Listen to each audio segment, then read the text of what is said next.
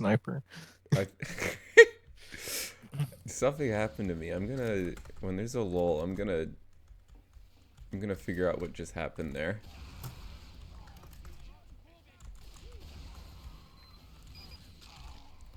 Oh, they have a snipper. Like I'll They have a sniper. put Spencer down. There's an engineer up on the roof behind a corner. He's dead, actually.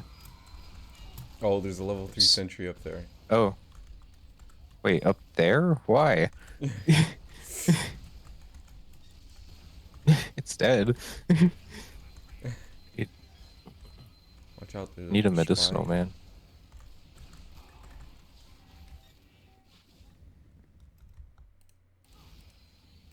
We do have one. Always remember to thank your medics.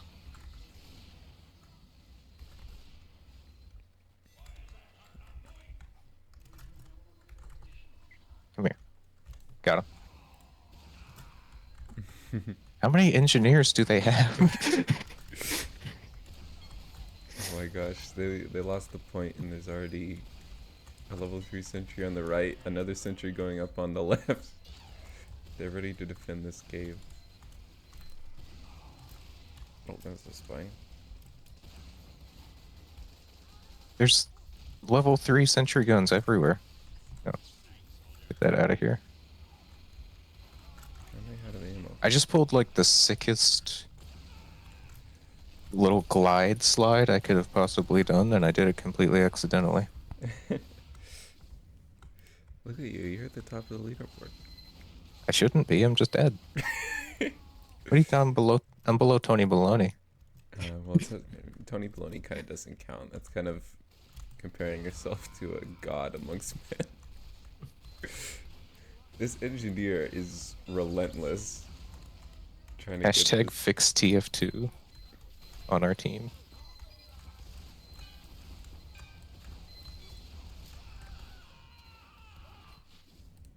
There's another one. Oh my gosh, there's two level 3 sentries in that corner. We gotta get that teleporter. That's Me and the crazy. Spyro down here just pushing the cart up while they do that. Get hit, Frenchman.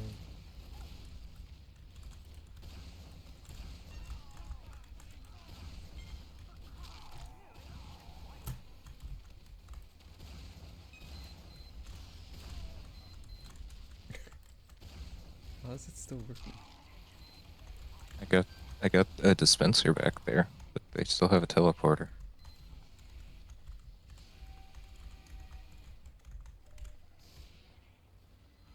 Alright, we got it. Good job, Is that everybody. you? Yeah, that's you. Great job, blue team. Oh, spy sniper. Oh, okay, well there's a sentry. Are you surprised? Not a big surprise. I'm a demolitions man. This is like the game built for me. Come on, Doc. Gotta get you out of the fray. He died to my explosives. Alright, well I ran in and lost all my health to the sentry, but I got a sick rocket jump off, so it was worth it. That's the TF2 mindset.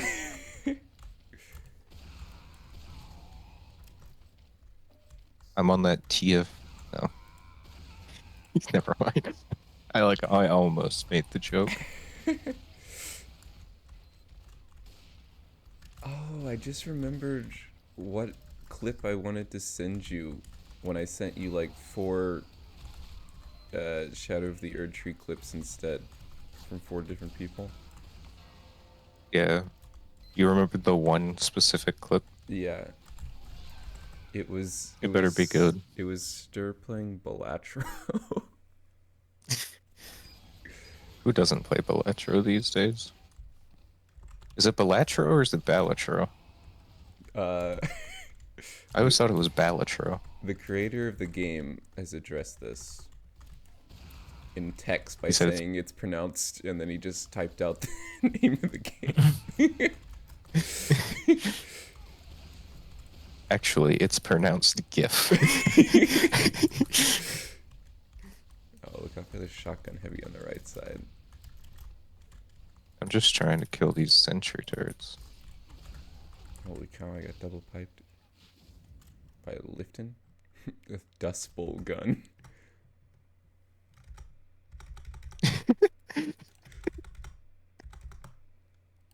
Oh, there's that spy.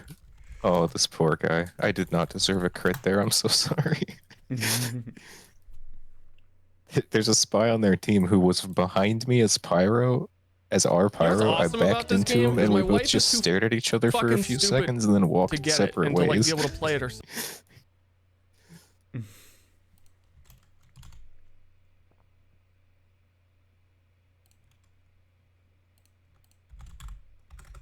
Charge it, dog. Or not. Challenge. Oh, they got charged. I can only find the clip on Twitter. Twitter. Why is there no Twitch clip? There's only a captured Twitter clip.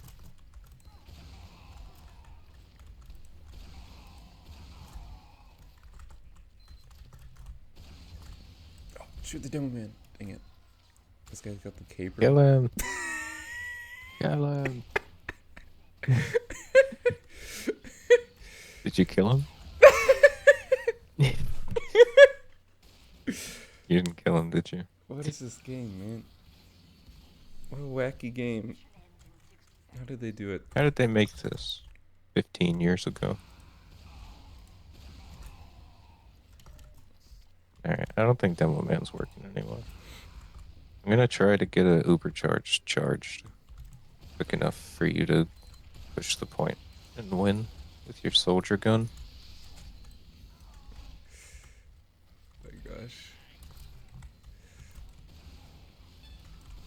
Oh no, I'm lagging. Stop it. Stop it. Get some better internet. There's an engineer over here. Be dominated by the spy. I gotta take off my hat so the medic doesn't try to Uber me. I'm gonna try to Uber you. I don't know where you are though. There's 10 seconds left on the clock. I'm dead. Maybe I can do a I'm like the super only guy. fast I'm the only rollout. guy here. No, I messed up the rollout. That's me. That's not me. I'm here. I'm dead. Oh, Tony Baloney's got this. Our hero. Tony Baloney. Oh, Tony Baloney. Godspeed. Stem cell. Oh, Me and Tony no. Baloney are good. Oh no. It's over. This spy got Is it the over? quadruple backstab. Yeah, it's over. I'm gonna touch it. I'm on it. Oh my gosh. Go, go, go. Stem cell, let's go. Doom XP wave. Come on.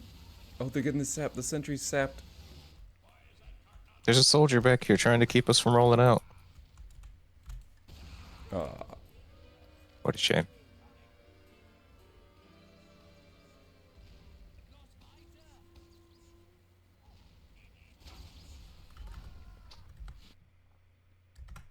Let me see if I 55-point spy on the other team. They had their own Tony Baloney, and he was just better.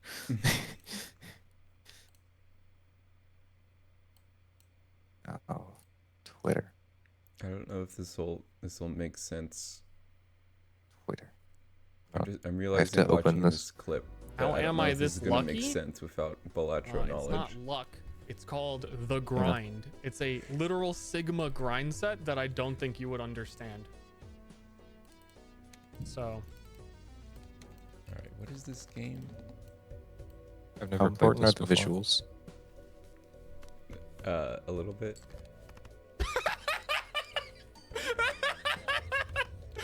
fuck you, Chatter. You fucking. It's just the Sigma grind set. I mean, that's pretty. The triple ace. Yeah. That's pretty cool. I don't want to get banned for AFK. Right. I had to speed run that 38-second clip so that I can come to the ground with 0 Uber charge.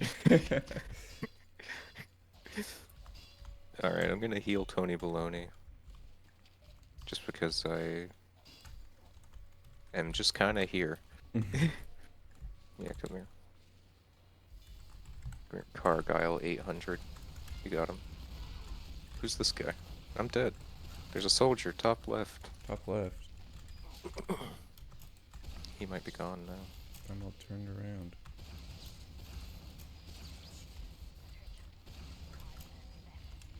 I'm gonna help our engineer a little bit here.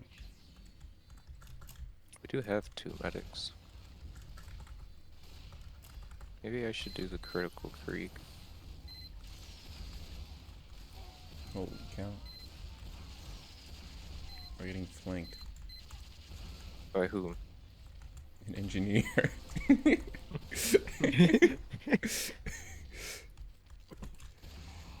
Explains why you're having so much trouble. Oh, this guy's healing so slowly. You really do just have to click forever on people in this game as medic. Wait, that's a spy? I have no team.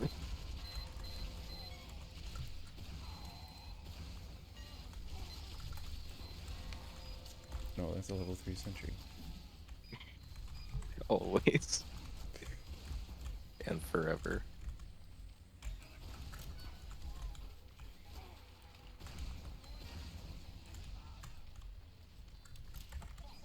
Level 1. Holy cow. This guy's flying. This guy's... Is there Uber wrench man?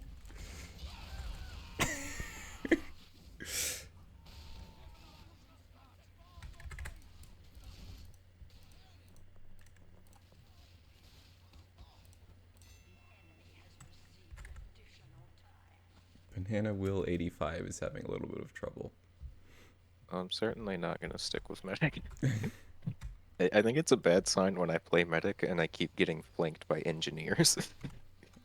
Let me take a little turn on my favorite class. The medicinal man. Don't lie to me. Everybody knows your favorite class is upper. Or middle, perhaps. I'm kind of a high society. I think it's geography, isn't it? I just got crit Crusader crossbowed all the way from the tunnel for 170 damage.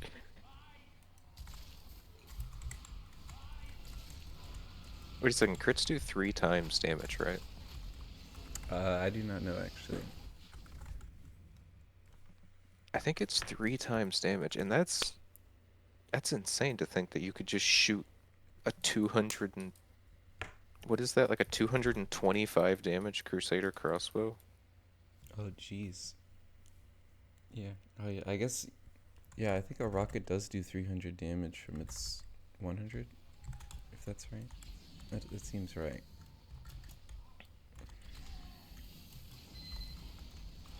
Whoa. Do we have the double sombrero pyro?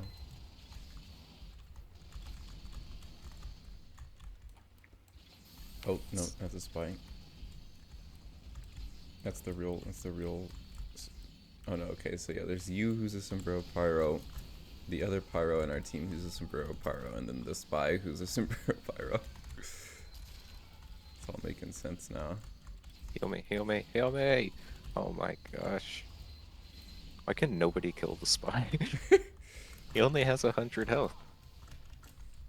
Just shoot him with the guns. You know, we're just gonna switch classes. I'm gonna play soldier now.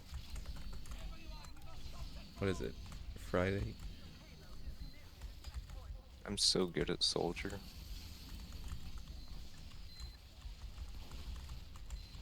Okay, that's a spy engineer. Yeah, and he just like walks away. If only I could have spoken to him with voice communication. and said, "Watch out. It'll be really funny if you die here." And then just laughed and laughed. I love to use the quick fix Uber to just heal a bunch of people and not like push or defend anything. It's just like, oh, all these people are low health. I'm gonna heal all of them quickly. I love to use a quick fix Uber incorrectly. It's fun. That's a that's the perfect Tf2 mindset. I'm all on board with it.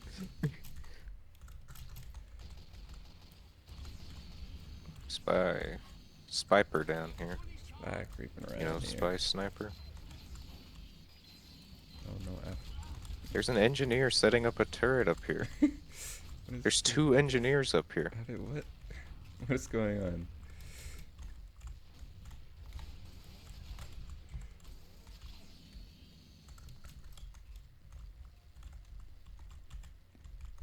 Let me give him the old razzle dazzle.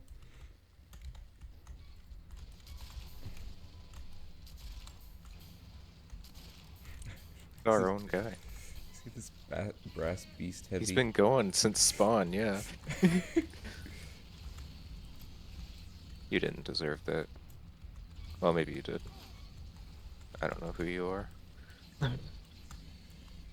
just kind of lobbed a crit rocket all the way from the cart, though.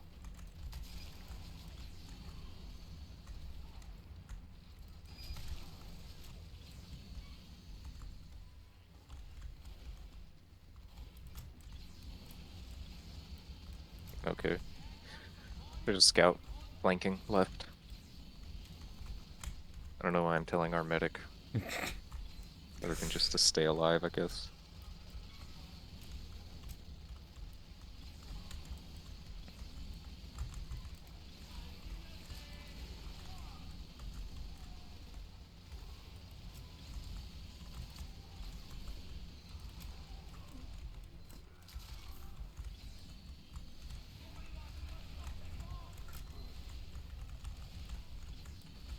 No, it is not. Okay.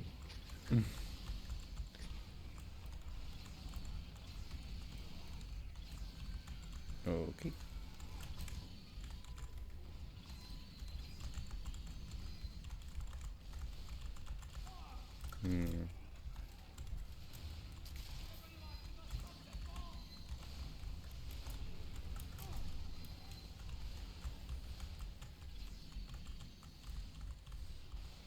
I'm a little pinned here.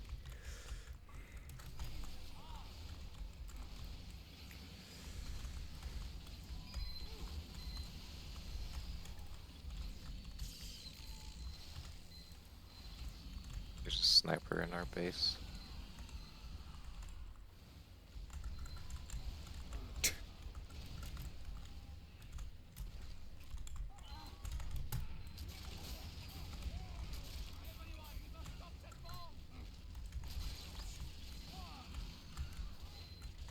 You're not gonna believe this. They have a level 3 sentry pointing at the cart.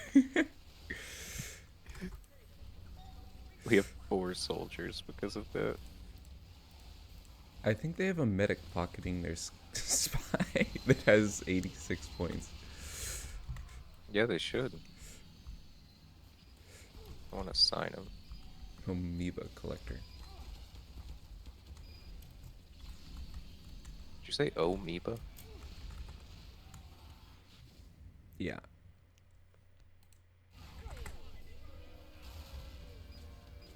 I'm pretty sure it's B-amoeba.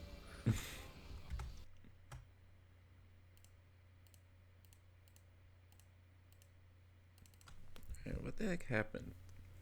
I died. Anytime you see a sniper headshot anybody. Spy. Wait. Oh, okay. Anytime you see a sniper headshot. I was so confused. What happened was I got killed with a backstab, but when it zoomed into the kill count, the person was like way in front of me. No, wait, sorry. I said that totally wrong. I got backstabbed while I was looking at a spy that was cloaking in front of me. Oh, And I was so and they're- confused. I realized there were 2 spies. Okay, yeah, that makes sense. I think everybody's still left, but maybe enough people will join that we can play Frontier. Old habits die hard. Die Hard, isn't it that movie with that guy from that other movie that My he was favorite in? part of I the can't think of it. movie Die Hard is when Vin Diesel stares into the camera and says, "Old habits die hard." My favorite part of Die Hard is when Vin Diesel dies hard.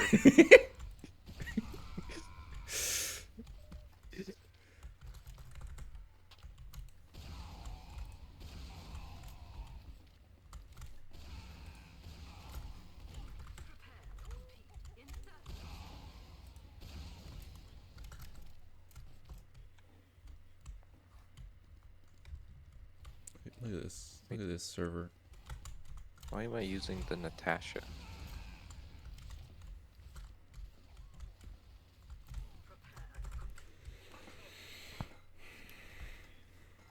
This is, yeah, we suddenly are getting real people? Real people in my TF2 game? Oh my gosh, this guy has an Icelandic name. But he has 30 ping to Virginia.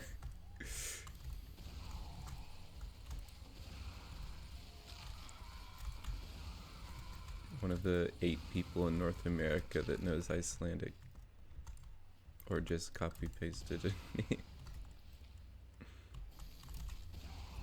Or he's just got fiber and he's connecting from Iceland. Wait, what is happening? Kind of in blew our my spawn? mind. This heavy assembly? The I- meeting of the heavies? Apparently picking heavy before the game starts is enough usually to make a lot of people think that you're doing the meme where everyone goes heavy. I mean, we are having a lot of fun though.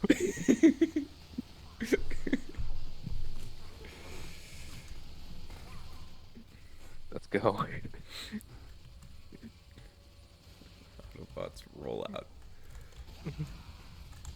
One spy is all it takes to just break us down. One spy and one snipe. Or a crit, actually. We all immediately died. That was the least effective heavy rush I've ever seen. But undeterred. We rise again. We rise again. This is not working at all. Yeah, let me eat a banana. Yeah, I'll help. This is my brain food. Yes. Okay. Go for the My brain spike. tells me this is probably not the best plan. But my heart Sometimes you tells gotta me go we with have your to heart keep in going. situations like these.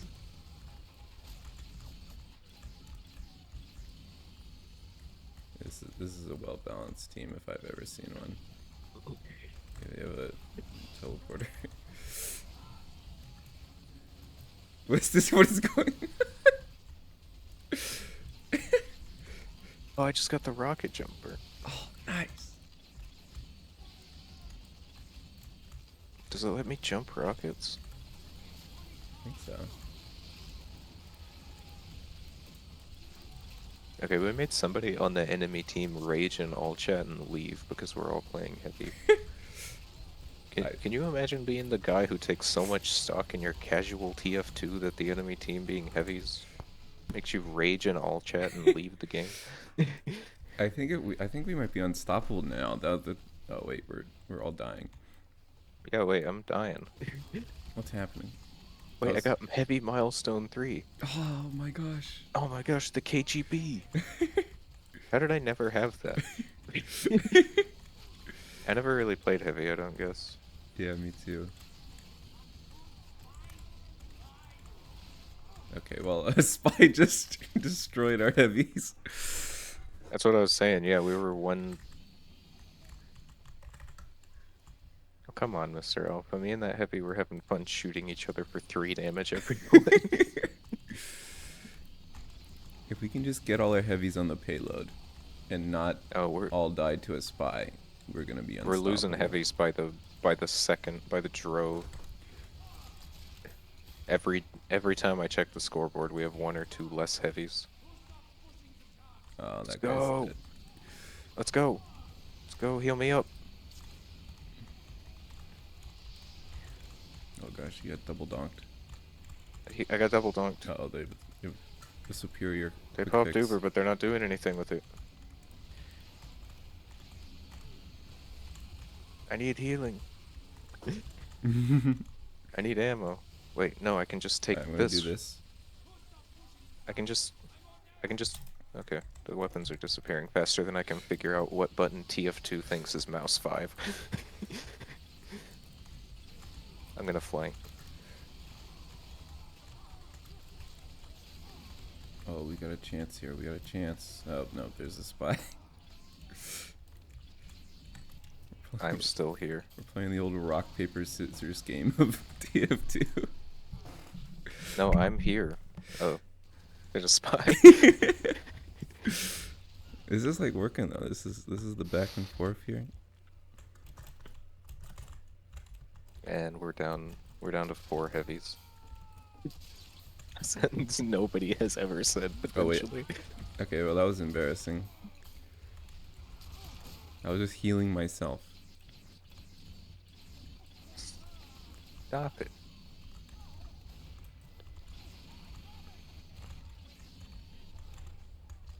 Whoa. Wait, did you just Here I die? go. No, I picked up a brass beast. Oh, I saw the weapon get your weapon get Help flung me. up. I'm dead. Oh, That's- you just thought I And I thought expired. yeah. Yeah, that makes sense. I would believe that I died. I'm gonna be a pyro and be a friend of the heavy. And try to keep that spy off of him. Oh, that's 'Cause I brilliant. feel like that spy is their trump card for our whole team. Mm-hmm.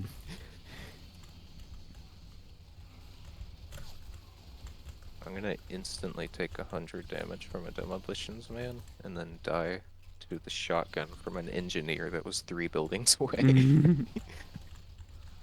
Oh, this heavy has 2 spies on him. Hey, you got him.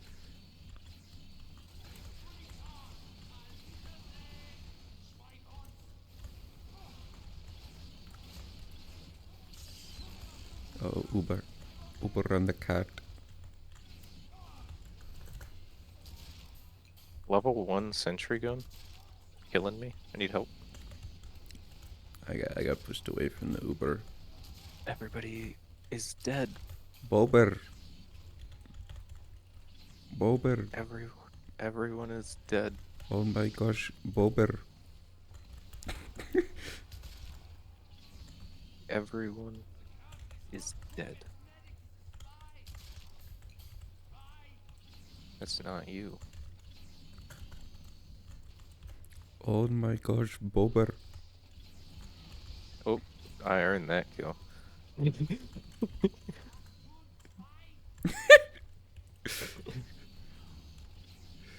I earned that kill. Oh, the Luxman. What a ridiculous concept for a weapon. Oh, Turple's going in.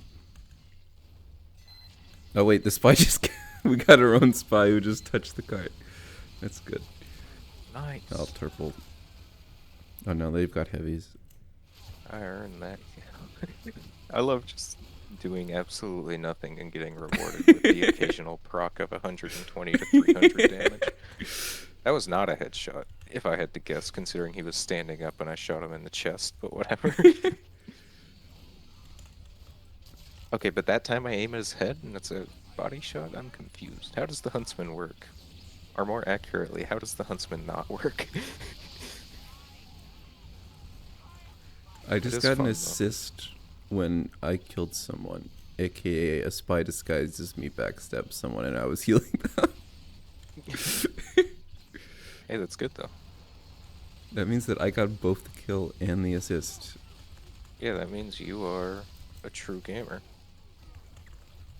You're out here showing up to these fake gamers. There's a pyromaniac up there.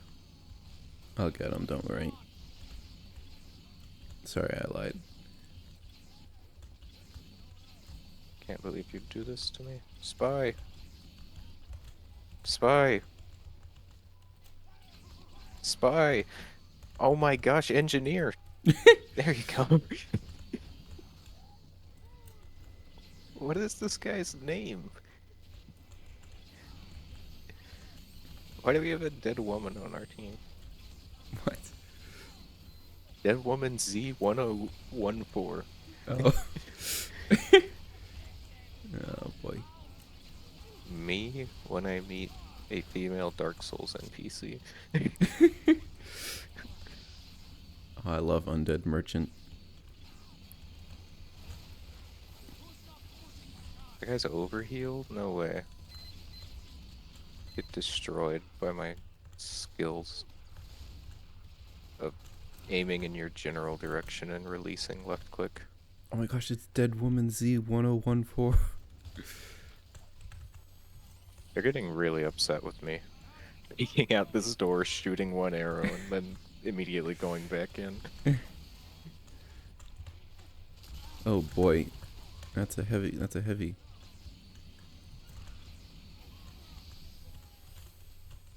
Where? Oh, nice shot. You just Nope. kind of jumped down Couldn't in even the see main him. area. I couldn't even see him. I just shot the arrow. I just hit their medic for 120. Couldn't even see him when I shot. Hit somebody for 350 with that one. Must have been an overhealed heavy. That's a spy. That's a spy. Spy. No, he's not. He's not? What are you doing, buddy?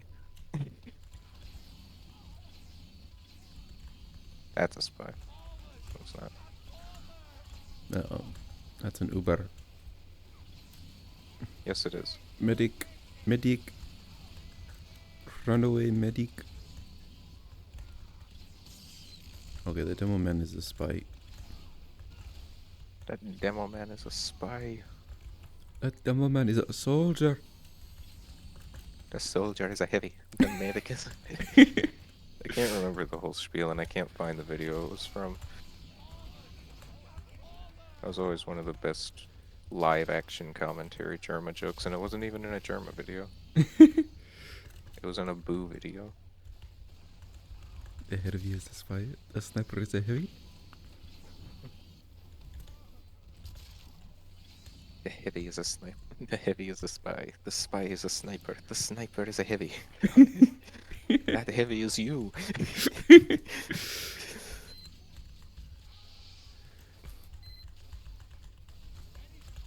it's a shame he's dead.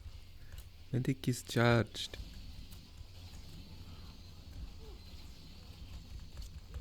They're charging medics now? The door closed. Help me. Oh my gosh, I just went lagged too out. far. It got sent in the middle of the crossfire. Did you live? Somehow. Oh, no, I lagged out and got put on the cart. Why did that happen? You do have 160 ping. Is somebody microwaving a burrito in your Oh house? no, what's happening? Oh, it's coming down. Their chimichanga's almost ready. Spy. Bober. Stop it. Sorry. What is that? Is that like the bubble tea? There was a video I was editing, and somebody was playing some kind of like Slavic game, and a beaver appeared on the screen. You just said boba over and over again? No, that sounds pretty good actually. Bober. Now see, with context, I'm okay.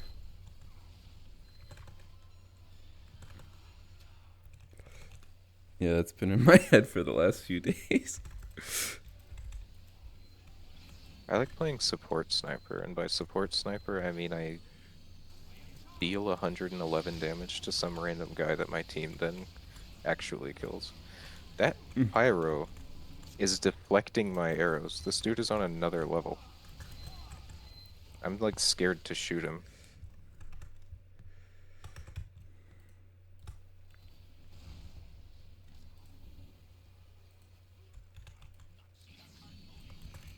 Okay.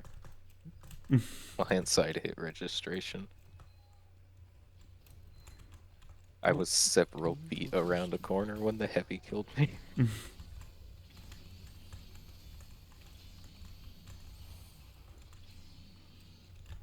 We gotta push the cart. The forward. Push the cart forward. It's just occurred to me that we are never going to actually cover any topics while we play this game. No. We're gonna have to wait until the East Coast people fall asleep. Usually happens at like 1-ish.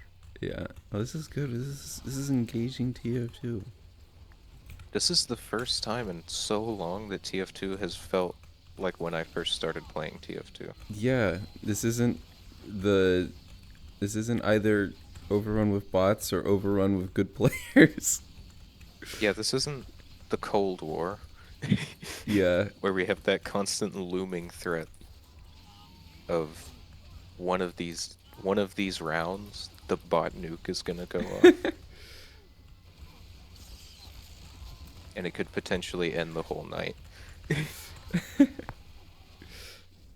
Yeah. None of that was that guy's back. Say what you were gonna say.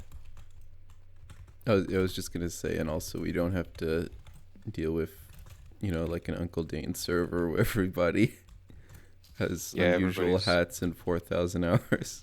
This is like a fair, balanced mix of like new players and people who know what they're doing, but there isn't like there's like that one spy earlier, but yeah, it wasn't even well, there's that always bad. occasionally that guy. I think Stir was really onto something when he was talking about how skill-based matchmaking might actually be a bad thing for keeping a player base alive. Yeah. It's why TF2, it's part of why TF2 feels so unique, I think, because like just everybody's here. You got Sinful Doge, who's got like 1 million cosmetics. And then you also have Infamous Devil, our default engineer with 10 points, who's been here since we were on Upward. And he's just having a great time. Yeah. TF2 is a really magical place.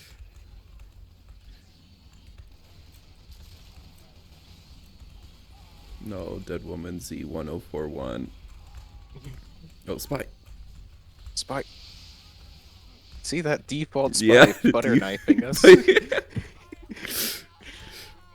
Love that. I have a...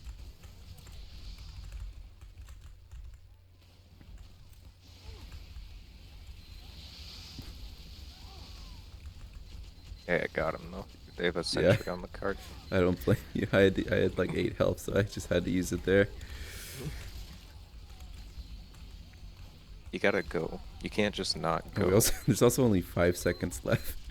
I didn't realize that. But somebody touched it. We got overtime. Overtime. Alright, Turple, you got Alright, I got this.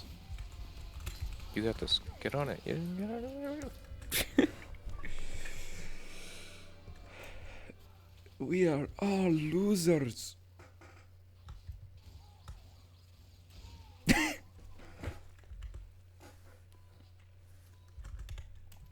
Alright. Corredor. 4 engineers. Immediately, the moment we get switched to defense.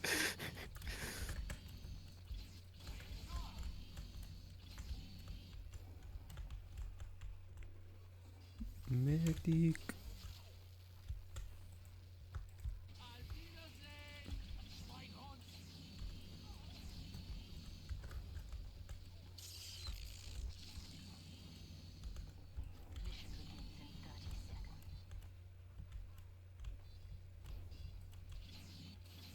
You know how some games, it's like there's really high skill players or like really high skill characters or Mhm. weapons or whatever, and it's like I do not feel qualified to use this at all.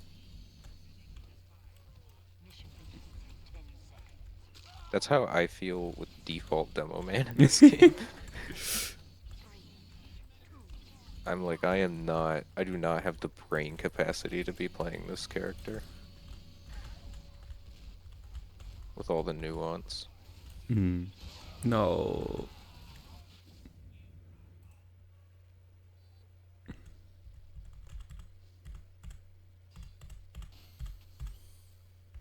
Oh, look at this. George Wu with his Gibbous mercenary badge. Hire date January 26, 2024.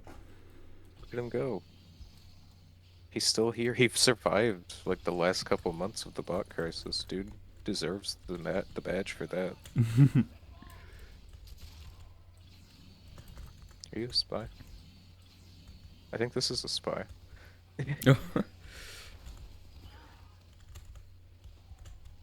Nice job on that sentry. Demolitions, man. I'm going up. Oh.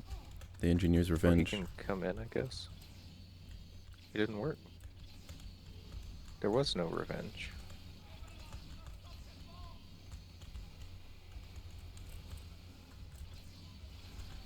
Oh, okay, now I know how it feels. How it feels to play against Huntsman. Alright, well, dude guy, we're kind of hung out to dry here. Oh, wait, dude guy's going crazy? We're not trapped in there with them. They're trapped in there with dude guy. Dude guy's gotten like 7 people. Dude guy is on a rampage. Oh, they took him down, but not before he got his 8th.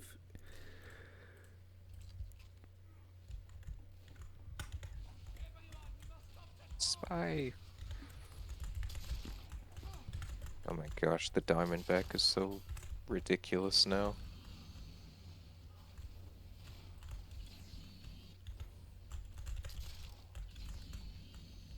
It turns spy from a gets 1 kill and dies class to gets 1 kill, shoots somebody with a crit Diamondback and gets another kill and then dies class.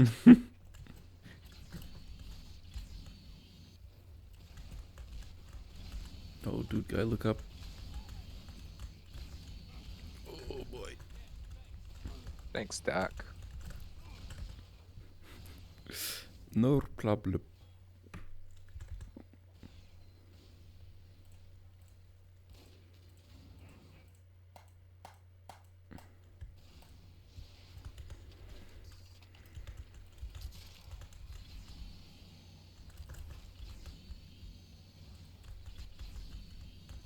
Oh,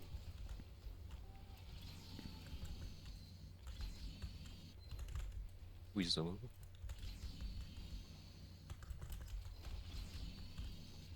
We do a little zooming. Give us sniper on the cart.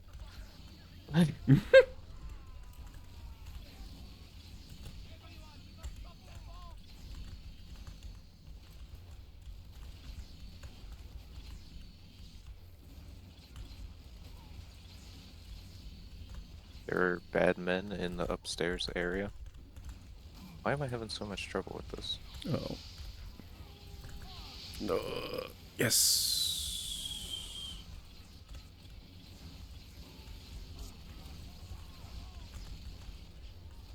Oh, that was great.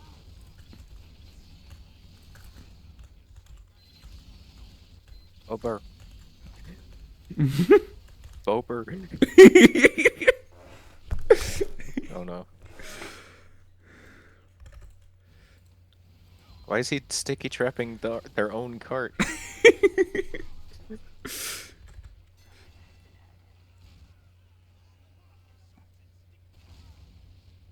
gotta run like all over the place to go find 2 health packs. Because you're our only medic.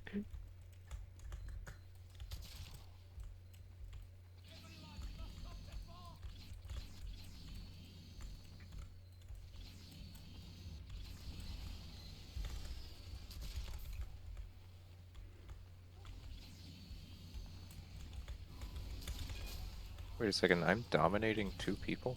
Question mark? Holy cow. How? And why? Why are they letting me do this? We got a burning soldier down here if you can... No. Oh, I got shot up with a pyro. It's on the 2nd level somehow. Oh right, they have jetpacks now. yes.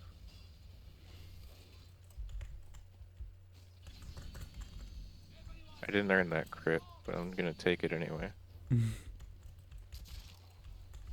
There's a pyromaniac in that room.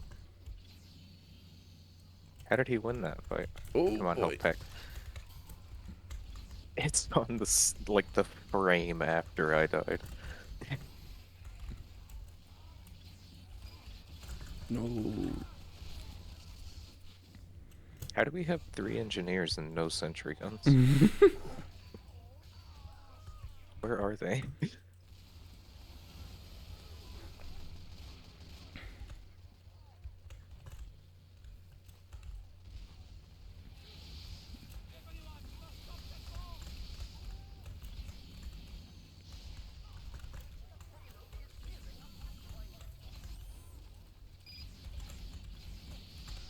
Dead Woman Z1014 is really trying.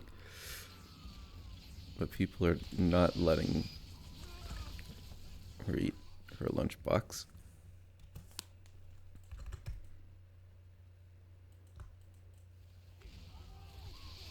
Spies sapping my sentry.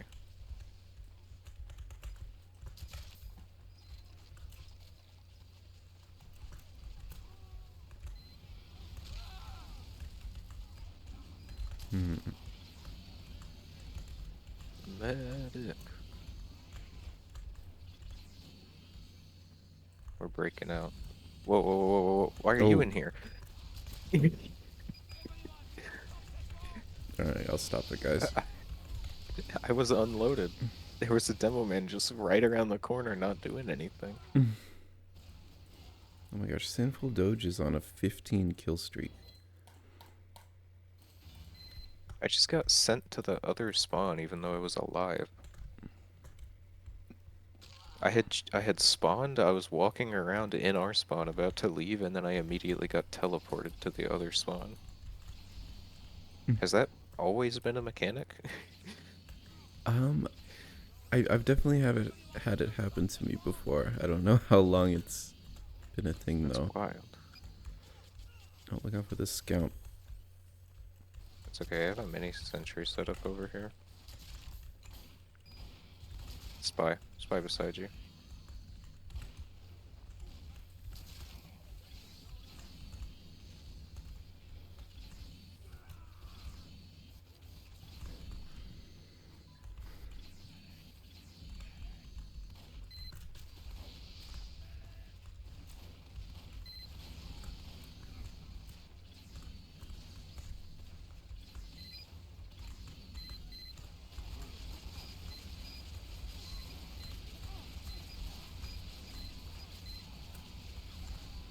Okay, well my mini sentry is doing work.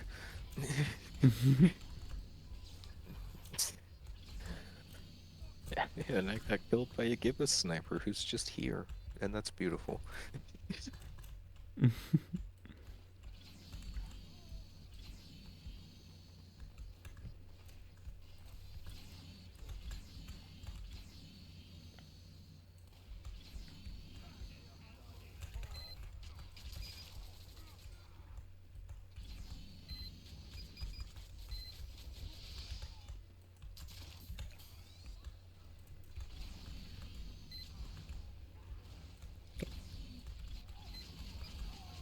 Oh, they got the Uber scout.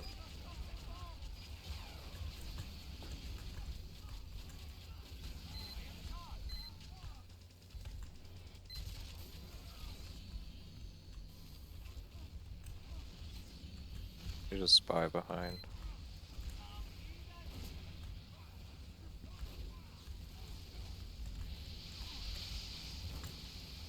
Okay, that was probably a bad play by me in retrospect.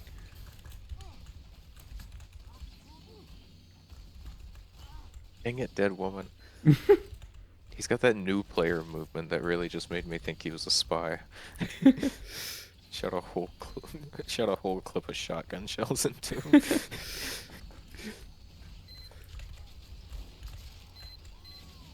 Dispenser down.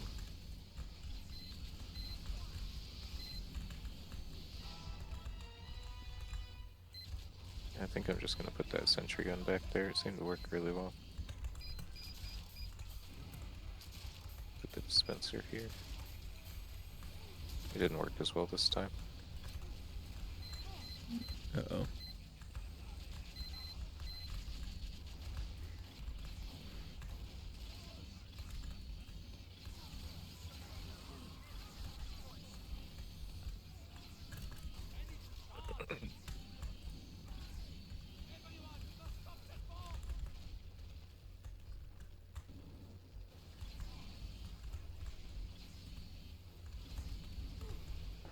Oh dear.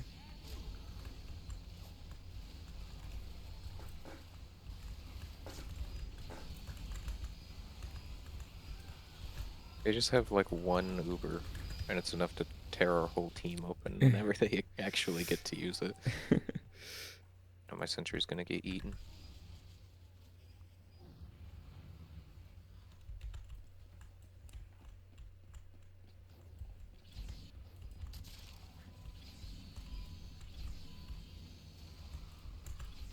Spy.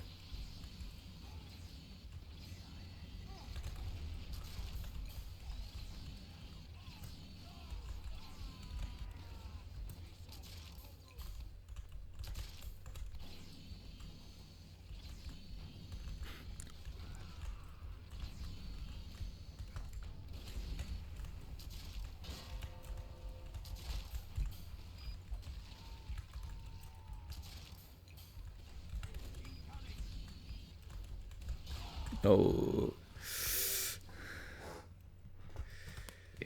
You hate to see it.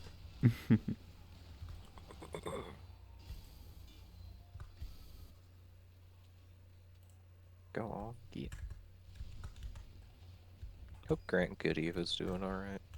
Whatever he's doing. Somewhere. I did not think this dispenser placement through. They can literally just see it over the little ridge. Medic. Whoa, big brain. Biggest brain I've ever seen.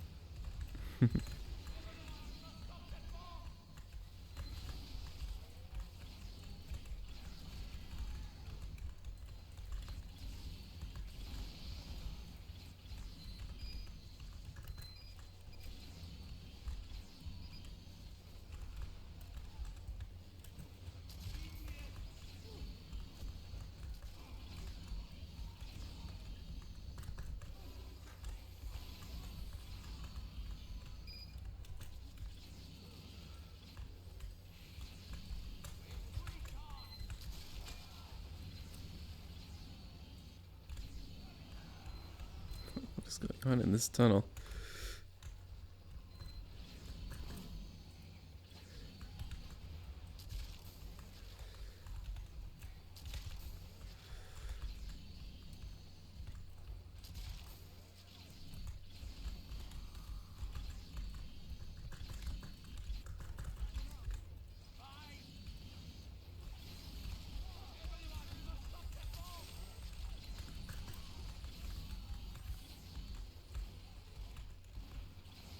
Spy.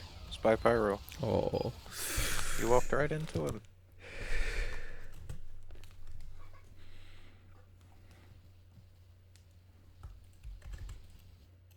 No. Oh, I saw the pipe land next to me and I couldn't get away in time.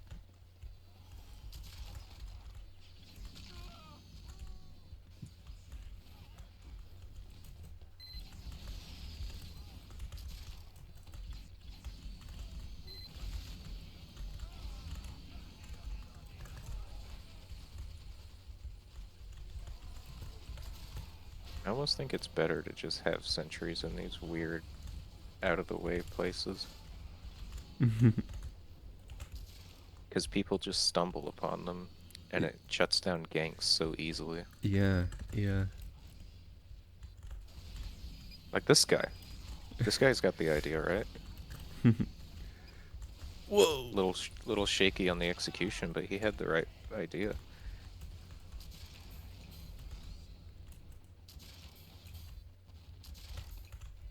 I'm gonna put a secret dispenser back here that only you and me know about.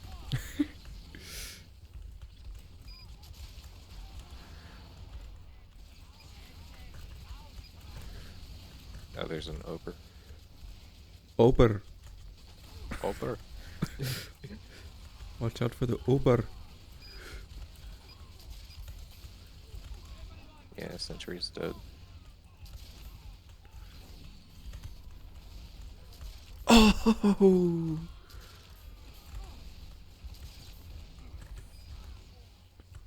Moving out. This time we'll put it a little bit farther away from the immediate edge. Spy sniper. He's dead. Nice. Probably. Unless that's a dead ringer. Oh, that's you.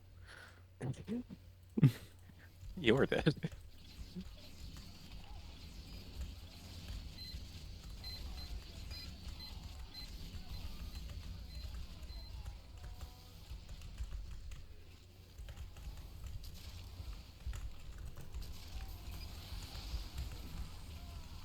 Whoops.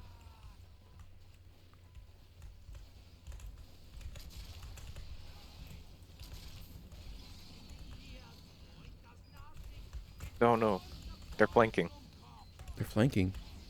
They're flanking. Oh, they are. Don't worry, we have a flog pyro in the case. We have me. Did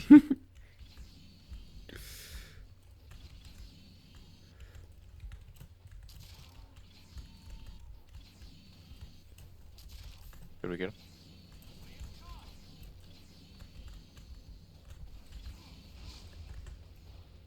Yoders.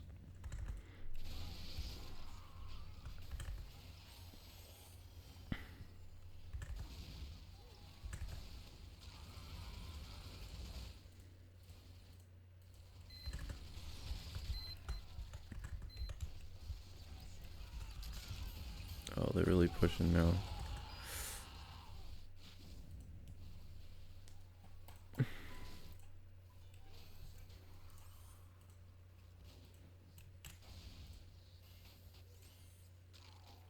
That was getting heavy.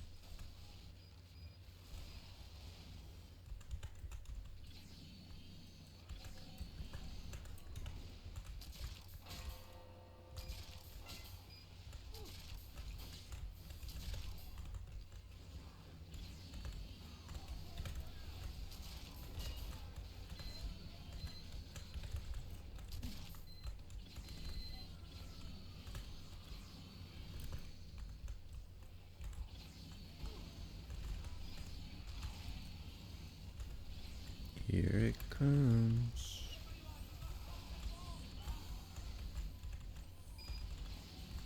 They're underneath us again. Oh boy.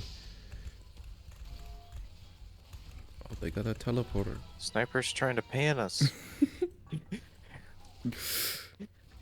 Oh no.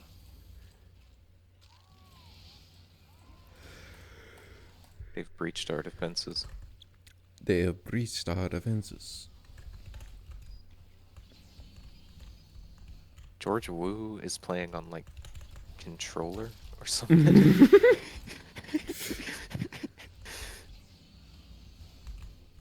man is not aiming like a Tf2 player.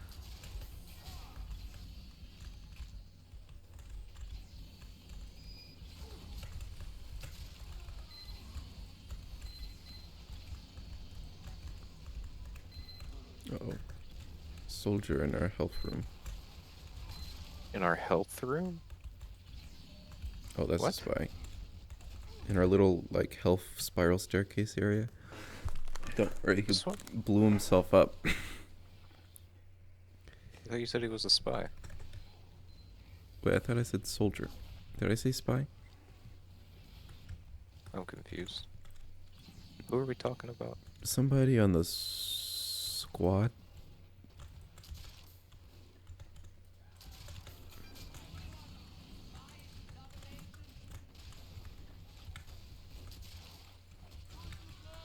Well, that hurt.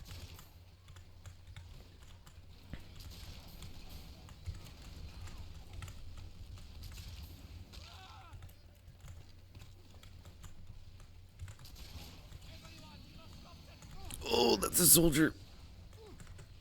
Soldier medic coming your way. On the bot side? The bottom side.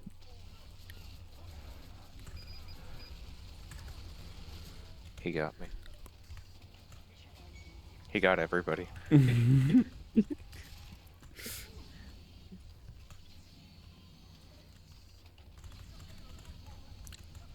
dude guy. Guys, Come on, we gotta dude guy. get down there. Get on the point. Get on the point. Get on the cat, fellas. Hey, we did it. We cleared him out. Wait, they're in here.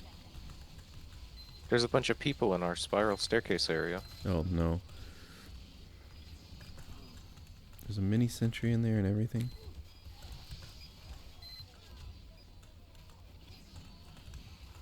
Oh, there's a pyro.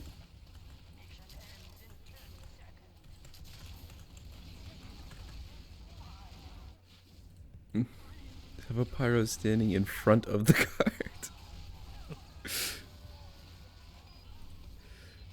Oh, come on, you do it. The Scottish I'm dead. resistance. The Scottish resistance. Scottish resistance is coming in huge. Whoa. Oh, I'll be back.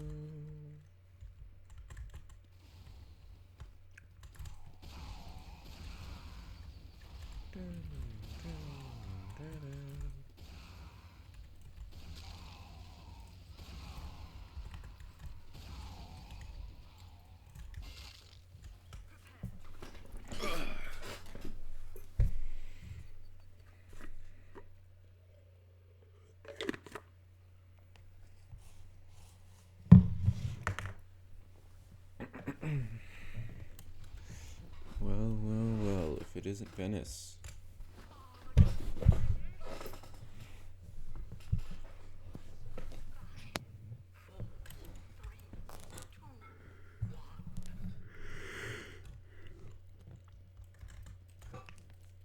You can tell it's Venice because there's like 11 people.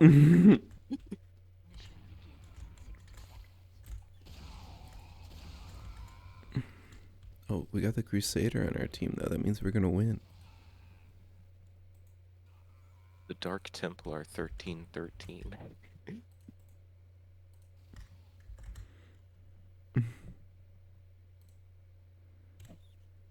Yeah, like nobody wants to play on Venice. Engage France. What did Mouse mean by this? You will be moved to blue in 5 seconds if the teams are not balanced. Well, yeah, there's one guy on blue team. I don't think they're gonna be balanced.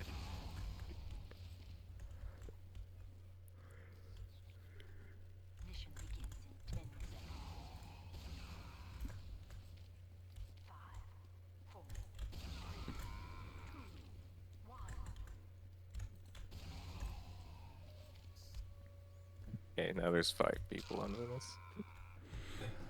Wow, that was a good run. I'm gonna stab you. Where are you? You can tell me. I won't kill you. I couldn't find a health pack, so I went all the way back to spawn. There's like, you guys are Team America. Ow. You better not hit me again. Wait.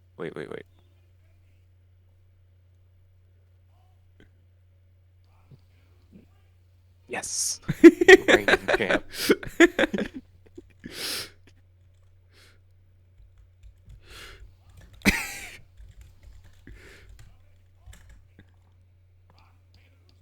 No. Get out of here.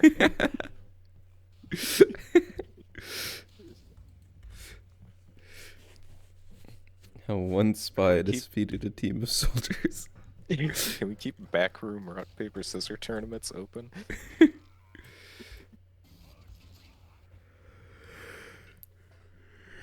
Let us play. Does everybody hate? Like, why do people hate Venice so much? Venice is fun. Wait, the stir clip has been looping in the background on mute the entire time.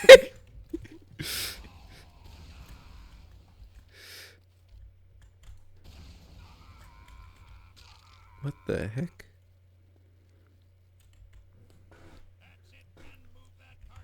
I gotta show you this screenshot.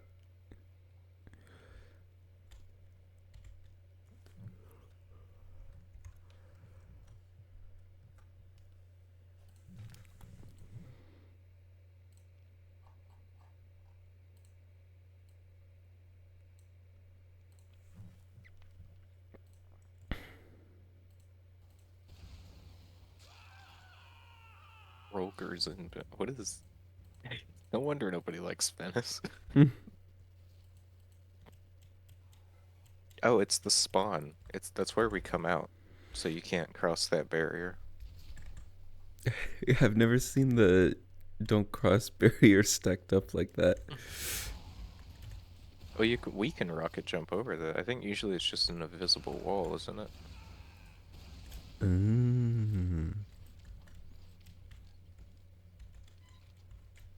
Quick stab.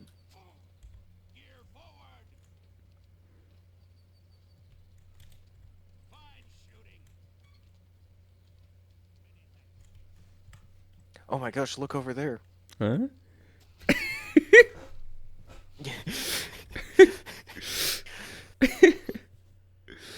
The oldest trick in the book.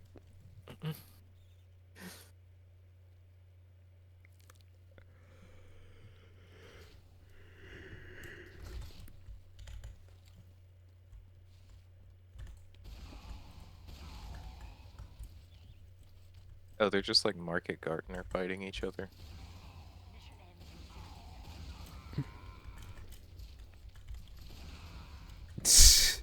Steam authorization ticket has been canceled.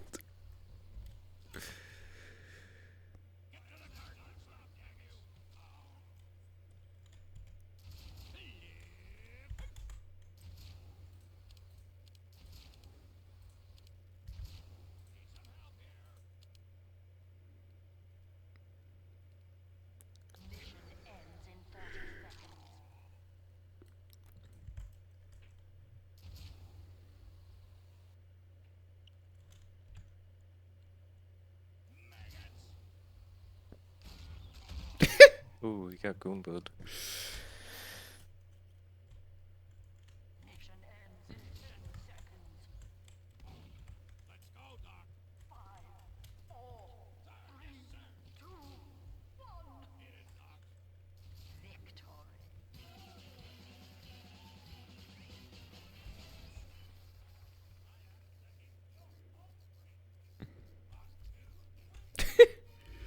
We're undefeatable. I am the king. All right. Well, I mean, I guess nobody likes Venice. Yeah. Hate to see it, but maybe it's time we bid this one farewell. This map, Yeah. and then it's another Venice game with 24 people in it. Mhm. Oh, it's Phoenix. Phonics.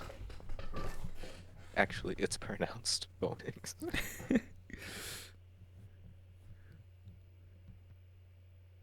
Is Balatro really what it looks like?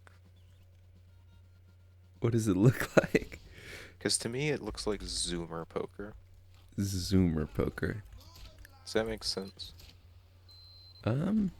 Maybe. Like you take poker, you take the slow, methodical, and like solitaire. You take like this, the think about like, oh, do I use this here? Do I use this here? You take all that and you just replace it with like,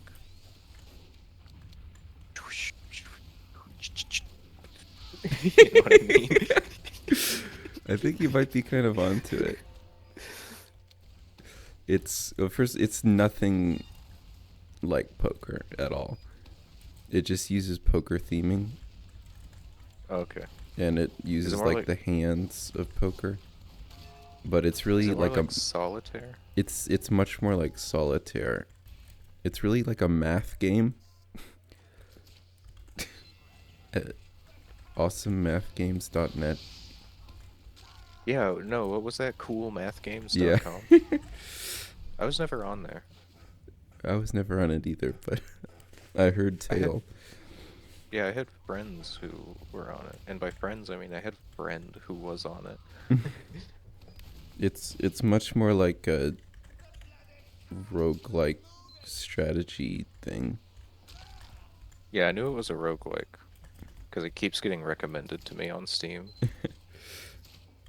because I played Inscription and Nuclear Throne. Hmm. And it's like, this is the perfect video game. This is the perfect video game for this guy. Recommend it to him immediately on every single store page. Just keep telling him to play Balatro.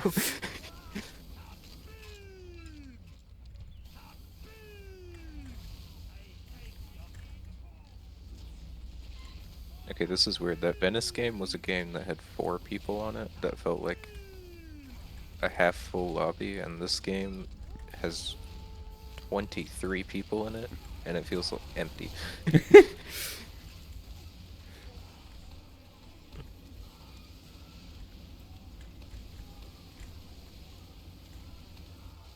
Shot a medic in the foot.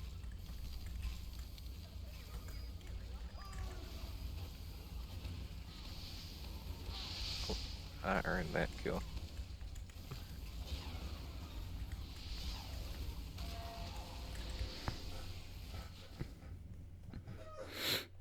I'm not sure if you would like Balatro. I'm pretty sure I wouldn't. I've seen a little bit of it, and I'm just like, eh. I don't like card games as a general rule unless it's poker Hmm. or wait, what did we play? Hang on. I played something with Bindi recently. Bindi and Nicole both. What was it called?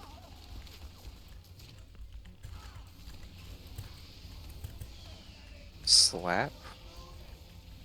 Was it No, it wasn't. ERS? No. No, what was it called? It's like you have the pile of cards and then you have the cards in front of you and then you play solitaire until you get an ace and then you put the ace in the middle and then everybody puts their cards on the ace and then when you run out of cards you call the thing and then you add up the points. You know what I mean? Ren? Skippy? No. I don't remember. They all have stupid names. I don't remember. If you told somebody that your favorite card names were like Scoodly and Bippo, people would be like, oh yeah, I love those. Oh, my favorite card game is Scoodly. Is it like spades or something? No. It's not like a it's not like a traditional card game, I don't think. Hmm. It's called like skip. It's not Oh, Skippo. Skippo. Skippo's Oh, it's different. not Skippo. No. It's specifically not Skippo. It's kind of Skippy Bo. I feel like it started with a C. It's like claps or something. Clap.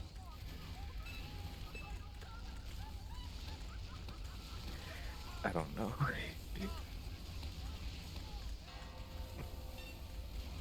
Boom's just sitting there.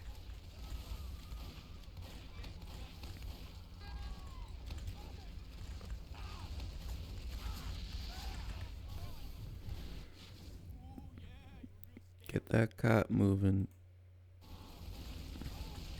Who's your favorite TF2 boss? My favorite TF2 boss. Probably Yeah, have what do to you think of say. Probably have to Stupid. say Marasmus. That's a good pick. I know there's a lot of Monoculus fans that are going to be upset by this, though. I don't know. Monoculus's second phase is just kind of.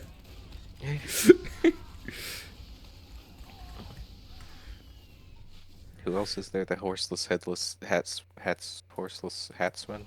What's it? Yeah, yeah. Headless. The headless horse. The horseless. The headless. Horseless. Yeah, that's.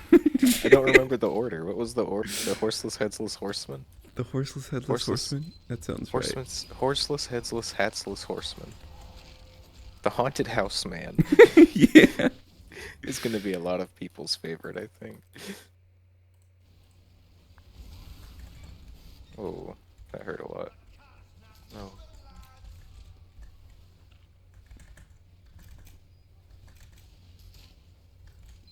Oh, I have pending alerts. What did I get? I got the detonator. Yeah. Detonator? I hardly know detonate.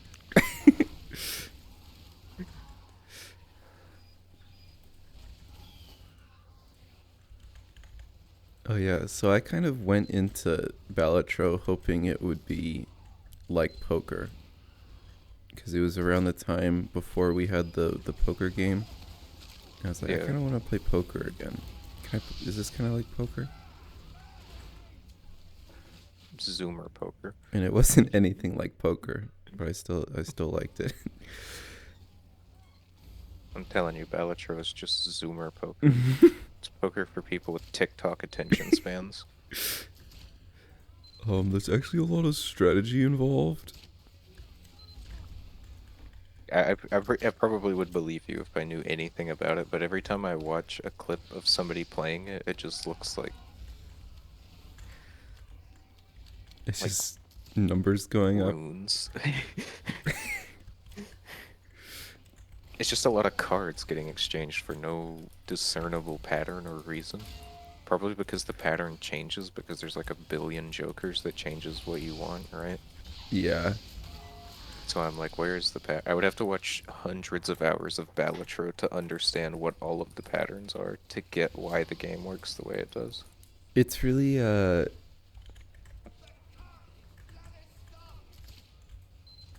it's like a, yeah, you really don't need to know, like, I don't know how Isaac works. I don't know if you need to know like how every item is. It But depends on how good you want to be at the game. you really just need to know like as you're learning, you pick whatever, setup you want. Yeah. You know, you have the basic rules. You gotta kill mom's foot, and then you gotta kill her heart, and you gotta go to hell and fight Satan. That's the story of Isaac, essentially. A lot of people say that Balatro like looks incredibly obtuse and confusing, and then you play it and you pick it up really quick.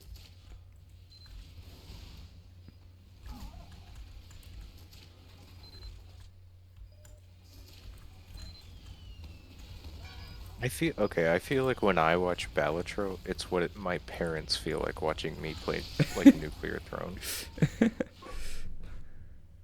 or fight a boss in Elden Ring.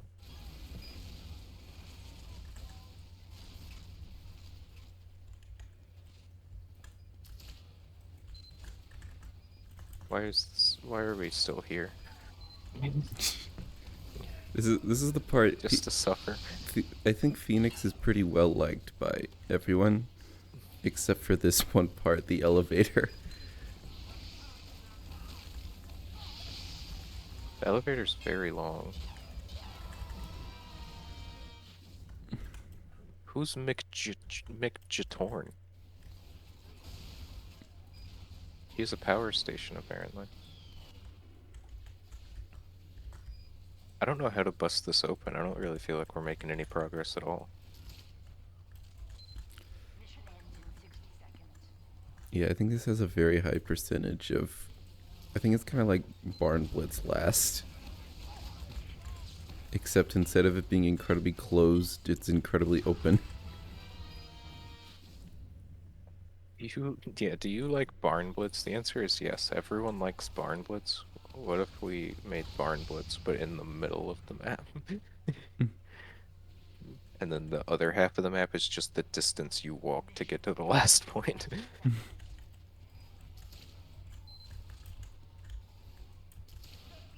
That'll teach him. I got the med down. I got the medic. Oh my gosh. Mini down. There are stickies on the cart. The whole cart could be stickies. Overtime. Come on, guys, you can do it. Overtime. Come on, we couldn't do it for the 6 minutes before we got here, but this is the one.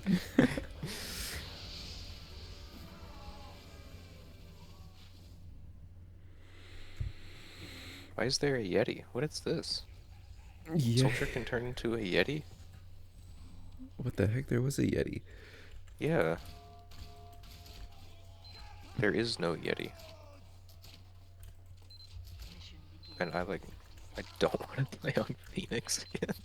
Okay, we can re-queue. No, I mean we can try it. I just feel like we're gonna get stuck at the lift again. Is this even the lift map? Is Phoenix only the one map? Yeah. Or is... Getting out of here.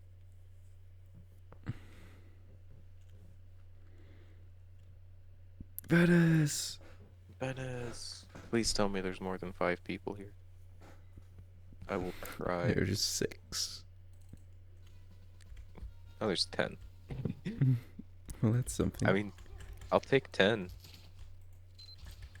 Oh. Me at the donut store 10? when they don't sell things by the dozen. I don't know. Look, they got Danny Tamborelli. I don't think Dennis is a feasible option.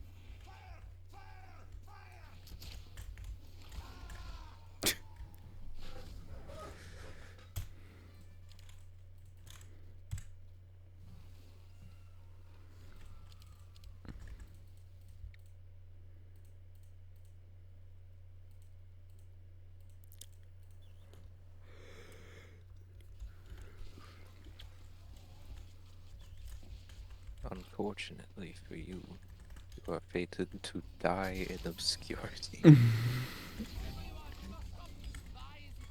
Little did we know he was talking to the 2020 Tf2 map Venice when he was saying that line. Unfortunately for you, however, you are playerless. You are playerless.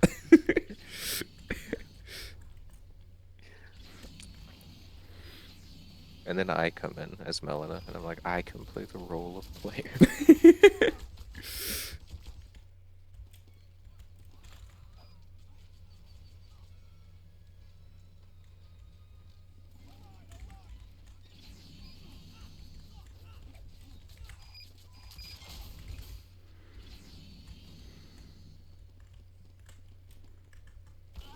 Oh, okay, we're suddenly getting a rush. Ooh.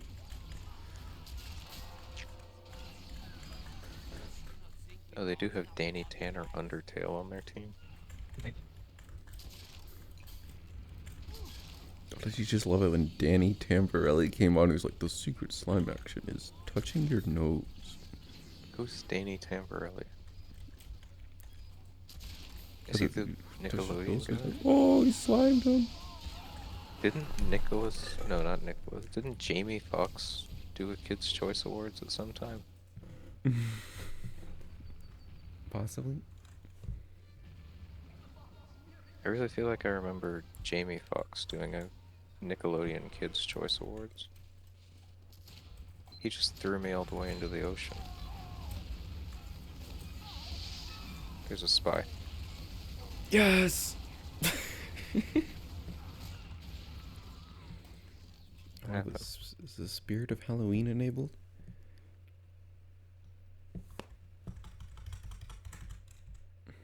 Dang it, Alejandro.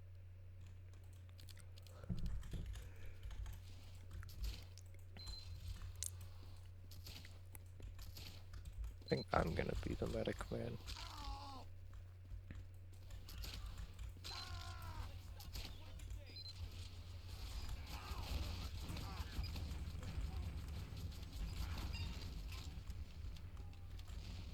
Wait, haven't we played with a donut before? It's not ringing any bells for me. I'm pretty sure we've played with a donut. Definitely seems possible. I need help.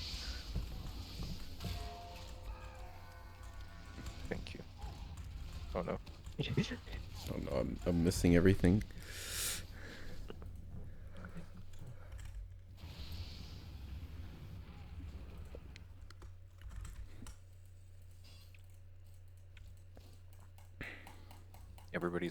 People are leaving Venice as quickly as we're joining. Player base is leveled out.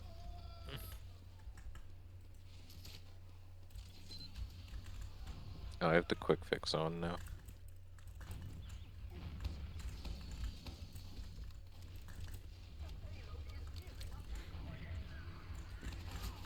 Well, that's a Thank crit. goodness. So do you have a favorite Shadow of the Erdtree NPC yet? And why is it Grandam? I haven't talked to Grandam Dang still. it. I talked to Grandam and she said another one of the vile strumpets spawn. Be gone with ye. And then I know what to do because I saw a message in front of her that said try hat and then and then old deer or something like that.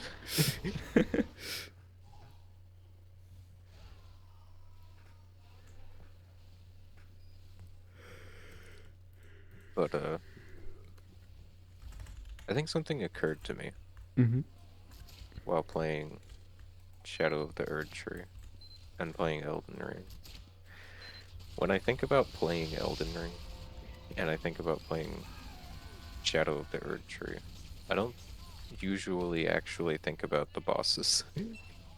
Really? I think about like, oh, he's dead.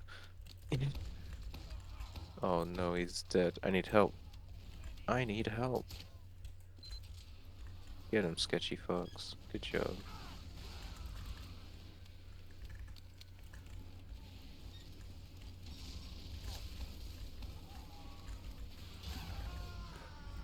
No, I think about exploring and finding all the new, like the cool locations and stuff.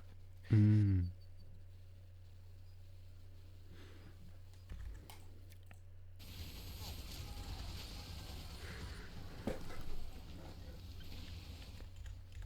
Have you It's just found the secret item of Enter Ilum?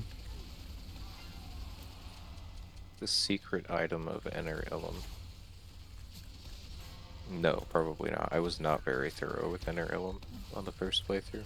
There's a really well hidden weapon in Enter Ilum. Okay, I think I've heard of it, but I don't know anything about where it is or how to find it. It's a twin blade, right? Yes. Yeah, I've heard there's a really secret twin blade, but that's all I know about it. And I was like, I'm gonna have to find that on the second playthrough. I believe it is Faith. So, good to save it for the second playthrough. Well, about that. Have we gone to the strength character? Now we went to the Dex character. Ah. We started with the Faith character, and I was like, back-to-back spellcasters is not a good time.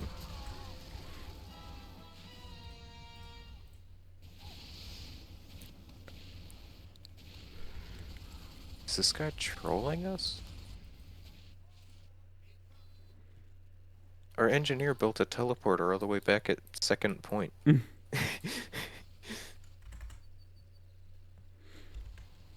No, we went with the Dex character because I saw Big Katana, and I wanted to use the Big Katana. Mm. So I switched to the Dex character and immediately upgraded the Big Katana. I see.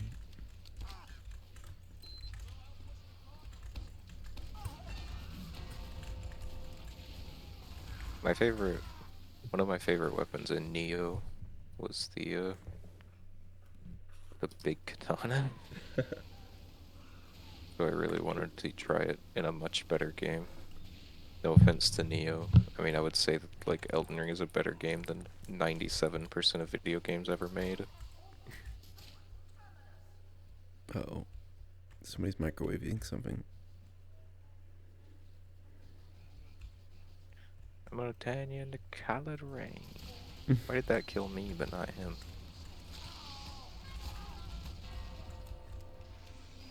We've definitely played with a donut before.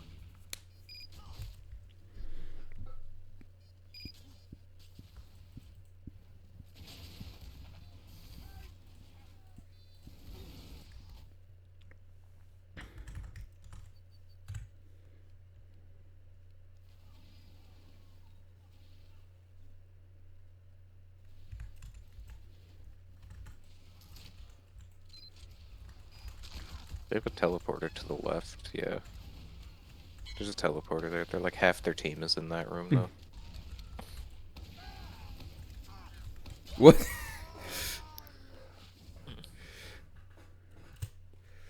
We were taken in the jaws of Alejandro.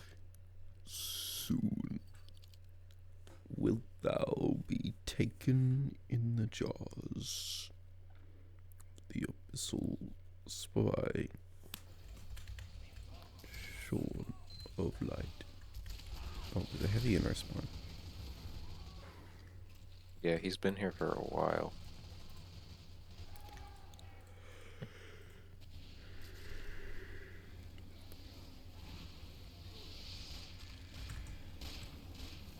I need help. There's a pyro on me. Good job. Michael Jackson on a motorcycle. Oh, Michael motorcycle. I don't know why I put so many. Sniper right beside you. Good job. I got you. Okay, Alejandro had different plans. Oh, the heavy's back. Maybe Makari will be able to go sap the teleporter. My gosh, they're just coming in droves.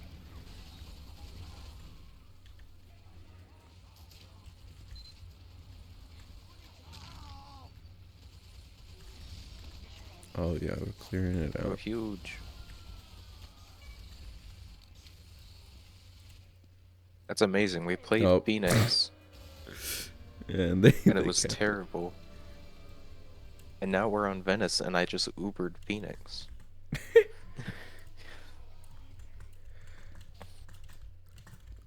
I don't know, it said drat in all caps when we passed. You don't hear a lot of people saying drat these days.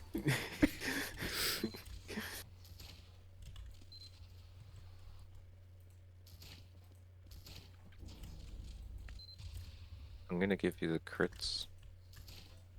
And we're gonna go destroy some enemy gamers. By that I mean like 3 to 4 enemy gamers that will still be here when setup ends. I guess it kind of makes sense, you know, when people play Tf2, maybe they want to go for like that nostalgia trip. Like, oh, give me Upward, give me Barn Blitz, give me Dust Bowl. Don't give me Venice.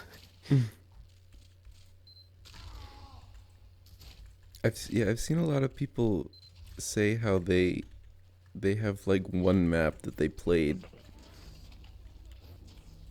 like all the time in 2009,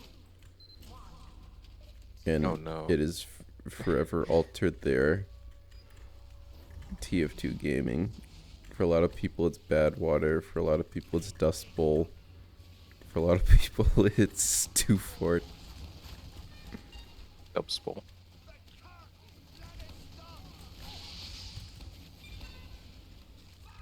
I Or lost Blue you Team. immediately.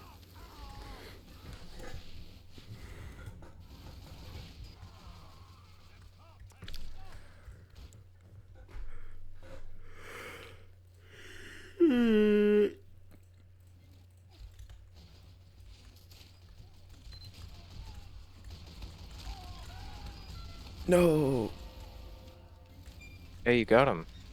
That's the guy I was shooting with my Crusaders, Alejandro.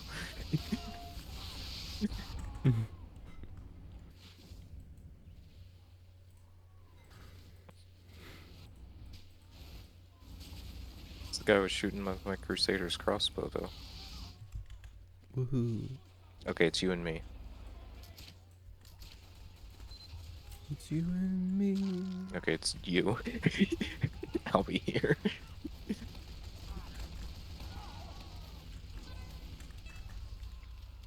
When are they gonna give Demo Man 40 pipes in his without needing to reload? In the random, in the times 10 game mode, right?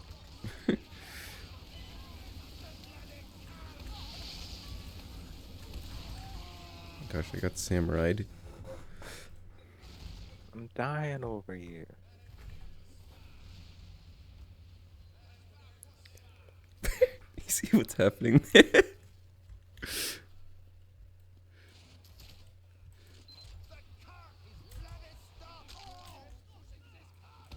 He's like, the Alejandro is just tormenting this new player by disguising as him and then running around saying things.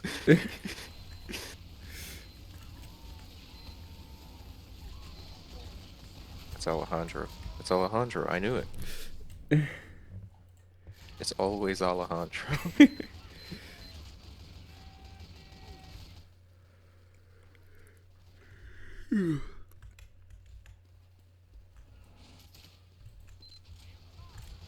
That's Alejandro. Come on, come on, come on. He doesn't understand. He doesn't know. The innocence of youth.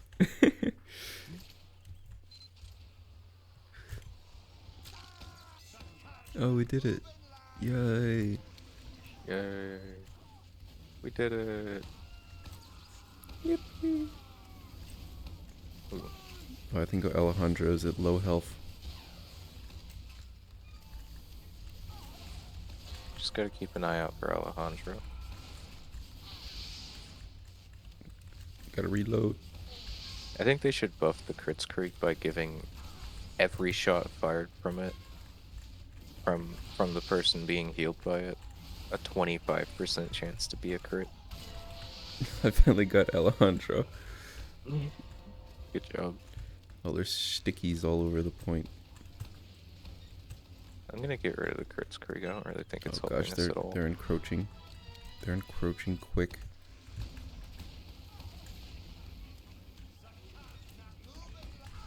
It's Oh okay, no! back up a little bit. Oh, you didn't back up fast enough. All of a sudden, I was bleeding. The blood. Oh, I feel like dirty for healing that guy now. Got a huntsman headshot around a corner and then backed up to taunt. I'm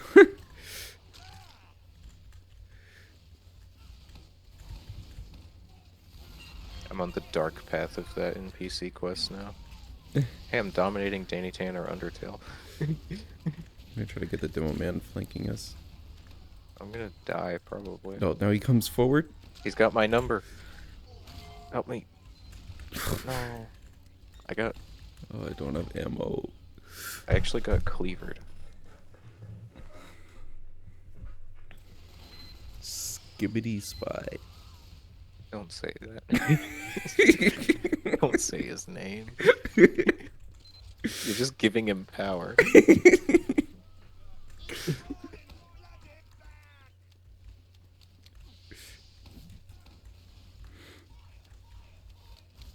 Are you around people who say that? Do No, Nicole's friends say it? they do not.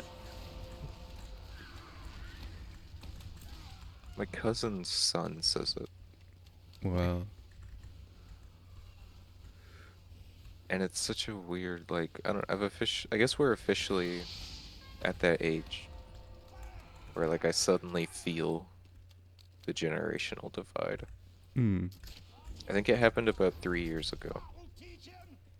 But it went from one day being like, yeah, I'm a high schooler, to, oh my gosh, kids these days? Yeah, it's really that, it's that sudden. Just keep an eye out for Alejandro.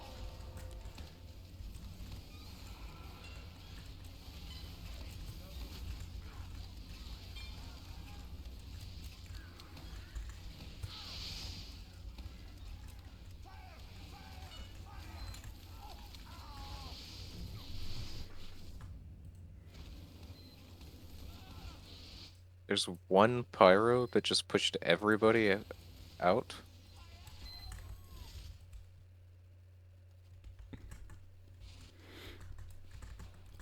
I'm trying to think back. I feel like the only place I've heard someone actually say it, besides just seeing it in text in various places, was when Germa and like Stir and Vinny played Lethal Company, and Vinesauce just said, "Is that a skibbity liminal man?" I never watched those videos. But that sounds like a very Vinny thing to say. He said, "Is that a skibbity liminal man?" And then a bug fell on his head. This is peak 2020s comedy. What was Germa's reaction to that? Did he just like die laughing? Probably. Or did he not see it? There's only two options. Me and this medic are about to make history. Go in.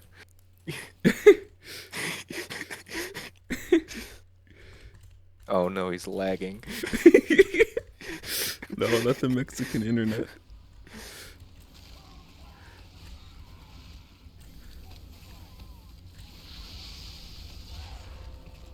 I wonder if that's like like that lazy purple clip Mm-hmm.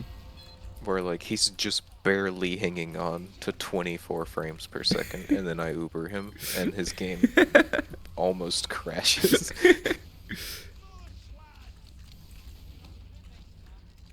feel like I could get backstabbed at any second.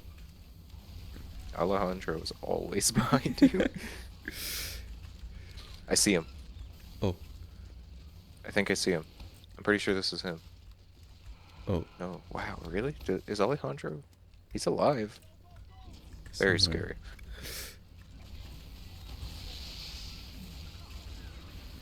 We least What's expect it. scarier? Abyssal Woods or Alejandro?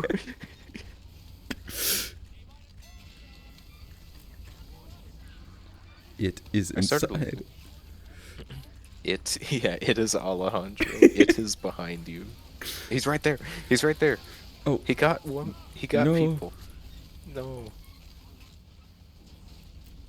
He always takes where's red team? one. Go, go, go, go, go, go, go. Go huge. Where are they? Go huge. Go big mode. Why is their whole team here? Why were we on their side and they were on our side?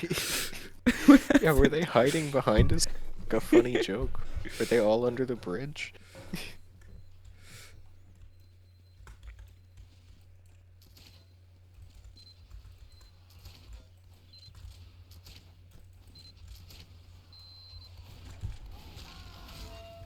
Yeah, they were. There was an engineer back here with a teleporter set up. The scout is still back here? How? Alejandro just got Woomy again. Oh no. Alejandro strikes again. He's like just a persistent tax on our team. Occasionally he shows up and demands quota. And he never leaves empty-handed. Oh, that wasn't him. That was another spy. No, that was Mid Bowser, who's been at the bottom of their leaderboard the entire time we've been on this map. I bet you that's Alejandro.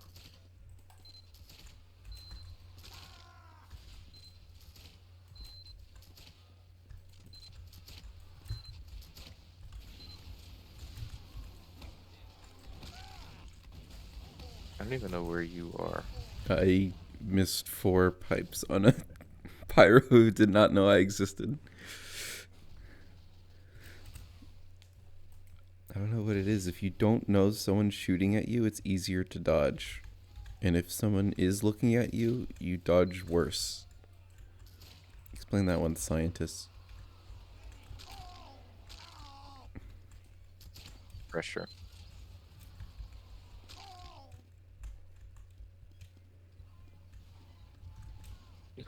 Oh, cultist. Yeah, every time I heal somebody, they die. I'm actually on the enemy's team.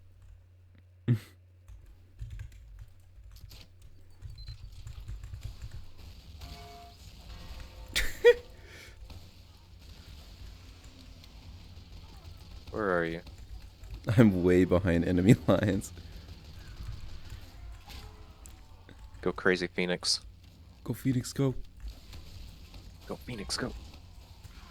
Go. Go. Phoenix gave up. Oh, that's probably Alejandro right there. Oh no, it was mid I bet. Bowser. No, Alejandro's behind us. There's a spy. There's a scout. Ninja scout. He's trying to reduce my hit points to 0.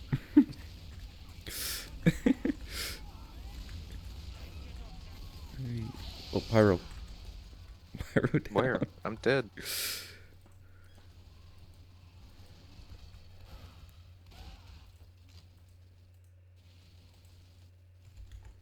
How could Alejandro do this to us? I'm not saying that as in how could he betray us. I'm saying literally, how does he do it?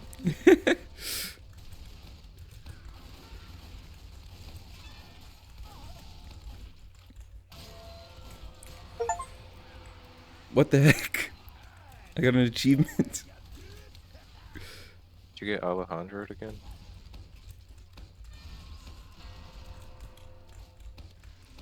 I got, I got an, I got an achievement. 3,000 hours into TF2. I got an achievement. What achievement is it? Kill 500 soldiers. 3,000 hours and you've only killed 500 soldiers. I'm guessing it's on Demo Man. I was gonna say, do you only kill like one soldier every 6 hours?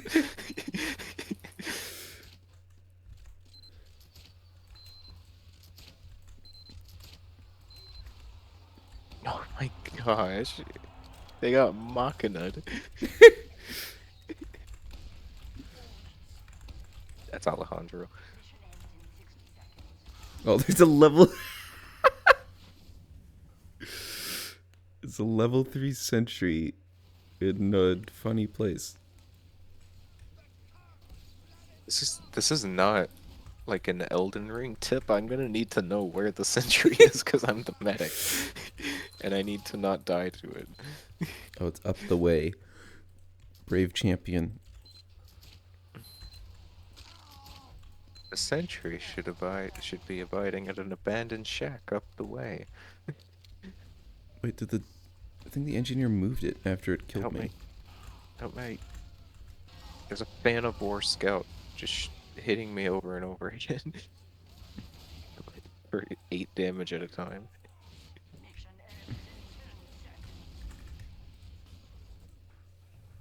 Wow.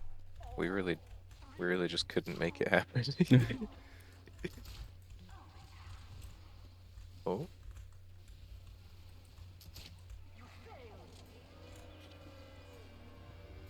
Now, 78 points, top of the leaderboard. Val, I don't understand. I had the most points in the game, but my team lost. Valve. Oh, bad water. Or we can switch. How do you feel?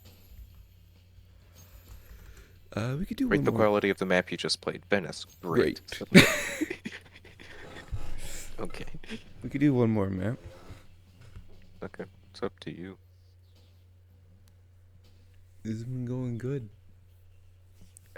It's been great. It's amazing how fun a video game is when you're not getting headshot every Yeah. 3 or 4 minutes because somebody joins the other team and starts spamming racial slurs in chat.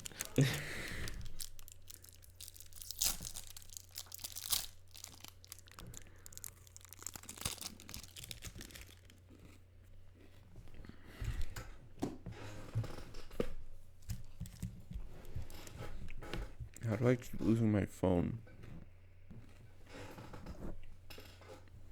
Really easy. What did I do? Oh, there Lost it your is. phone, evidently.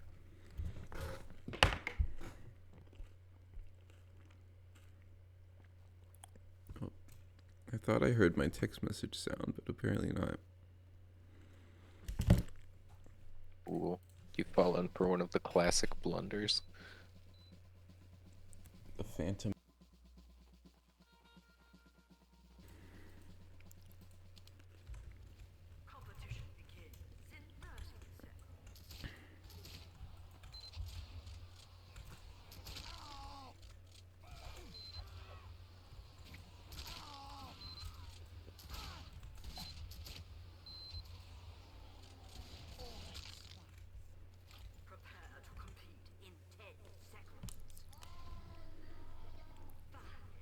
Danny Tanner Undertale is still on the other team. Mission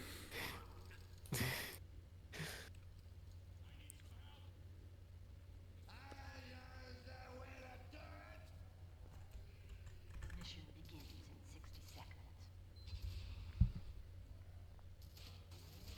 What is this? Oh, that's cool.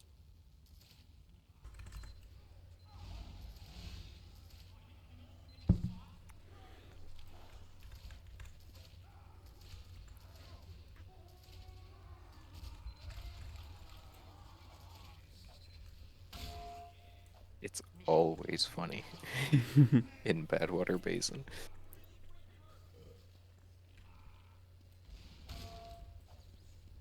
I like this guy's cool neck snap taunt.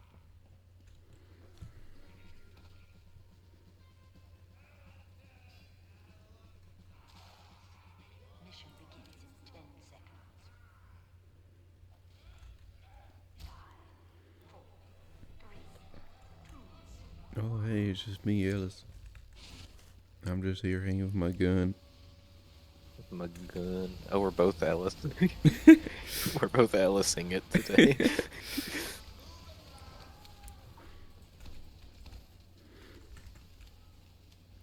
Did I tell you that time about my buddy Vince? He went on bad water. Vince. Oh wait, Did you actually think it was Vince, or are you making a joke? I messed up. I'm I a don't big fan. believe this.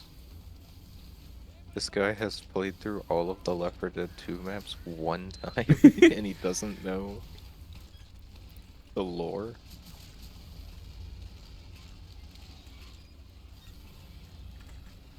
I got Girardi. Dang it, what's his name?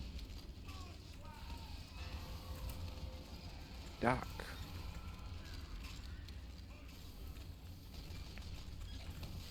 Put in that sentry there specifically to ruin their scout's day.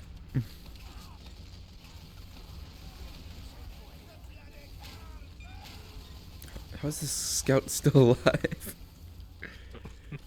That was incredible.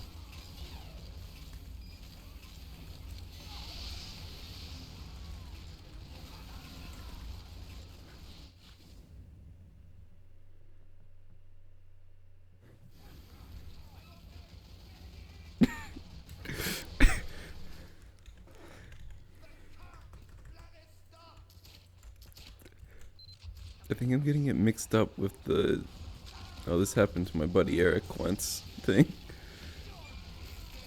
You said Vince. Well, no, I'm trying to think of what it was, and I keep thinking of my buddy Eric. This happened to my buddy Eric. My uncle's name is Eric.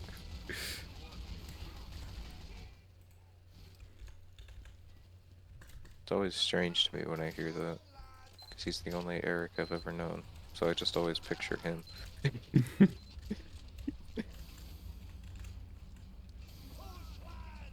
Oh, come on.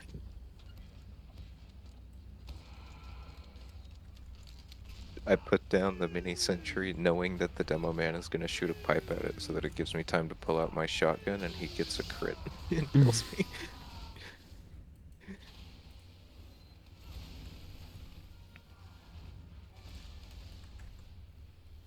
Oh, I should be building teleporters. I'm like an engineer. I'm an engineer. That means Hey, I look, build buddy. teleporters. I'm an engineer.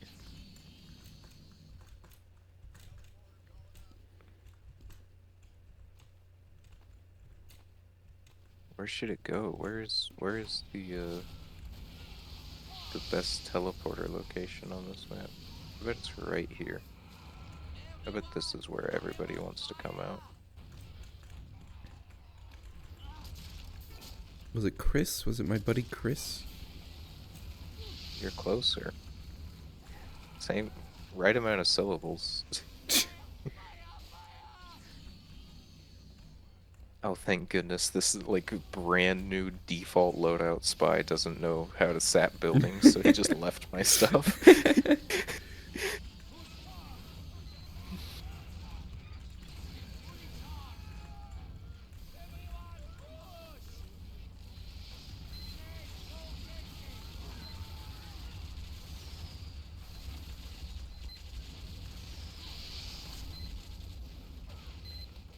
Okay, they just let me cap that. That's cool.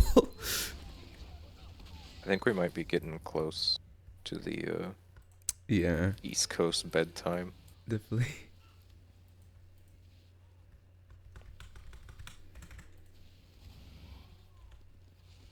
Where do we spawn now? The at the B point.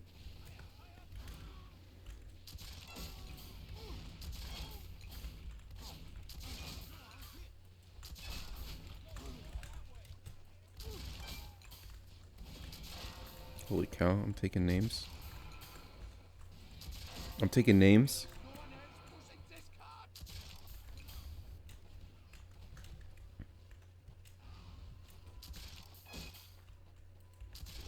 I'm taking names.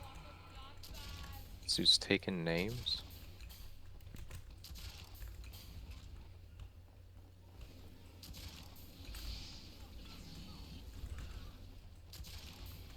I'm taking some serious names here.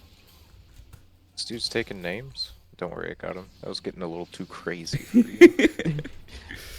Oh no, my names. Oh no, all my dog tags that I got from playing Kill Confirmed in Call of Duty. Oh my gosh, this guy is pink. Not that I'm to judge. Hang on, I need to move my level 1 dispenser over Oh my here. gosh, I'm taking names. I am the best worst engineer you will ever see in this video game. You will watch me do something and be like, this guy is terrible, and then I'm still halfway up or at the top of the leaderboard.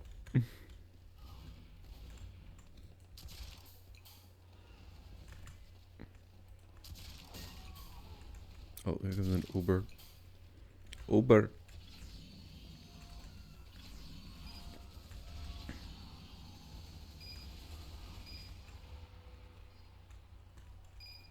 That worked.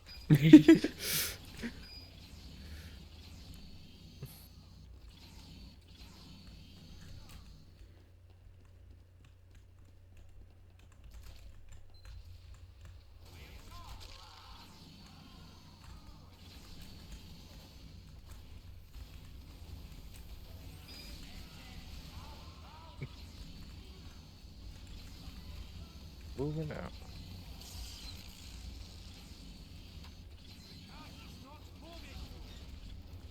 They have a level 3 over there. It was so easy for him to do that.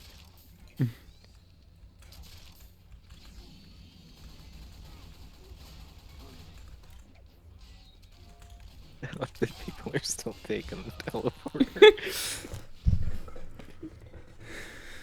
I have that Dark Souls 3 bonfire type of teleporter up.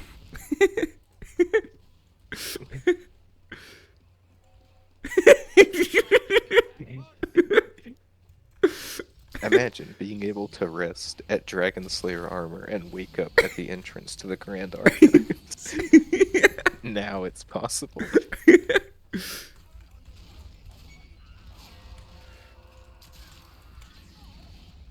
I have more kills than deaths as a medic right now. I think I'm a gamer. I think this guy games. Get out of here. Break your ankles. Oh, that was a spy.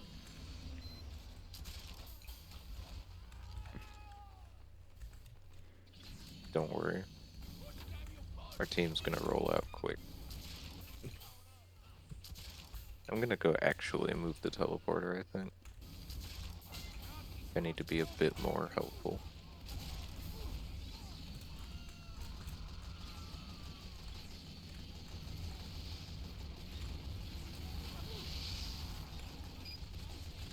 They're Ubering a bat scout.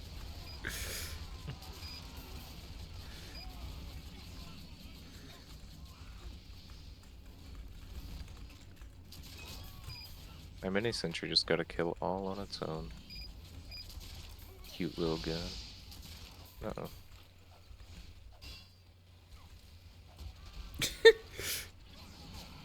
Teleport 100 team members into battle. 600 hours in, or however many I've played. Probably not even 600. Got rookie numbers compared to a lot of these true gamers.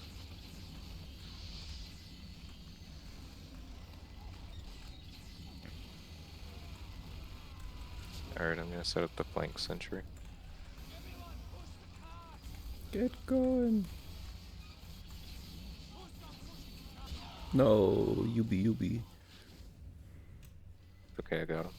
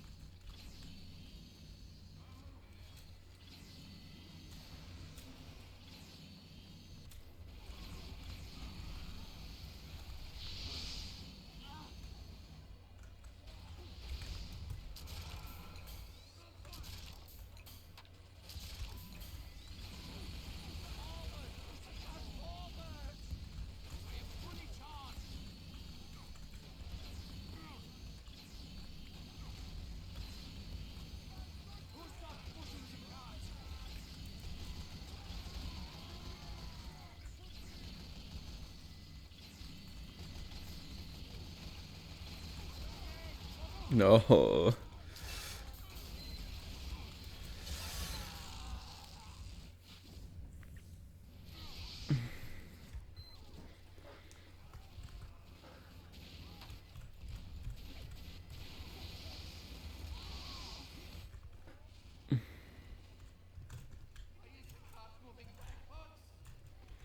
I think this teleporter really might be our key to victory. This is a real teleporter now. It's in a real spot. I'm gonna pull it back a little bit though, because there's a soldier shooting at it, and he's making me a little nervous. Spy. Oh, it's mid Bowser. Hey, he No. finally escaped the bottom of the leaderboard though.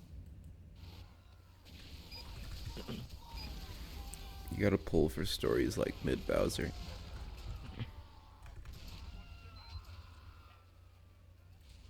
The teleporter's gone.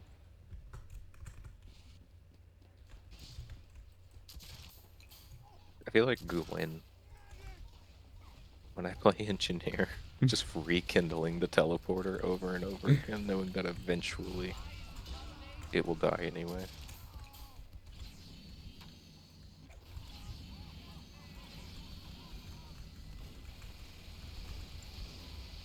Okay, we'll put it down here this time. Oh my gosh, this heavy's getting swarmed.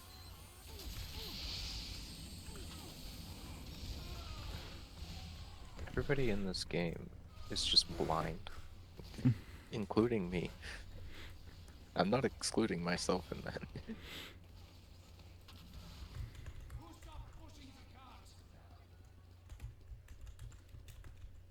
Mission ends in 60 seconds.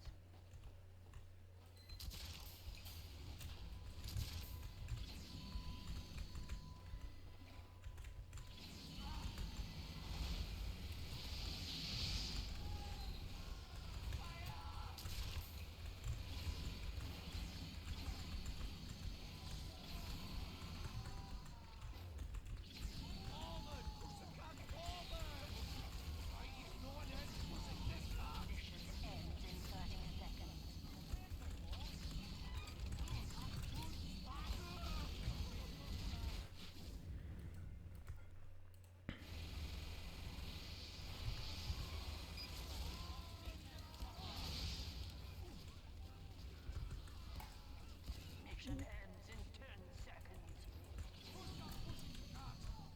5, 4, 3, 2, 1. Come on, pup push. It's over. You failed. My sentry gun is sad.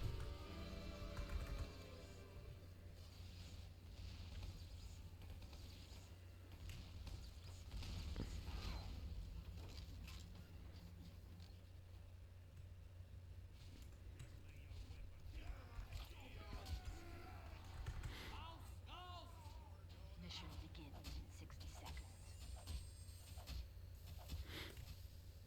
Were you looking forward to defense, or would you like to switch things up here and Have you got a preference? Good night. Have you got a preference?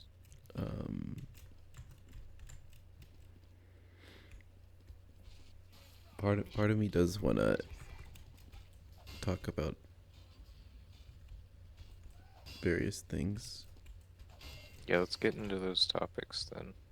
I'm getting out of here. I'm Get already outta here. gone. I'm quitting the game. I'll be right back. Be right back.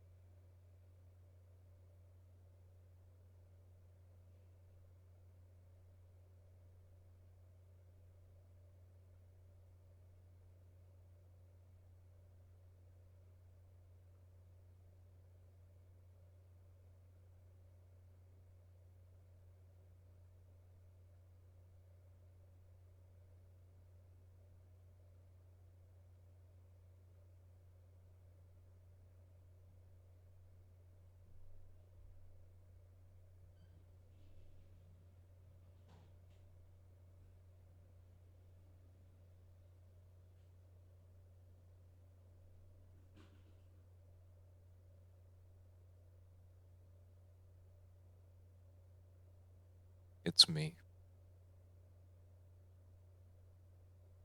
Are you here? Oh no. He's dead.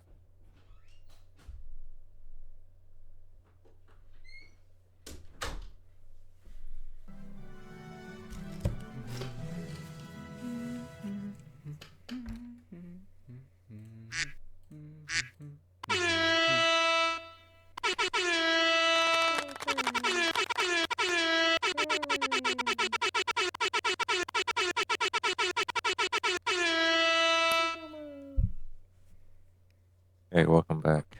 Hey, thanks. So how's this gonna work? Who's doing what? What's going on? How are we doing?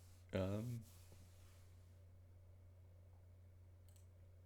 I guess it's not written in stone or I anywhere. don't think it's written anywhere. Hey, no, great minds. Something about that.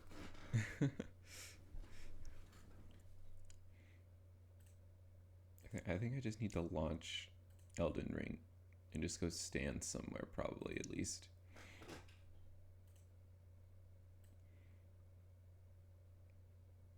I'm gonna launch Elden Ring, I think, and play the video game a little bit. A little bit. Oh, good. Then I Just a can little bit of close video Elden. game. Oh, you want me to stream it to you? You can stream it if you want. I got the power. Yes. Alright, let it launch. Gosh, I'm looking through my notes and it's so deranged and scattered. Just like the Erd Tree. Oh. Just like the Elden Ring, not the Erd Tree. The Erd Tree doesn't break. Fake fan. I've never actually played Elden Ring. I was streaming a guy on Twitch with 0 views all the times I pretended to play with you, Carl. I was like, whoa, look at all this stuff. Oh, I finally beat Radon, guys, and got like spaghetti in my lap. And it's that easy. How do we know he's actually playing live? He could just be talking over pre-recorded footage and eating cereal and laughing. It's very simple. The secret is I am doing that.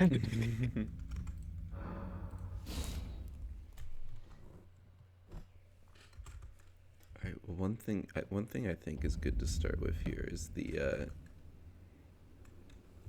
jazz. Let's Wait. talk about the jazz. Wait, hang on. I can't think yet. I have to get everything set up Alright, yeah. to start my stream. Yeah, please do that. I'm really like my brain gone. Brain gone. Don't need it.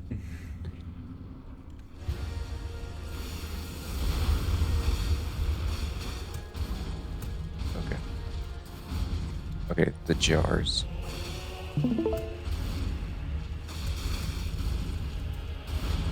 So the jazz. Yes. Who did not Steven expect- Spielberg's first feature film.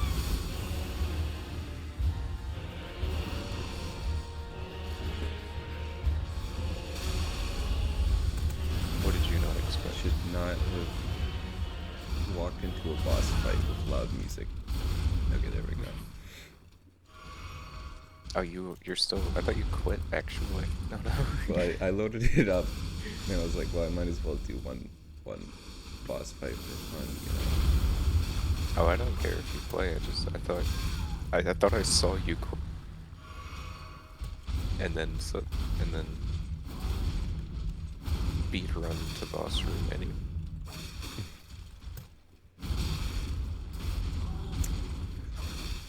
So the big thing here is, you know, there's the jars. And we find out that the pre-Erd Tree culture also had the jars. Yes. And and that they were forcing people into them. And there's this big thing about what exactly are the jars being used for exactly. There's a lot of mention of sainthood. Saints go in the jars. Yeah, I thought that was interesting.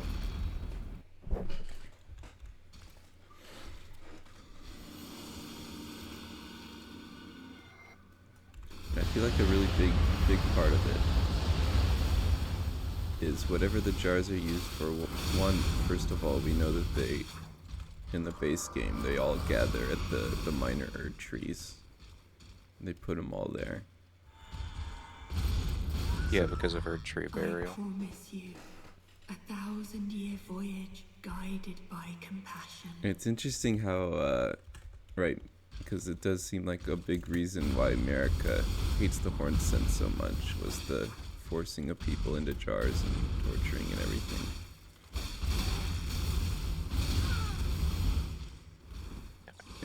But Okay. But no, wait, continue actually. I have a thought, but I want to wait and see where you go Okay. with this before I say it. But the interesting thing is, it seems apparent that whatever the jars are used for exactly, you still need them.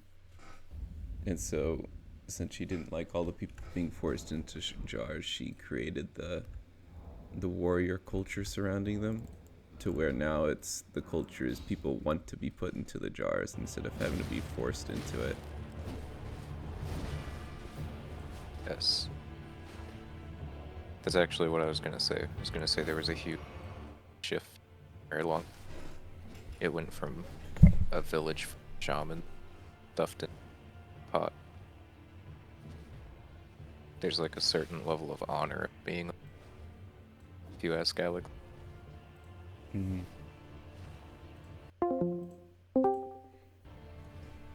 Yeah. And there's also the little detail of the pots. Their lids are different in the DLC.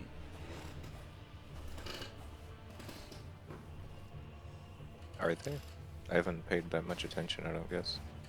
Yeah, they have different symbols and different colors for the different cultures using them.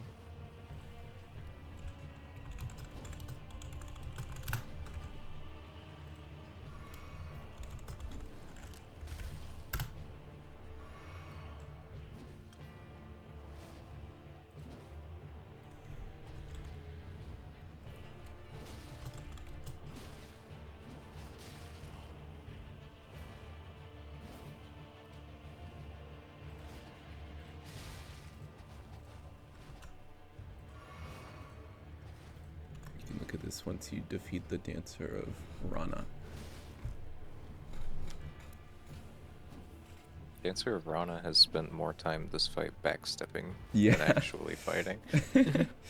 It's a really interesting fight in a way.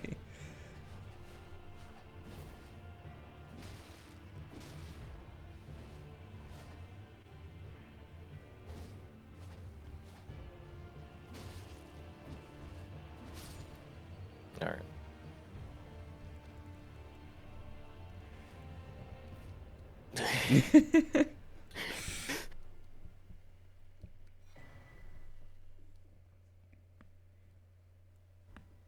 Okay. Second thing, second. PP.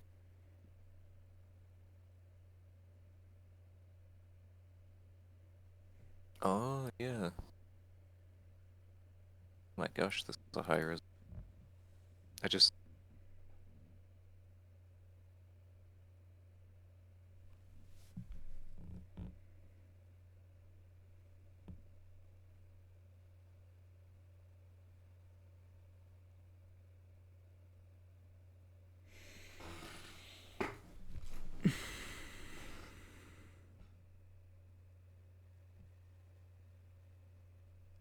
Yeah, I guess that obviously makes sense that the Erd tree wouldn't be on the horn scent jars. Mm-hmm.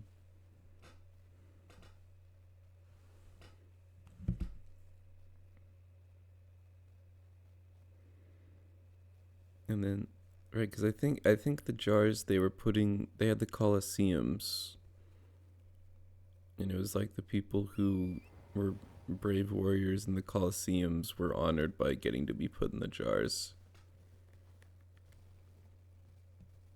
Well, the Colosseums were largely full of slaves, weren't they? Oh, yeah, because there were the whole like forcing people to dress up as the snakes and kind of reenact what it's kind of interesting, like reenacting the snake versus horn scent mesmer versus horn scent conflict, right? Yeah. And kind of recreating the twisting what twisting the narrative for the populace. Yeah, but even though the snake people represented Mesmer, I think they were still mostly criminals, Mm. from what I understand. I don't actually have a piece of their armor on this character. I feel like I need to go to Mage for lore discussions because I have more stuff. Oh yeah, I can look it up.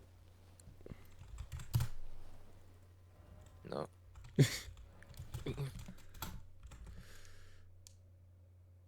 I can do it.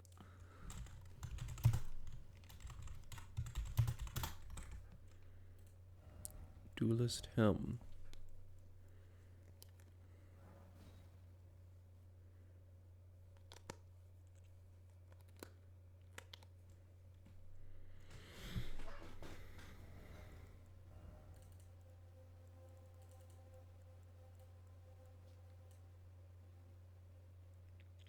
Oh.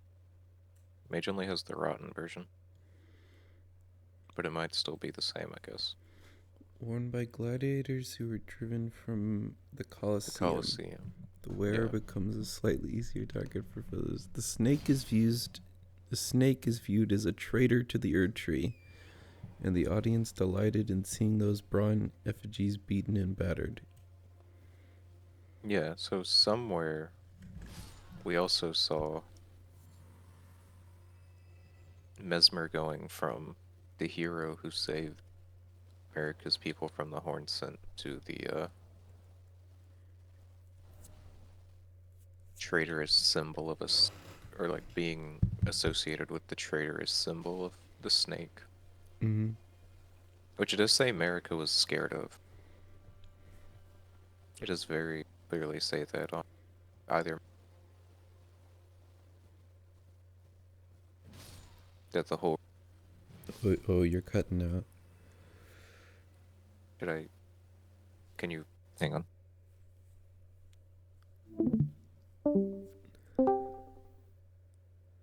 How about now?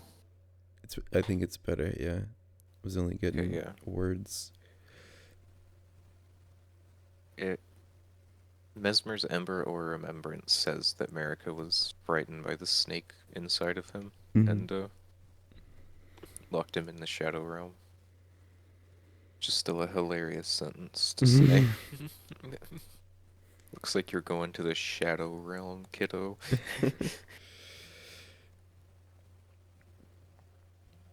It is kind of sad that she banished so many of her children. And she was like afraid of them. She was afraid of the snake. She was afraid of what Margit and Moog reminded her of and represented. Well, also, you can't purge the entire Horn Scent people and then give birth to two omens Mm. and still expect people to respect you as God Emperor America. Yeah.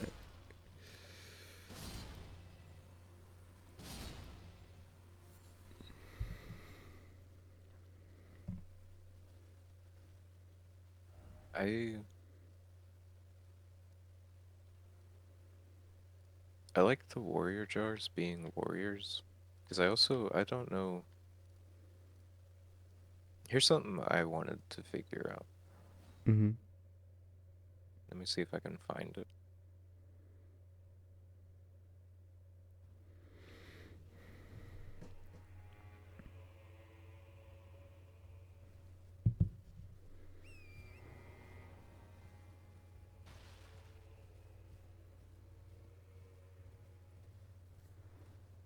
Yeah, the lids are all different. The jars are a little bit of a different color. But see this? Oh, they noticed me.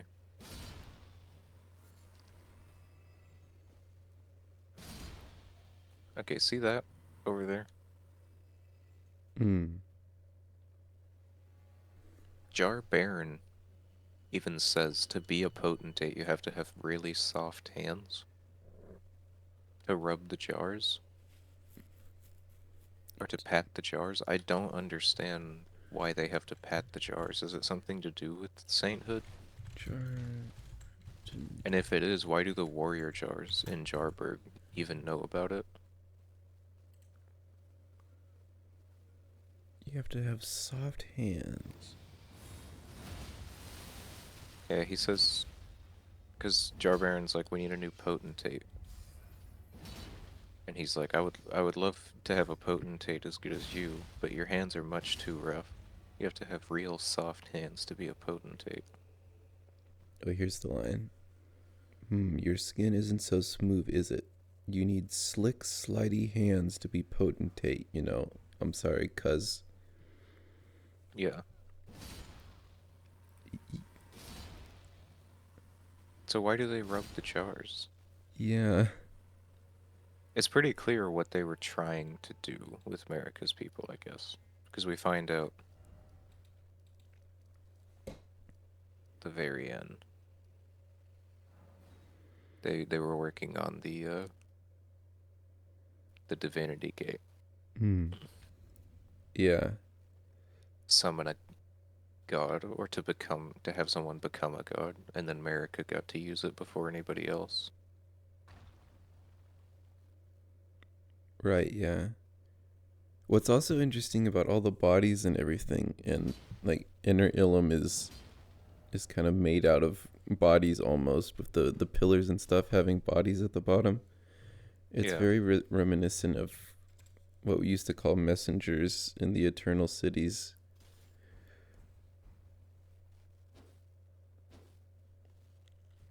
Yeah. Sort of. Most of these seem to be horn sent. Wait, I've never actually noticed it. Like, hang on, is everyone in the gate horn sent? No. But a lot of them are. Why are so many of them horn sent? Why did they chop up their own people and build the Divine Gate when they could have used shamans?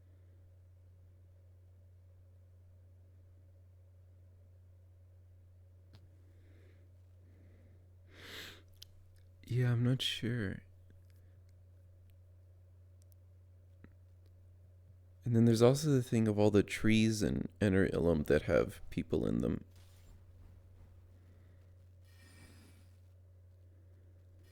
And Trees have people in them? yeah, if you go to just like somewhere in the middle of Inner Ilum and look at some of the trees, most of them have people in them.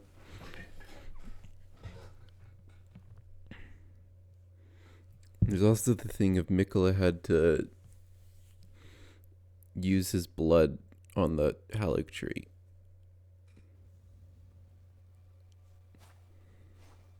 On the Halleck tree?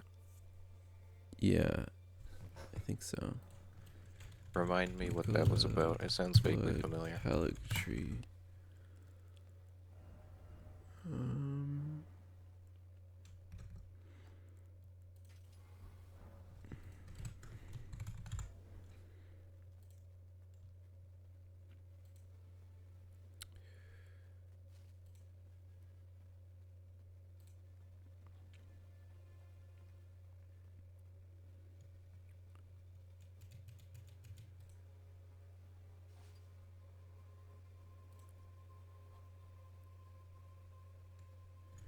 The Halleck tree knight armor.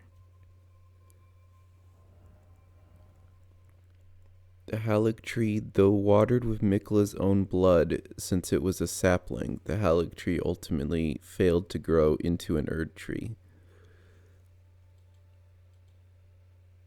So since the Halleck tree was a sapling, it The Clean Rot Knight armor? oh no, the Halleck tree knight armor. Halleck tree Knight armor. I don't think I have a set of that. Okay, yeah.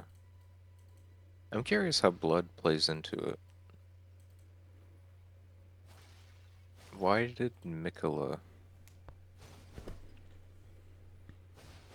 Why did pouring a bunch of formless mother blood on Mikola get him to the realm of shadow? Mm.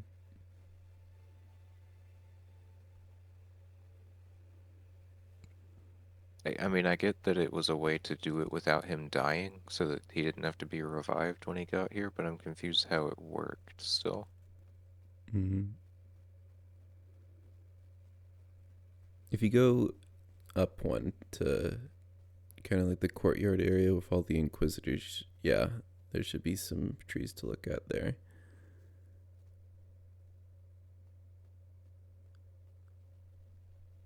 Oh yeah, people trees. Well, we know that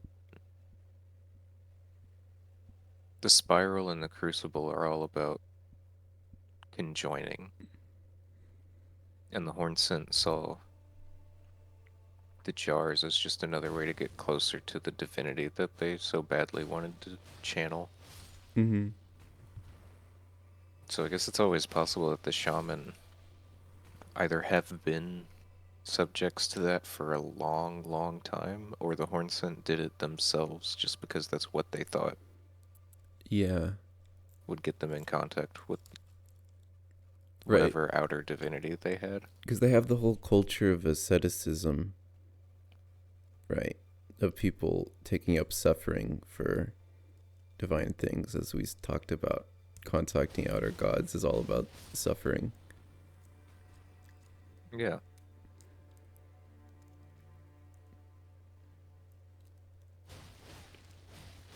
And we don't even know if the horn scent ever actually contacted the outer gods.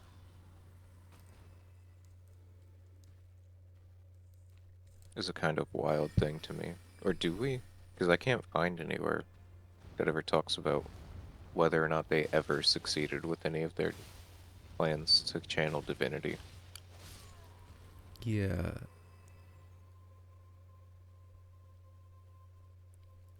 I think I've just assumed that they were kind of with the greater will before America came along, but I'm not sure where it would have said any of that.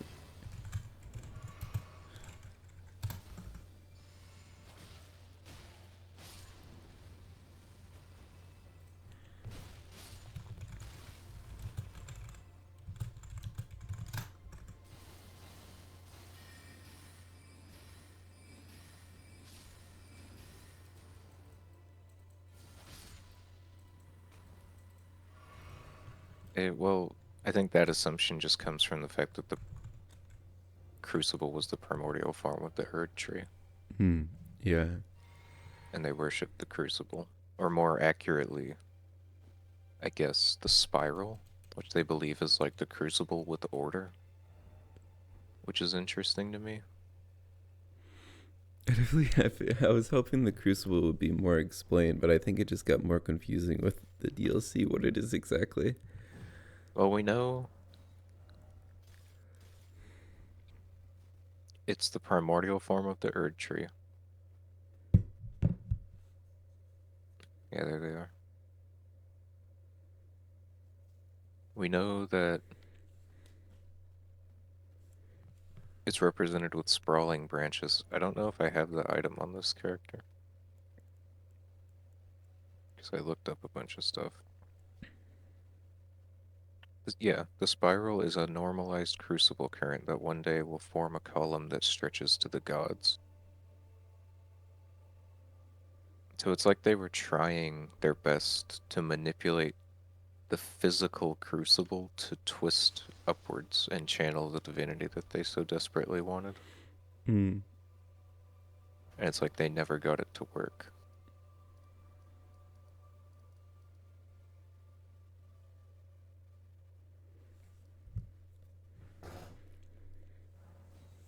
Which is interesting to me.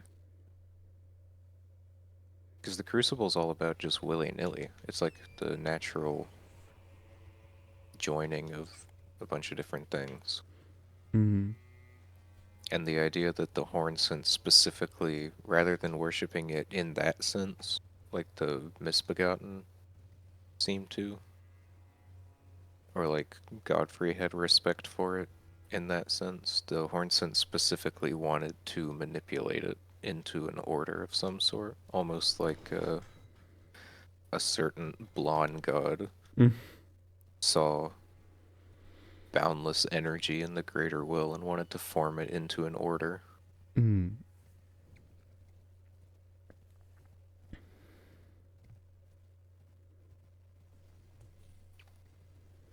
Which I guess just speaks, that leans into like the everything is an endless cycle. Mm. Yeah. It definitely seems like it might have been like the crucible might refer to just the various rising and fallings of previous empires in a way. The various people who rose up before America.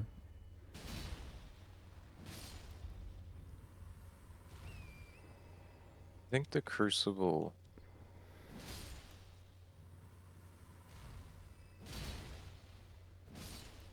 I still wonder. We know the. So you don't think the Crucible is physical, first of all?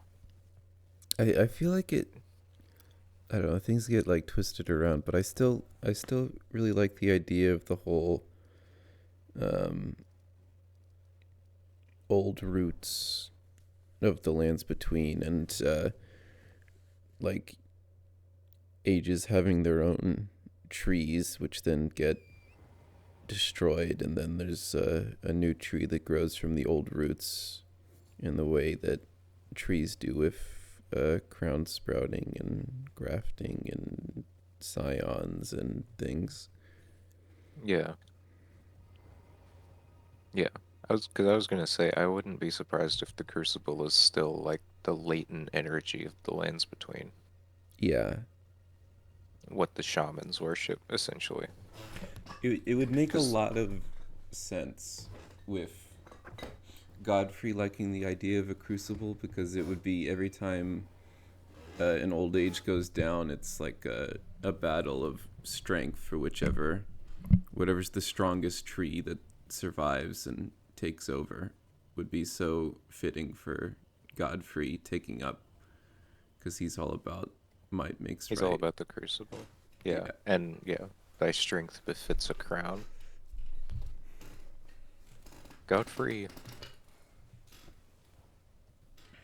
Yeah, it makes me think that it's. I think the Crucible potentially even stretches outside the lands between, although I don't guess it's clear if, like, the lands between is it. Because it's clearly not, right? Because you still have the Land of Reeds and the Badlands. Yeah. But, like, I wonder if Godfrey knew about the Crucible before he even got to the lands between. Mm. Like, is the Crucible latent energy of the whole world? I don't know.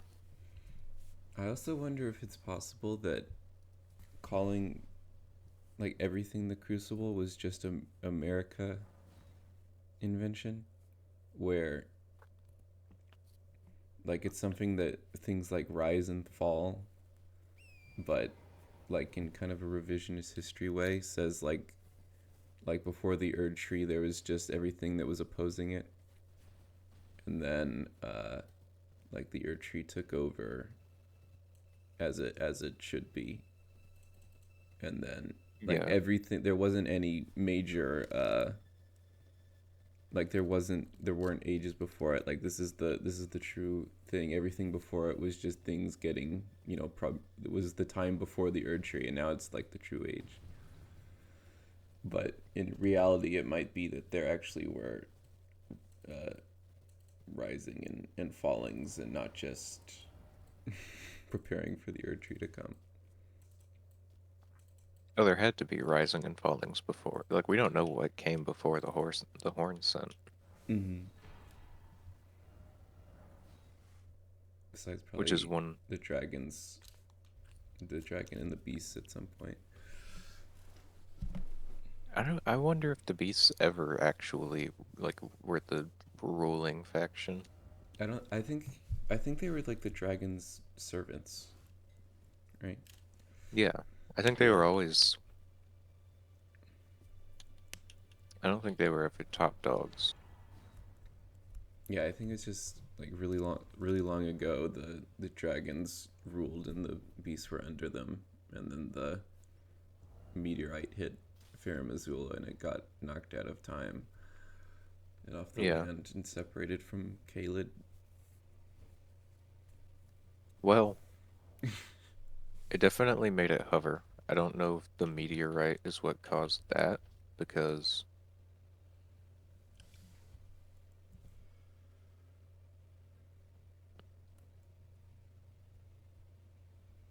no, yeah, I thought that was worded differently.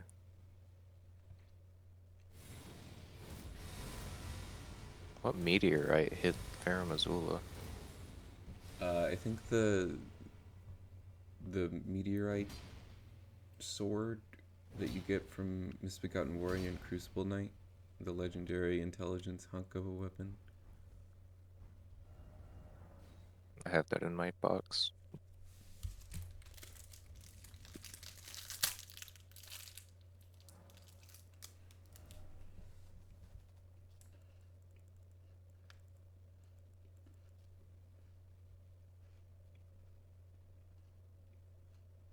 Yeah, but I wonder, like,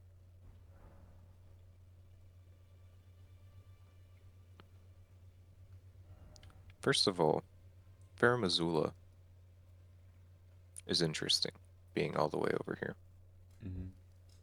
And with so much architecture like it being in Caelid, you have to think it broke off somewhere like here, Yeah. right? But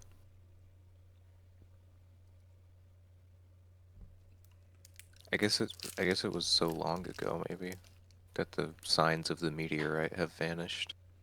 Mm. Because there's like no, you would think there's a crater or something, some sort of residual something. Mm-hmm.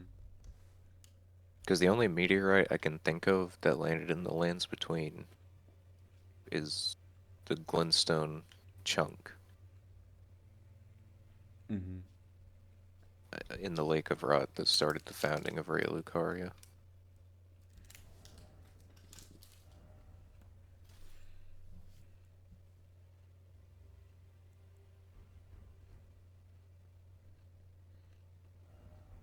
There's so much to try and wrap your head around all at once before you can say like one thing about this.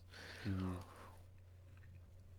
It's like, oh, so it's like, oh, so Mikola was the villain in the DLC.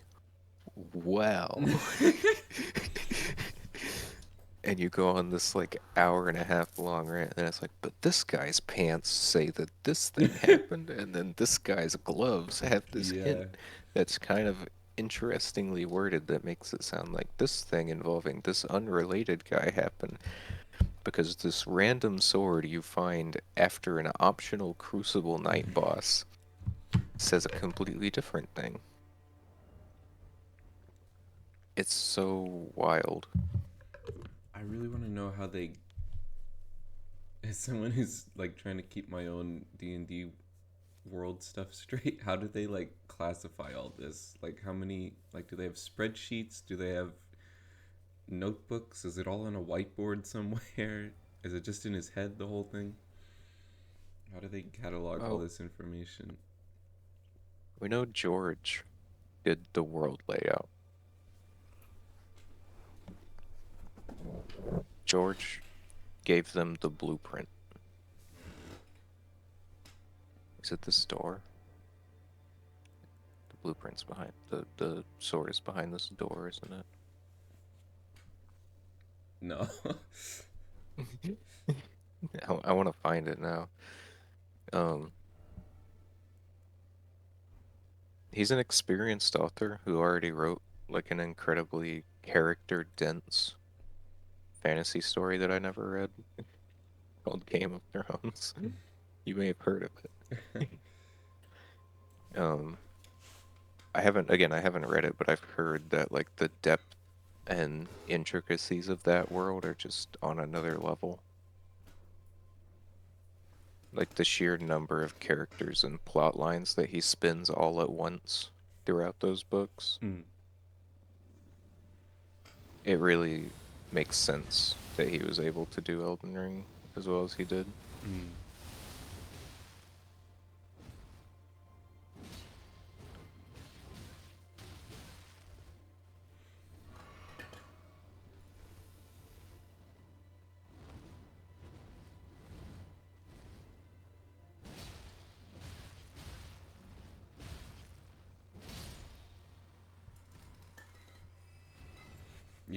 Even like the old Fang description. I made a note. I don't remember what it says exactly, but it has something to do with the Crucible.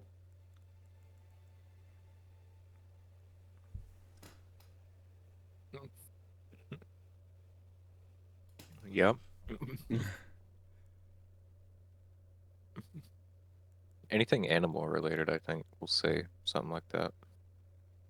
Oh, I might have made that note because it was like the two different things sprouting from a single root.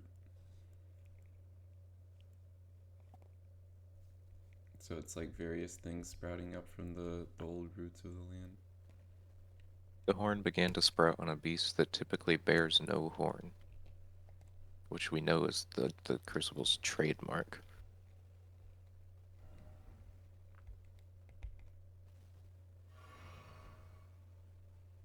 Yeah, the two things sprouting from one root, because you got the Crucible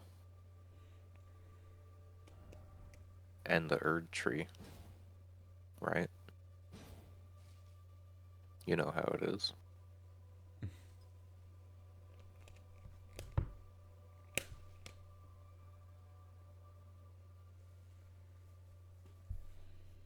Are we sure people still get put into jars? Um, Like, is there... I don't remember a jarring facility anywhere. yeah, I don't remember. I just remember um, the jars that already exist and apparently have children. Maybe.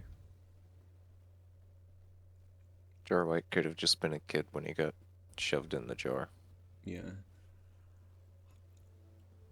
Um,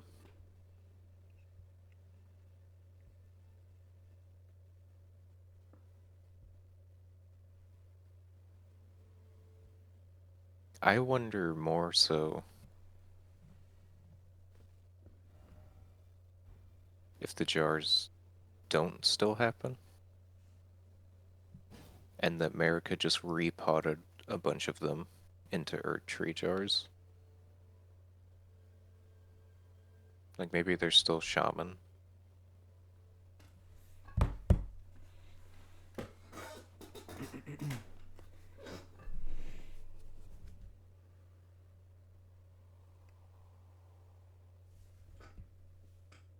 Yeah, I guess it matters a lot about what exactly makes a shaman.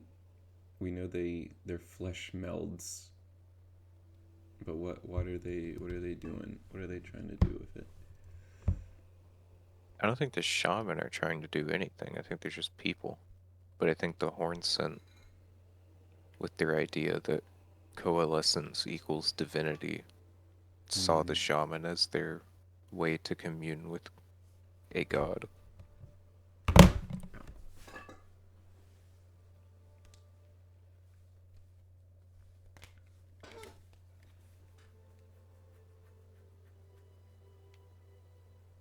What on earth is going on up here?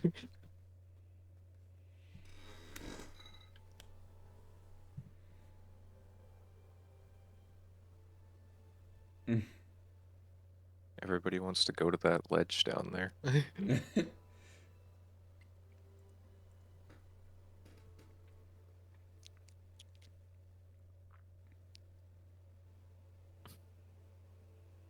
That's it. That's where the twin blade is, isn't it? um, I don't think so. This is where they keep the Elden Ring. Wait. What? It landed though. Oh. What did it even My land sparkle on? stone landed. What is it? There's no way it would mislead me.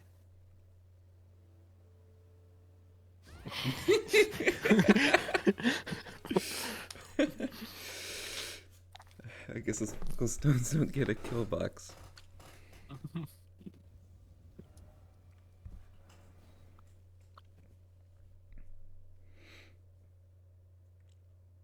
Do you have any golden seeds in your inventory? I doubt it. Oh, I do. I have one.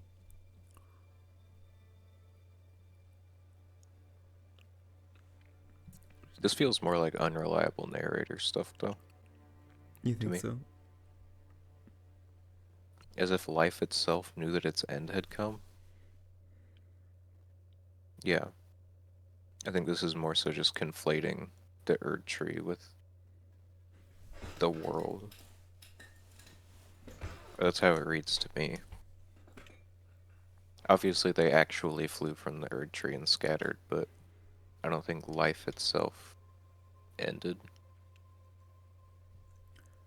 I do wonder if, right, because there's all the talk about the first burning of the Erd Tree Yeah. and Lanedale being covered in ash. Mm-hmm. I when I went back and I rewatched some of the story trailers,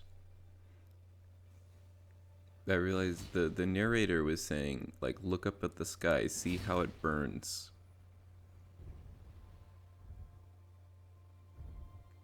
Oh, yeah.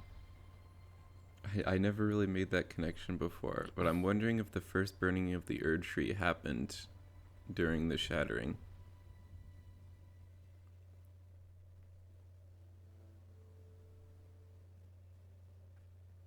Maybe that's what caused the shattering. Mm. Maybe...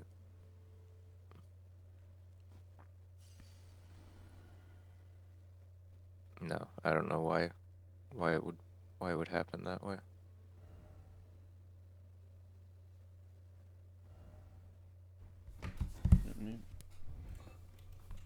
Pull it up real quick if there's any. Oop.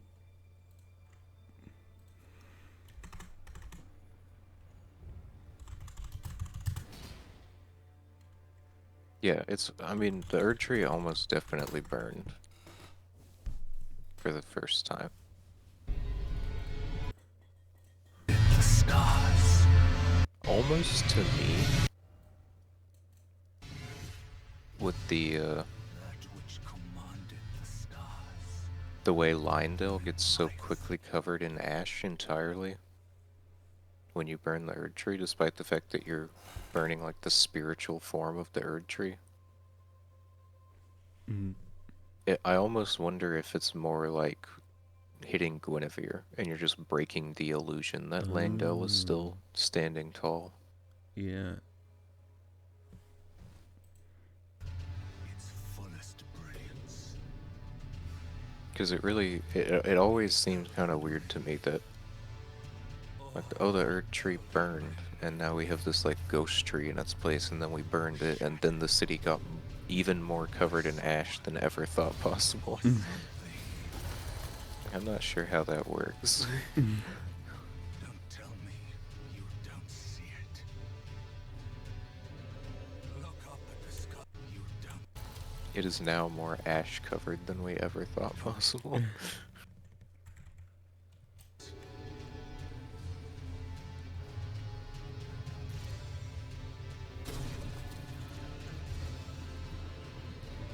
This is it. This is the twin blade.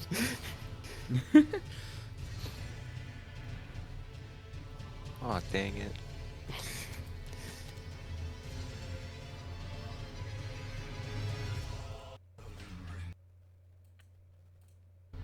Let's go twin blade hunting.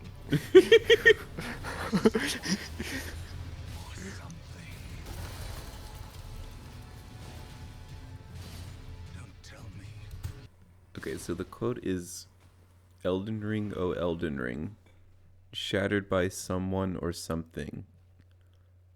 Don't tell me you don't see it. Look up at the sky, see how it burns. And that's the end of Yes. the trailer. And it's in that scene, it has Radon looking up at the sky. Look up at the sky.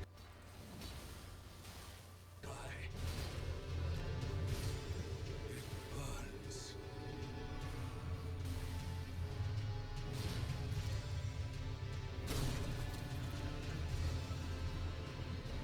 It's oh, is this the guy? I hate this guy. Wait a second.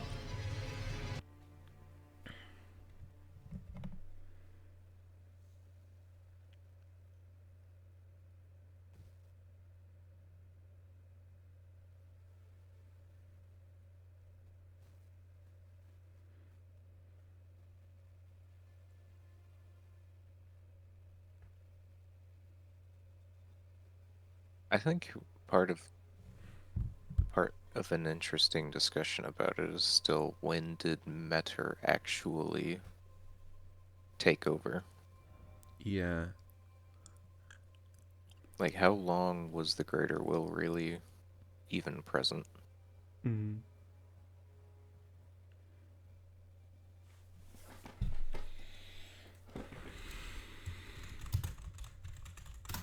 Because it doesn't seem like for very long. No. I was in my other playthrough, I got an interesting line of dialogue that I hadn't clocked in the same way. After you get the 2 great runes, Yeah. and Enya is telling you through the fingers you can now go to the Erd Tree and get the Elden Ring. Yeah. As she's talking through the two fingers, it says something along the lines of, "Go to the Erd Tree. The 2 fingers have willed it so." Mm-hmm. So it's almost as if it's like the 2 fingers itself are deciding that rather than the greater will. Yeah. Yeah, because we know Metter hasn't gotten word from the Greater Will in a long time. Mm-hmm. So she's just kind of relying on her intuition and making the 2 fingers do stuff. This is gonna kill me. This guy's harder than Radon, I'm pretty sure.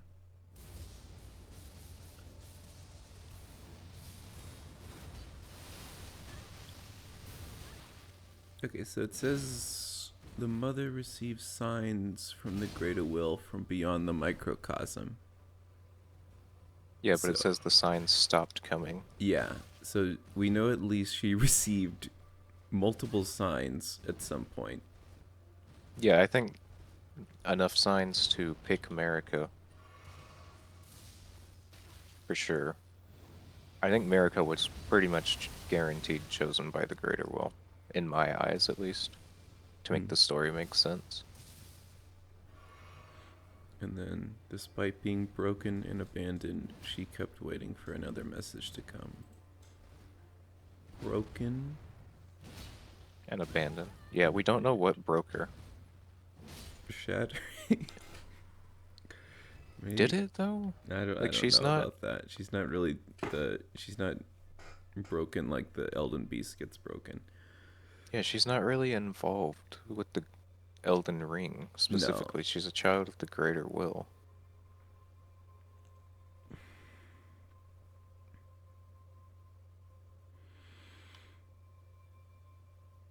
From within the center of the fingerprint that wrinkles the creature's foremost protrusion, a tiny wart-like eye gazes vacantly into the beyond.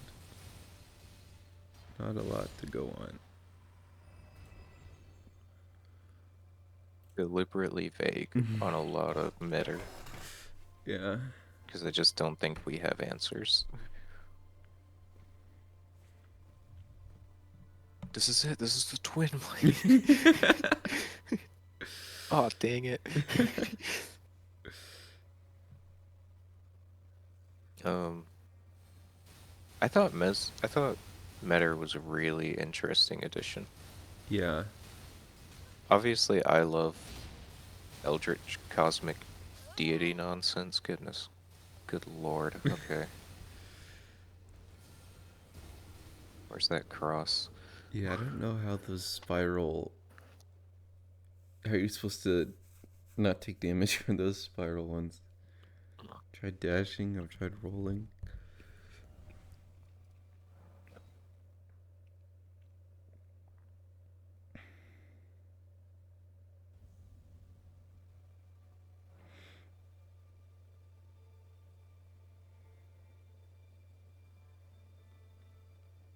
I have a little bit of other will things I've collected. Greater will adjacent things. The first being that I went back over Hayata's information Yes. when she's talking about the one great at the beginning of all things. And she says the greater will made a mistake, right? When there were the fractures and births and things instead of just being nothing. Slash Well, that everything. lines up well with what Ymir says, where the Erd Tree basically did a big bang and created everything from stardust. Mm-hmm.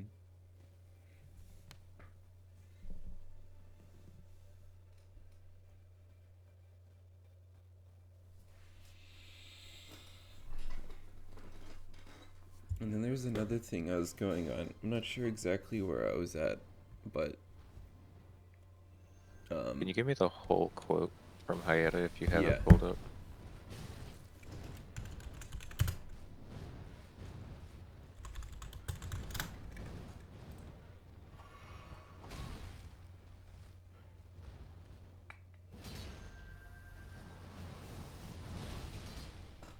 Okay.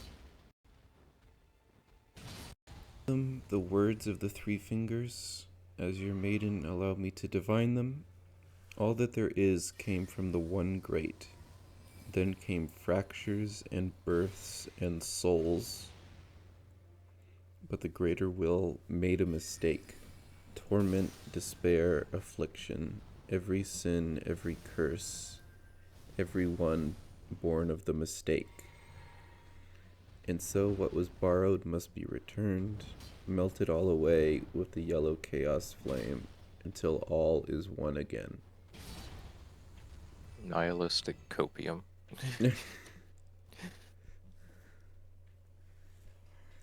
That is But very yes. yeah, I think you mentioned it the last time we were talking about it, but the Zen idea, Yeah.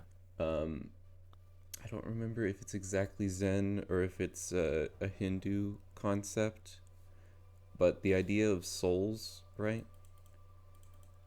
It's a very important notion in, well, of course, Buddhism. Well, Zen Buddhism came out of Buddhism, and Buddhism came out of Hinduism, so they're all kind of connected.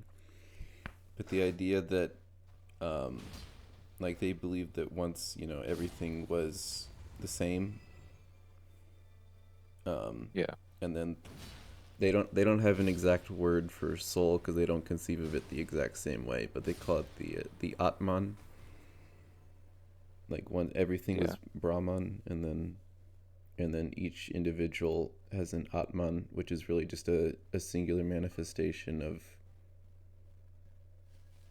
what the equivalence of the one great. Yeah. But of course, Hindus and Buddhists don't want to burn the entire world. No. Because a lot of Buddhism is more about the painful, or at least one branch of Buddhism is like the cycle of death and rebirth has to be broken with enlightenment, right? Yeah. Isn't that why Buddha's so important? Because he's like the only guy. who's been able to get enlightened? No, it's definitely a thing where in those traditions there's lots of people who have been enlightened. Was he just the first? No, but he's kind of the Martin Luther of that whole kind of thing, if that makes sense. He had the coolest name. I get it. It's like how Catholicism still continued existing when the Protestants broke off, and both, still believe themselves to be, being, of course, that's right. They're both, like saved They by were God, Christian. Yeah. and in the same way, both still have people they believe have been enlightened. Yeah, they share a couple of them, though. But the Catholics do have a lot more saints than Protestants do. Yeah, it might be like that kind of, yeah.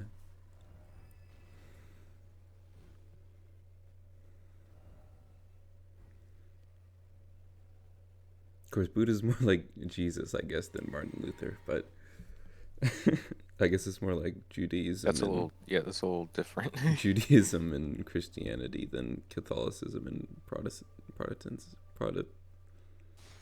Protestant.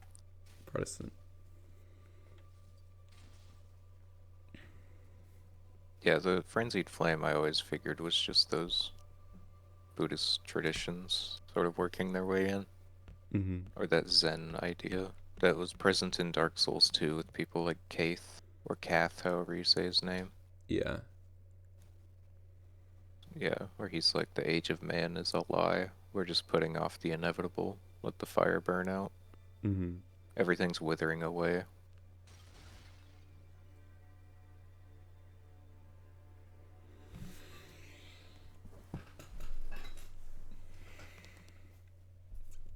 Okay, so another greater will thing that I was picking up on, see if I can find something relating to it, was going through some of the Fia stuff, actually. Yeah. I like Fia. Fia's cool. Right, so she, there's an interesting thing about, was it Baldekin's Blessing? Baldekin's Blessing. Or it can happen once in a... Or wait. I don't... Hang on, do I have one? No, I don't. Oh no, it wasn't Baldekin's Blessing. Was it the special one that she gives you? I'll make sure. Radiant Baldekin's Blessing.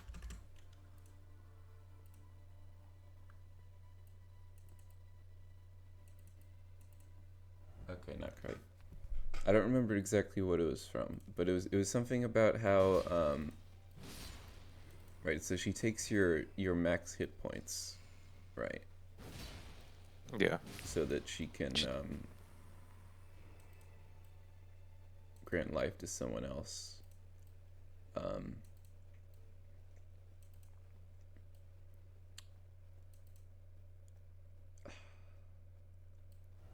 And I can't remember exactly what it was. I don't know if it was like a translation or not, but something about how the HP and the way she described like taking your vigor, like that Yeah, like if I embrace you, I might take some of your champion's vigor. She calls it lively vigor. Yeah, I think I it might have been in Japanese that she says take some of your willpower. Like instead of it being, we might interpret it as literal, like healthiness, maybe like bodily healthiness. Like it might be she's taking like our strong will to continue. And I was just thinking that it was all of a sudden the whole will and grace started to sound a lot like hollowing in Dark Souls. If like HP is connected to will or uh will in the sense Purpose, of like pushing on, because perseverance, yeah. yeah, perseverance, because right, because once God free I almost said Godwin uh fights his last worthy foe, he loses his grace, which is Yeah, just like hollowing. You lose the thing that you've been. Once you run out of things to do, you start to hollow. Right. yeah. Because he won all the wars and Mm-hmm. got sad.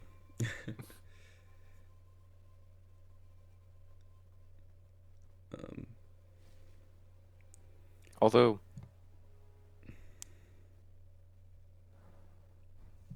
I think there's something else with that that I want to look up to make sure. and the one last thing in there I'll have to complete the thought is a continued thing of maybe the greater will is like the will of the people. Like the greater willpower of the Yeah, that's people. what I was talking about Yeah. earlier, and that's what you said when the game first released. Yeah. It's yeah, the dead will theory, where it's just their interpretation of the forces of the universe. Okay, wait, this is what I wanted to bring up. Um, in America's own words, my lord and thy warriors, I divest each of thee of thy grace. With thine eyes dimmed, ye will be driven from the lands between, and ye will rage war in a land afar, where ye will live and die. So, I don't know for sure, but hypothetically, with Metter coming down, picking Marika, Girder will pieces out. Marika's will is what guides the Tarnished, because it guides us. We know the Greater Will's not doing it. Um, if there is such a thing, and I'm almost wondering if just like as soon as Godfrey beat the last battle, the last of Marika's foes to fall, then she just snapped his grace away and took away his guidance Mm-hmm. because she didn't have any reason to keep guiding him anymore. Yeah.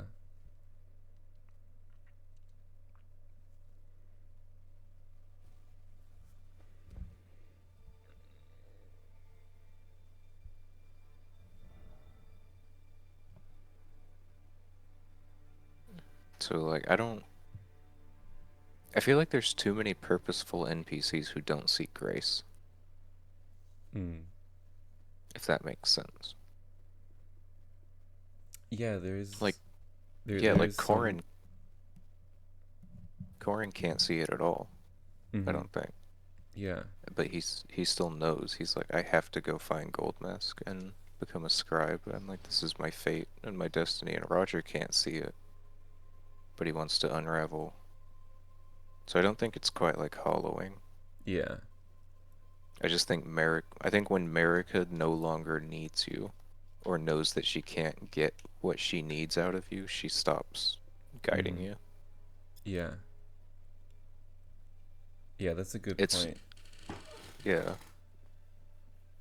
Like there's always been that cutscene that we were trying to parse so hard, where when you first meet Godfrey in the cutscene, his grace is pointing towards you, Oh yeah. and we were like, why would the Greater Will do this? But it makes a lot more sense if you consider the fact that Marika is still under the assumption that Godfrey is the strongest Um. and the most fit to accomplish what she wanted done. Mm-hmm.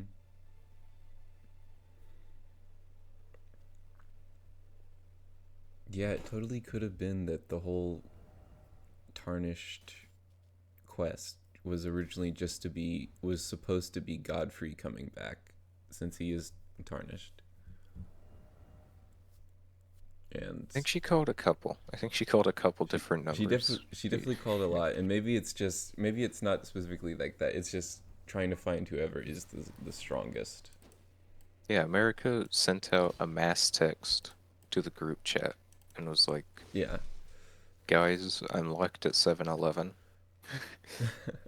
and whoever brings a crowbar first gets like $100. And Godfrey brought a steamroller.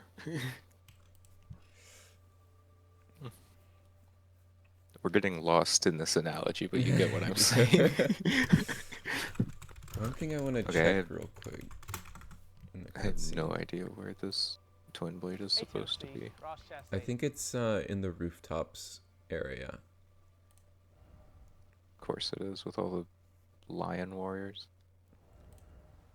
I wanna see real quick if it's like Morgoth's body that creates the grace or not. That's a theory, yes. Because it does sort of look like it. But I don't see why it would be Morgoth. I know a lot of people actually said that, and you may have even been one of them, but I never understood why it would be Morgoth's body. Yeah.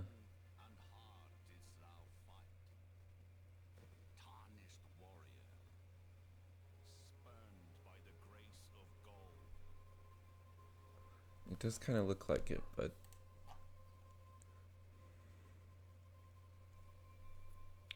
not sure what it would imply, other than like the greater will being made up of the will of the people.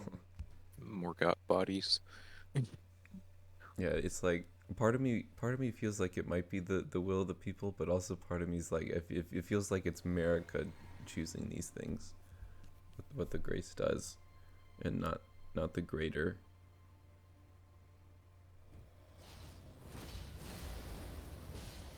Will of the people. I feel I'm like pretty every sure time it's America. every time I say the greater will of the people, it's like I'm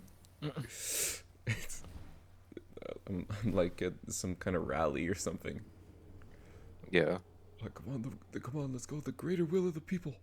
We gotta do it for the We greater gotta talk will of the about the people. will of the people. We gotta break up the banks. We gotta break up all the banks. Article, all these big gods in there. We're gonna usher in a new age of the tarnished. We're gonna bring in the age of the Erd Tree. And everybody claps, and that's how it worked.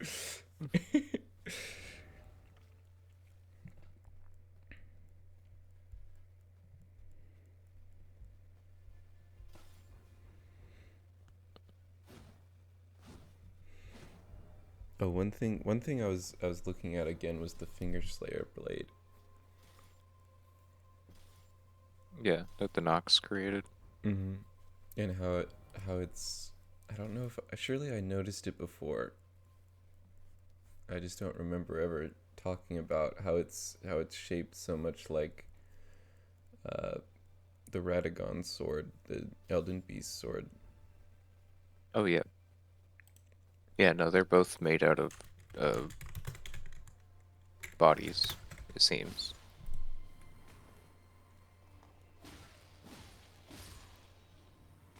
This For sure. a blade said to have been born of a corpse. Yes.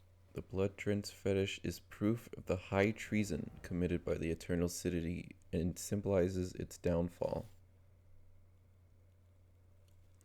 Yeah, because the Eternal City was scheming against the Erd Tree.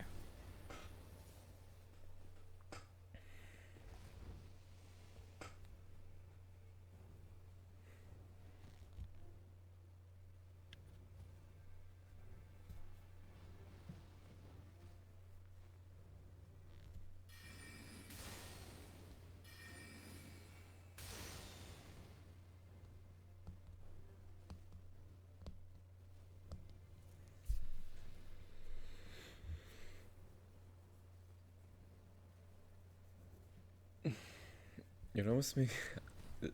I don't think this is right, but I'll just say it.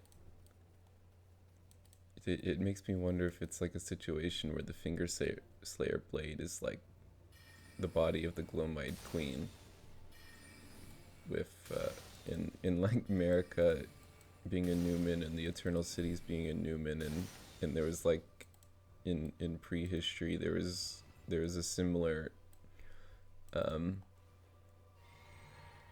treason to the way that Ronnie teamed up with the Eternal Cities to take down the previous leaders.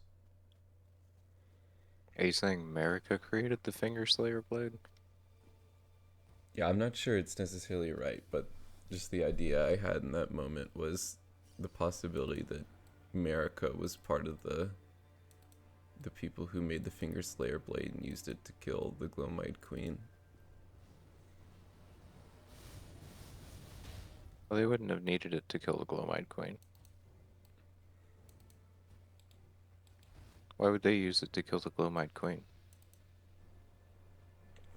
Well, if the Glomide Queen was in power and with the Greater Will, and the Finger Slayer blade is said to be able could not be wielded by those without a fate, but it is said to be able to harm the Greater Will and its vassals. The vassals are the two fingers. Mm-hmm. The two fingers are referred to as vassals of the Greater Will. America is referred to as a vessel for the Greater Will. So it makes... I don't know if vassal is quite the right word. I'm pretty sure Malekith just went in and smacked the Glomide Queen with destined death a couple times. That seems like what happened. It does seem... The idea that America may have been involved with its creation does almost make sense with everything we know about America now, though. Mm-hmm.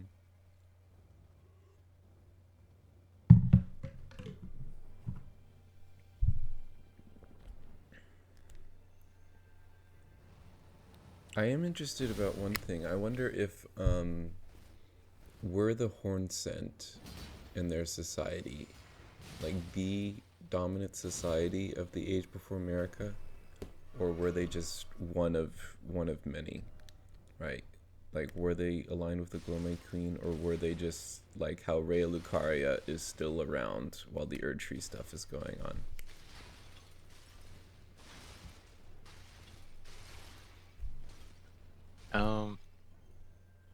That's never clear.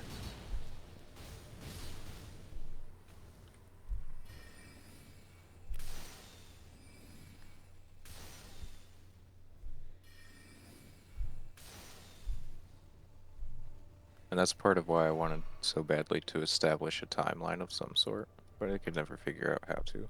Mm. Because it is kind of irritating that there's so much stuff that could be solved if we just knew when things happened. But we don't.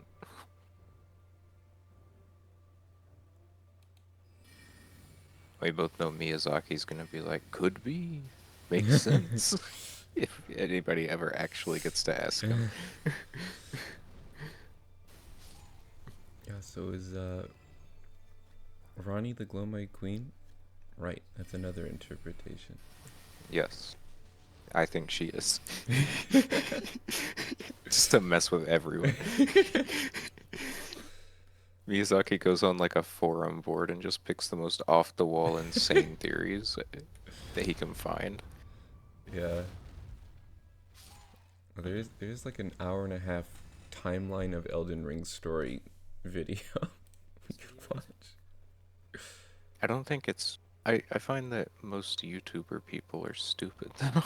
Yeah. Not actually, but like... As a certified Elden Ring lore scholar, lore master, not master, not... I don't think anybody can master it. I think the closest we have is probably Quelag, and even she just goes off on wild things sometimes that I'm like, I don't know if any of this is true. Yeah, it definitely seems like I don't think there's like one person who has the whole thing sorted out, Mm. but there are like a bunch of different people who obviously have great insight in various areas. But like no matter where you go, eventually there's gonna be some kind of thing where you're like, ah. Because Yeah, a lot of the times it's like, right? Because like there's the one thing of a lot of channels just being like, you know, very surface level, reciting the surface level things. And then there's the other people where sometimes they make some kind of analogy where they find out the tablet that Elden John is carrying is the same as a Babylonian map of the world and everything, and yeah. it's like this incredible revelation. And other times it's like there's something where, you know, 7 different people can make a pretty good analogy to something that happened in the real world, which would all have different meanings to it, of whichever one it would be. Yeah, it becomes a community mind meld where we're all trying to solve the same problem, but none of us have any of the answers. And we're not even in this class, and the teacher just refuses to speak to us. I'm so confused. It must be a very well hidden item. It I don't is, see yeah. I don't see any droppable ledges. I'm pretty sure you're in the right area though.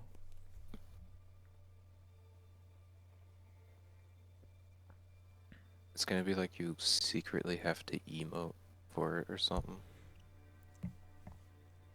Like it is to open the door to get to the shaman village. There's no emoting, but you're very close to it.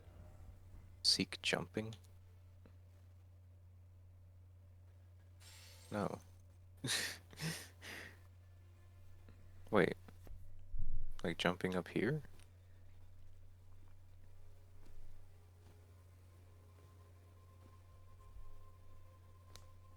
Is this can't be right. It's too slippery.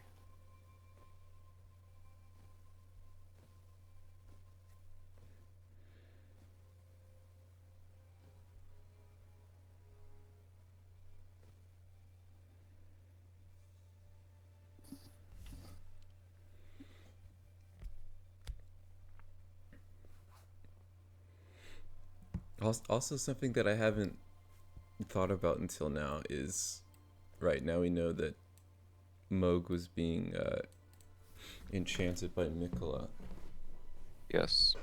and previously we thought his whole plan was using Mikola to bring about the Blood Dynasty. I Yeah. wonder if he wasn't enchanted, what his actual plans would have been, right? Because all we know is he loved blood, Yeah. the outer god. He embraced his even after being abandoned in the sewer, he embraced his omen nature. All right, well, what was he gonna be doing if he wasn't enchanted? I think Moog still did try to love the formless mother Mm. because he was so harshly rejected by the grace that his mother and his brother both seemed to love so much. Mm.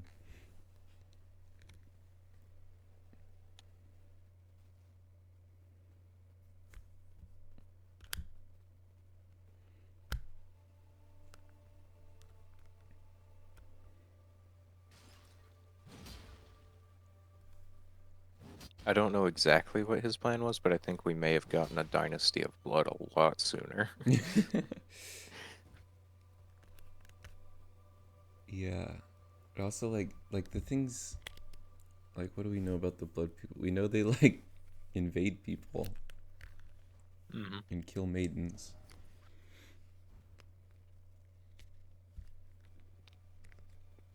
They kill a lot of people, Yeah.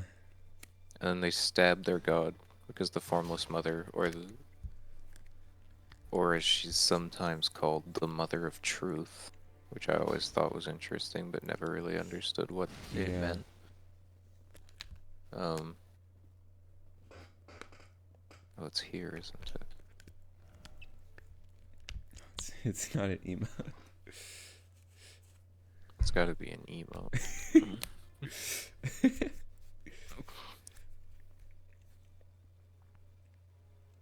This is gonna make me sound like a Mikola apologist.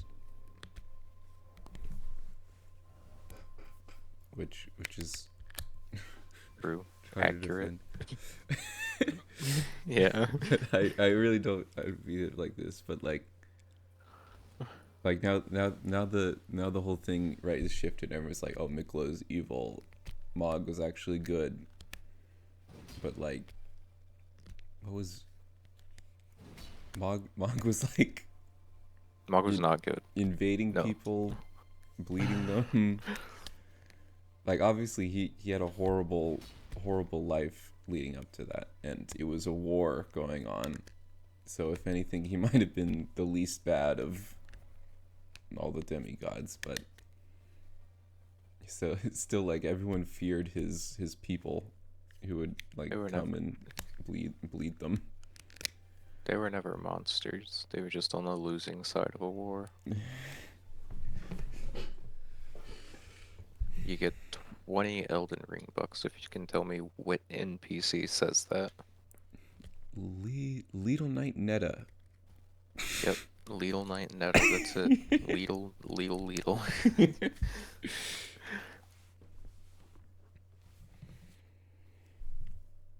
Oh, you know what? I wonder how much of Vare, like, I get it's not explicit, but the assumed idea of Vare killing the maiden that was supposed to be for our tarnished. How much of I that? still don't know if Far did that. Yeah, I guess it's true that it's possible that it didn't. How would Var have gotten to the Chapel of Anticipation without Yeah. a Belfry key? That's true. There isn't one interesting thing though, which is that Mikola's butterflies, if you beat the grafted scion, are what draw you to the ledge. That is true. And then you fall Yeah. and die. So is it possible that Mikola through Moog through Vare killed your maiden to try to get you to go kill her? I don't know. That seems very convoluted. You are maidenless.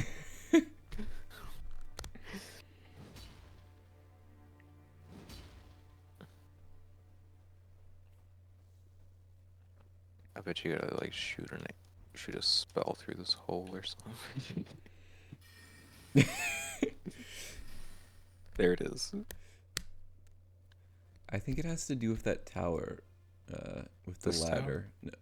This tower. Yeah, I figured it did, but I that have one, no idea like what. maybe at the bottom of it, somewhere. The bottom. Maybe not the bottom. Okay. Maybe yes, the bottom. Might have to jump Let's over a find out. railing or something down there. Let's find out. I know there's no illusory walls in here. Maybe in here. I feel like I remember I had to jump on railings or edges or something.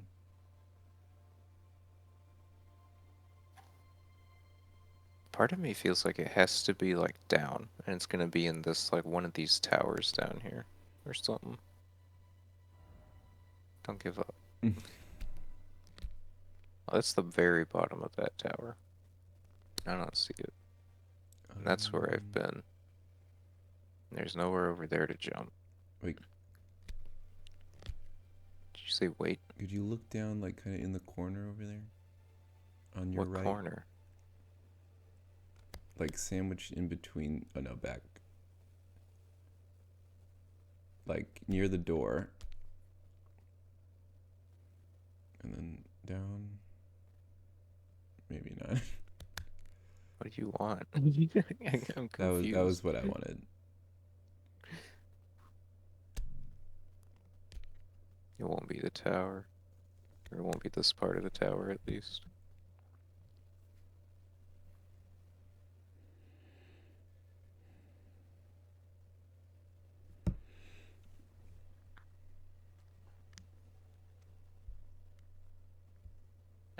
I mean,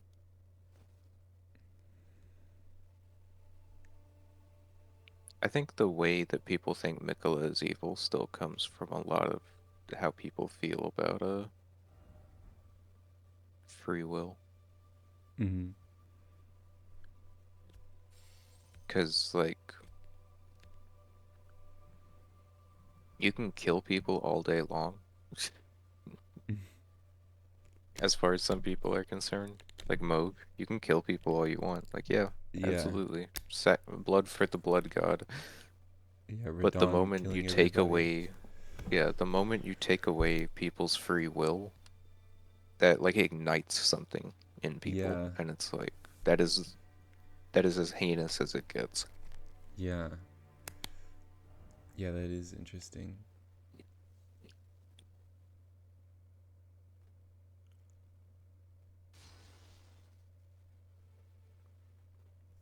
Maybe it wasn't this tower.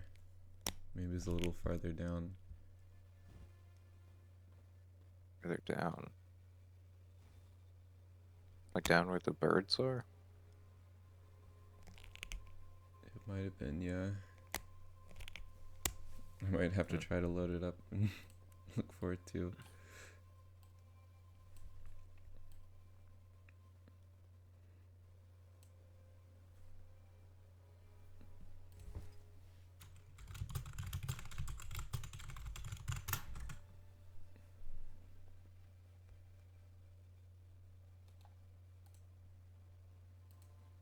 I still wonder.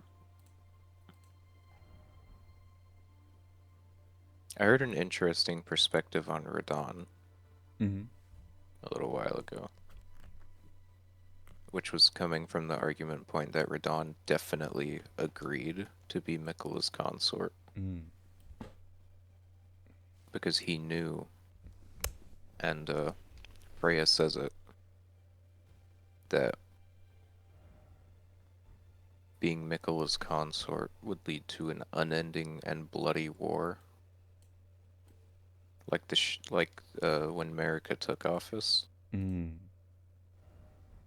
and everybody had to be killed that didn't agree Oh, with Marika. right. So somebody was like, Radon loved Godfrey and idolized him, and heard the opportunity to prove his strength as a lord, basically against the entire world, and took it. Yeah.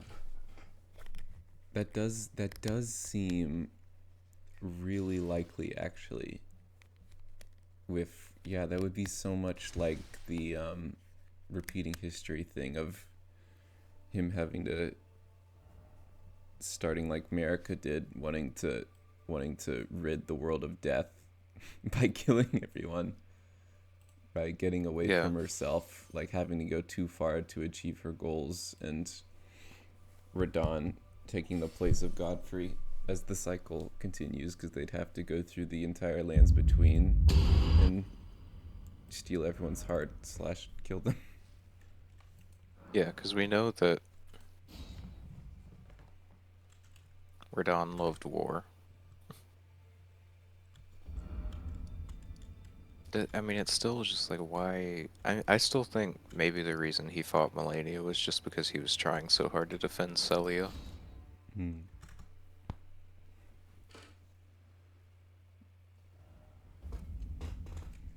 which the Remembrance of Astel talks about a little bit. Ronnie's Astel, I think. Wait, maybe it's a spell, actually, that I might even have.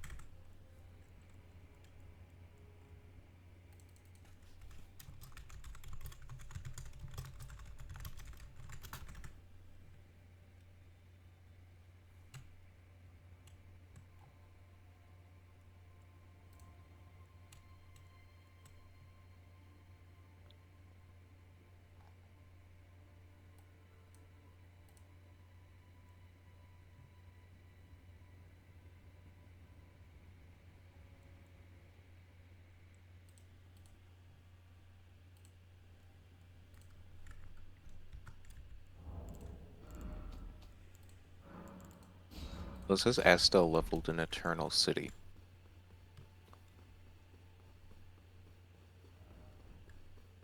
Which I guess...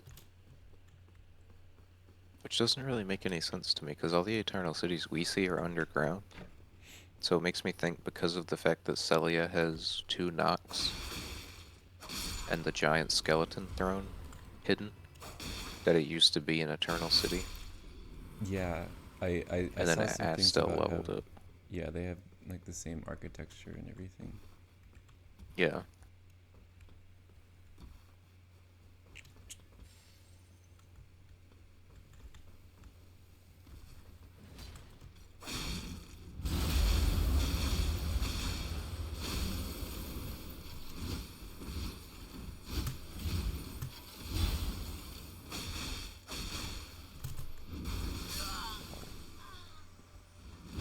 So I think Radon, duty bound to Celia, saw it get leveled. And and maybe, honestly, again, I think too many people paint Radon as just a good guy without any real evidence. There's a good chance Radon, being warrior guy that he is, just saw Astel level a city and was like, this is the way I can claim my strength. I'm gonna challenge the stars. Mm-hmm.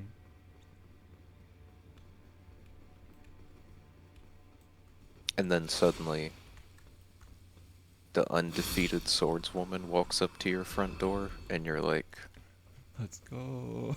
this is my, you're about to lose that title.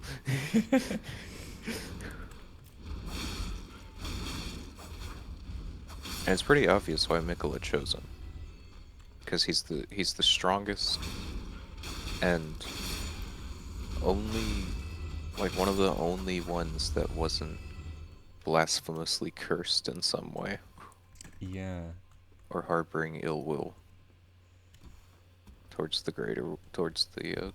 Golden Order, or the Greater Will at least. So yeah, I almost think Radon is not as deep as people think he is, and is just literally a warrior who would use any test he could to measure his strength against his father's.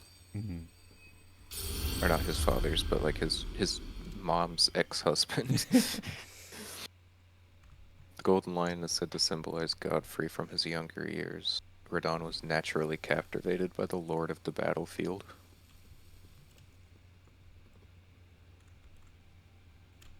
Yeah. So it sounds like to me, he always wanted to be like Great Uncle Godfrey. Mm. And he just took every opportunity he had to measure his strength. And I'm not saying he didn't love animals. Obviously, he loved Leonard, but Yeah. Had a cat. I mean, Love Leonard. yeah. Well, he had a cat in one version. Well, killed a bunch of people. I mean, I guess it's implied.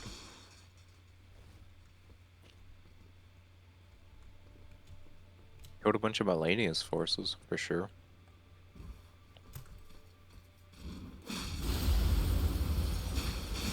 Who knows what kind of wars Redmane Castle fought before that, during the Shattering.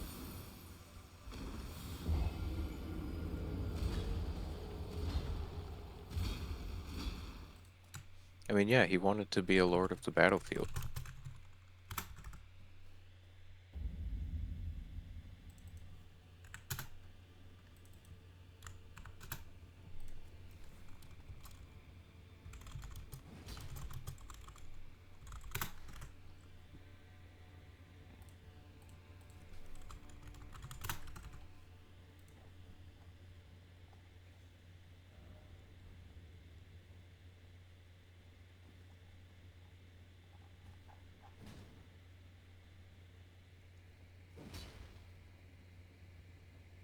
I remember hearing that a lot of people were upset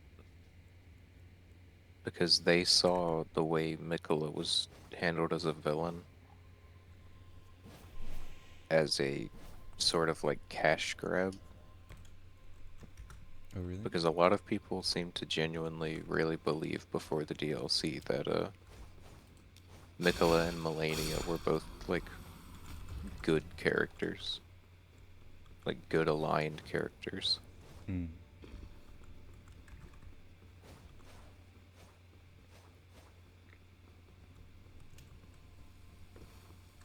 And the DLC really kind of makes you question if anyone is good aligned. Yeah. Everybody just kind of does what they think is best.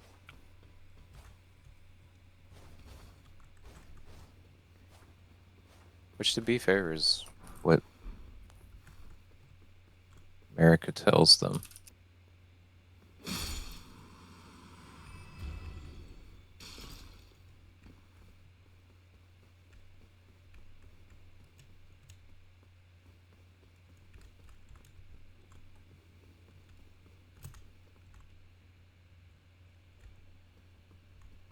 Yeah, hear me, demigods, my children beloved, make of themselves that which ye desire, be it a lord, be it a god. But should ye become nothing, but should ye fail to become aught at all, ye will be forsaken, amounting only to sacrifices. Mm. So Yeah. America literally told her kids, go make yourself something, or you're not worth it, basically. Yeah. So Radahn's like, I'm gonna be lord of the battlefield, uh,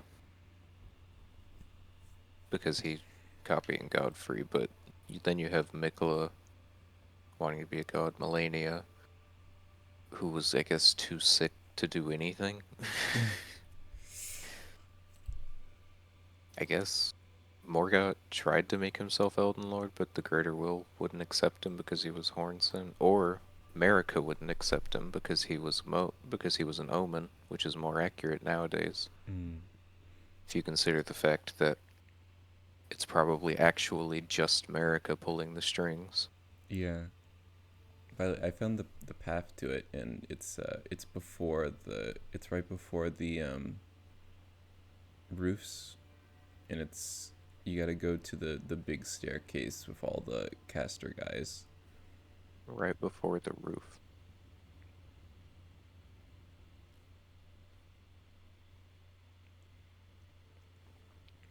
So yeah, you got to go backwards and then a little bit past the grace.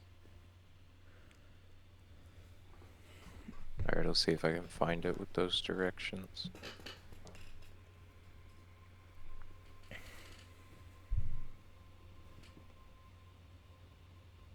And then it's somewhere relating to the grand staircase that's over there.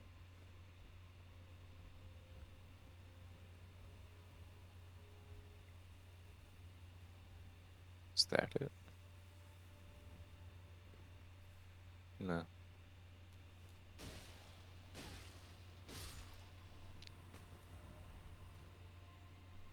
I thought it was the rooftops, but it was not the rooftops.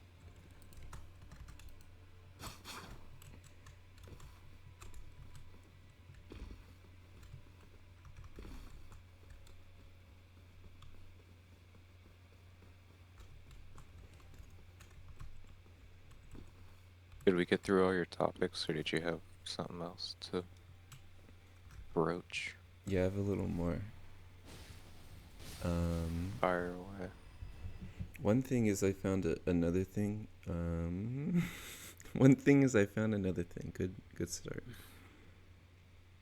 Good sentence. More of those, please. Um, is that just a little tweak in the Japanese version of Saint Trina's dialogue? Is when she says a cage divinity is beyond saving.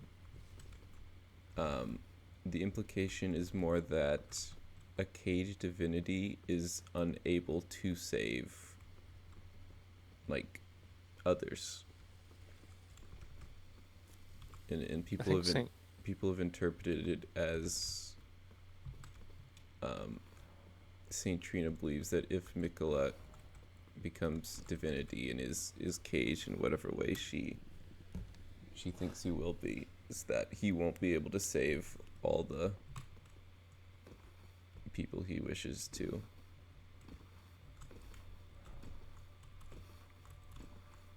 I think she says something similar to that, See, what's the whole if thing? I'm remembering correctly. I think she says something like Mikola will be not able to save even himself or something to that extent. Oh yeah. Let's see.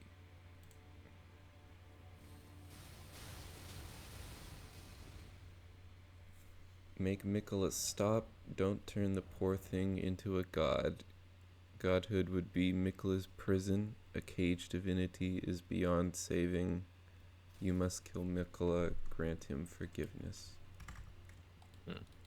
Maybe not then. Yeah.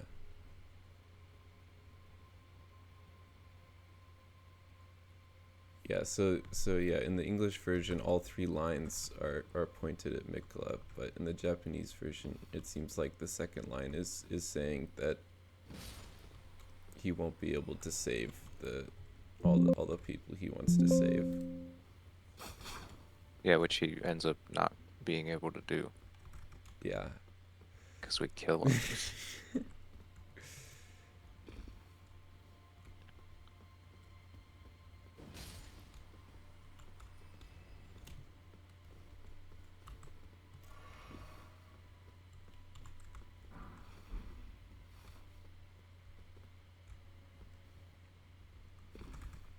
There it is, the twin blade. Oh, that's cool, actually. I wish I had these guys. There's summon them to fight Radon. There it is. Yeah, this has gotta be it. Gotta be it. Gotta be. Gotta be it.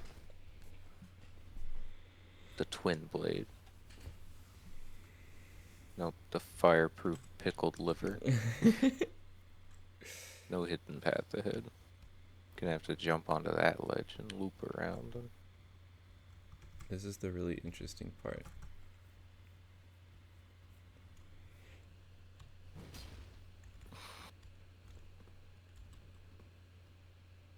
Oh.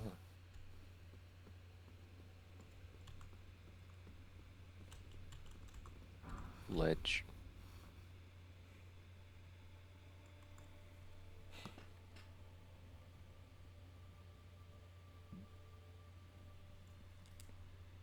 Ledge.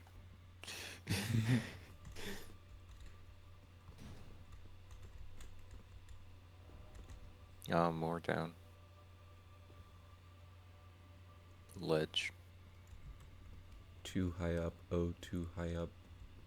This must be what people felt like when they first figured out that you could navigate Caelid ruins with waterfowl dance.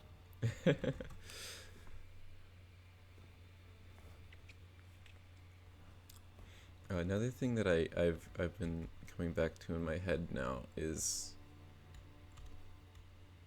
the wandering caravan and how Saint Trina gave him a song. What? Didn't Saint Trina give the wandering caravan a song?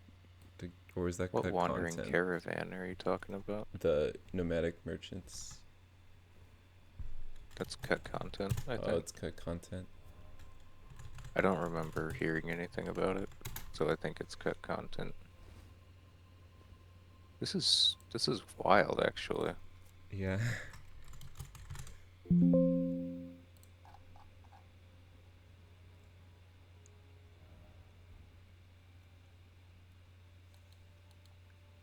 Ah, okay. It's cool though.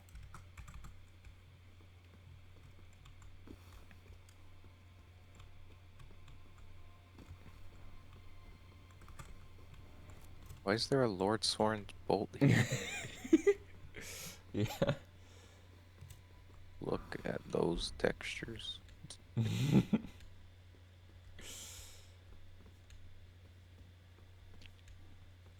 and it's two The weeks big before sword. release. Only 4% of the player base is gonna find this.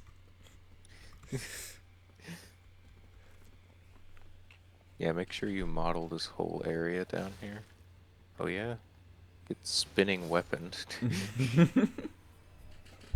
There it is, the twin blade. Aw, dang it.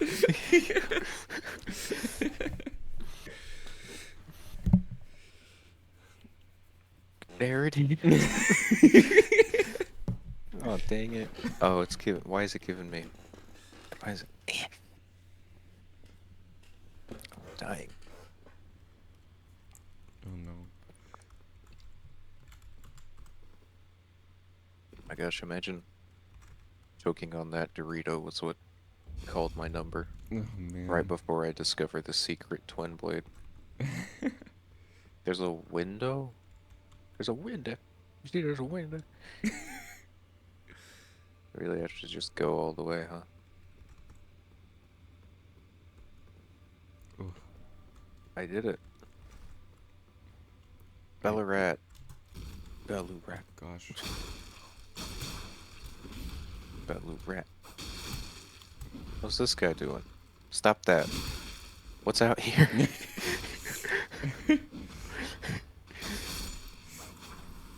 Gotta get our new swords out. Oh. Thank goodness. It's just a scorpion. There's the twin There it blade. is. There it. How's there a scadu frag? How are you ever supposed to find 20 scadu tree fragments when this is where they hide them? Yeah. There's even more, isn't there? You're gonna have to jump off a handrail here. There's more lifts? Ah, turn back. Futility. What? Why? No. With a message like that. I have. Oh, the crown glows in the dark. That's neat. Ooh. I didn't Oh, we're back in Ennerilum. Where is this?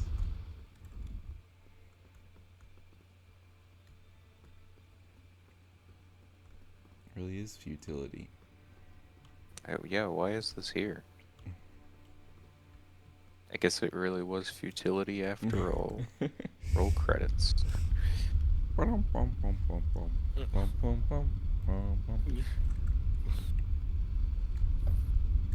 Seinfeld's intro music. Frasier's credits.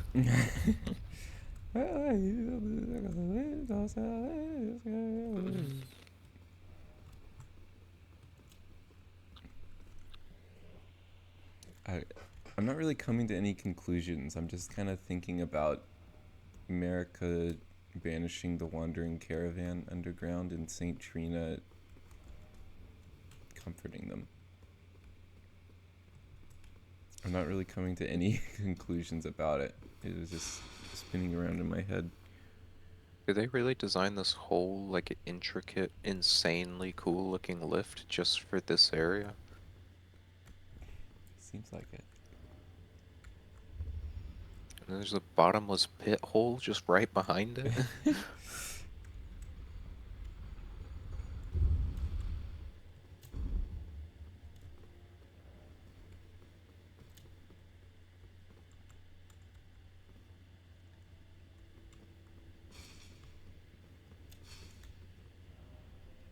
There they are. The holders of the twin blade. See how they're like fleeting microcosm? Not very much.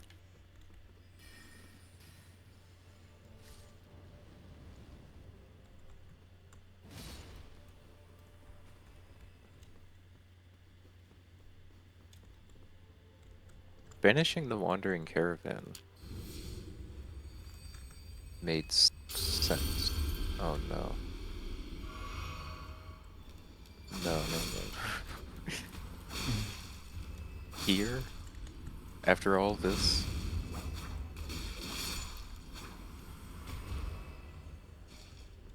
Where's my blue elixir from Bloodborne?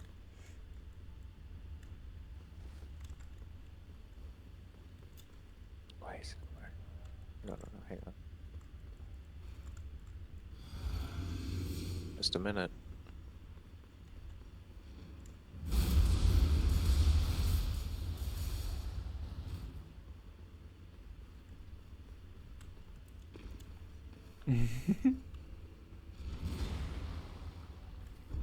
Show your tree.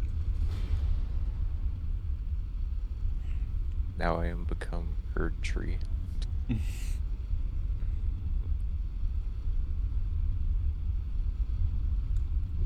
Oh, I don't like that ghost. See that guy get bodied?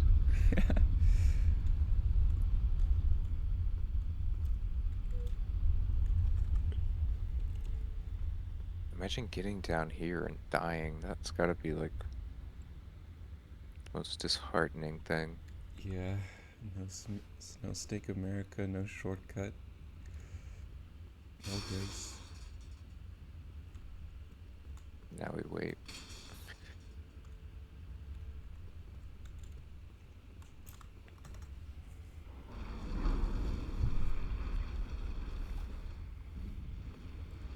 He doesn't know.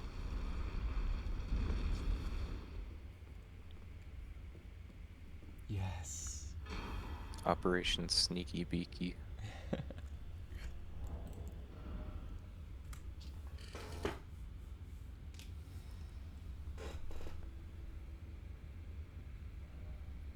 Well done. Could this be a lift? Yeah, that's what I was thinking. I'm not gonna upvote it though. Lots of verticality here.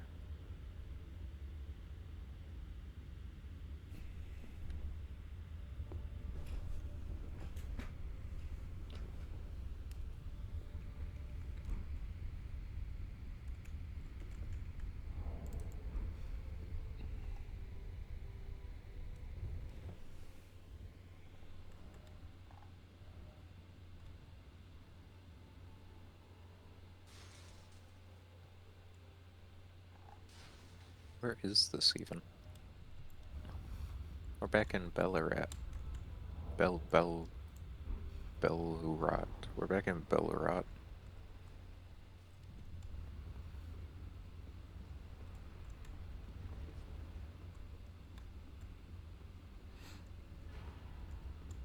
Euphoria. No, Euporia.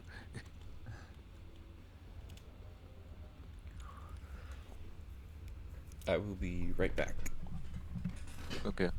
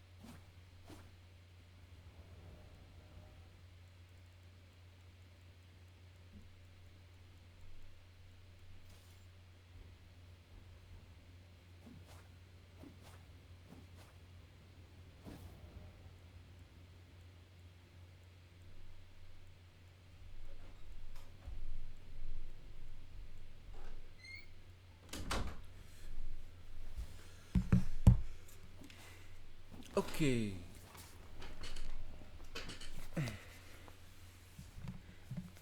Been able to test it out at all?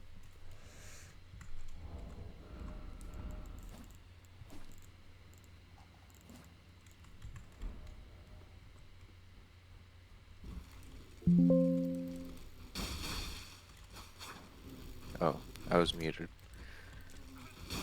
I don't have 24 faith to use it. Ah, that's fair. I did not expect it to be 24 faith just to even begin to equip it. I didn't realize there was a giant poison swamp in Bellarat. Did I miss this before? Yeah, that's always been there, I think. I feel like I might have seen a small one. Maybe it was just a sewer. Okay, I mean, it looks cool. I wonder how it scales. Like, is this even viable for my faith character to Oh use? snap. That was a crazy little move. The weapon art, yeah. I don't get it. It says it consumes the blade's luster. But I just used it twice, and the blades still have their luster.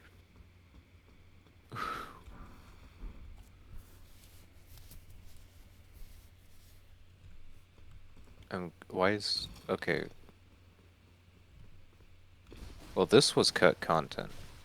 Yeah, the Nickel and Melania weapon. Yeah.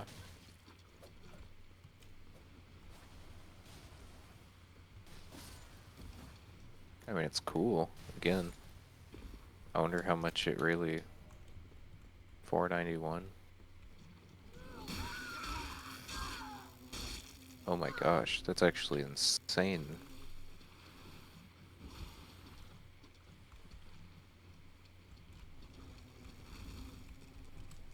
Gain 160. This thing's probably crazy busted if you have a build that can use it. I just don't. Well, that's cool though, because my faith character actually has a Gargoyle's Twin Blade he's been using for a long time, so I'll have to come get it at the very end of the DLC and use it on Radon.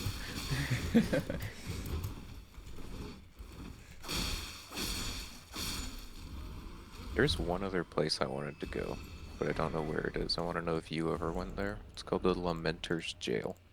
Yeah, I have gone there. I couldn't find it on my first playthrough. Do you remember roughly where it is? I don't remember where it is. I do remember going there, and I definitely remember the boss of it. I'm guessing it's the Lamenter. Considering it's his jail. If it isn't the Lamenter, Or the her jail. Lamenter's jail. Ah, yes, Lamenter. In the Lamenter's jail. Being jailed for being a Lamenter. Yeah, we'll upgrade them both, why not? I think I really messed up getting the ones that were light instead of Lord.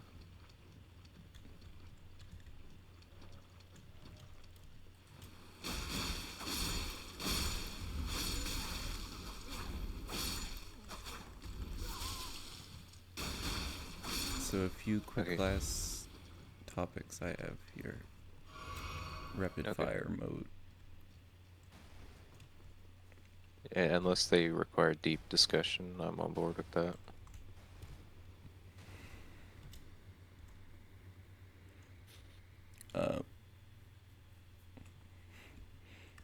One was just oh snap. I didn't realize you got that whole combo that you dodged every time. I didn't realize you did either, because I want you to pay attention to how they describe these. Assume a luminous form and leap forward to deliver a downward slash at the speed of light. This attack will be followed up by an additional light attack. Charge to increase the power of the skill and number of follow-up attacks. So I thought when it said light attack, it meant like this. And I was gonna jump up and then do a big combo. This one just says, deliver a slashing attack accompanied by columns of light. And then additional input allows for 2 follow-up attacks. And I was like, that sounds lame. And then it's all this. Yeah. Like, I feel like the descriptions on these got mixed up somehow.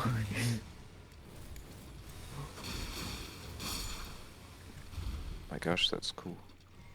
Anyway, alright, what are your topics? What do you got? Alright, I think the first one's just a quick aside, which I think upon reflection, I think the difficulty of the DLC, which of course has been a very hotly debated topic amongst the populace. Yes.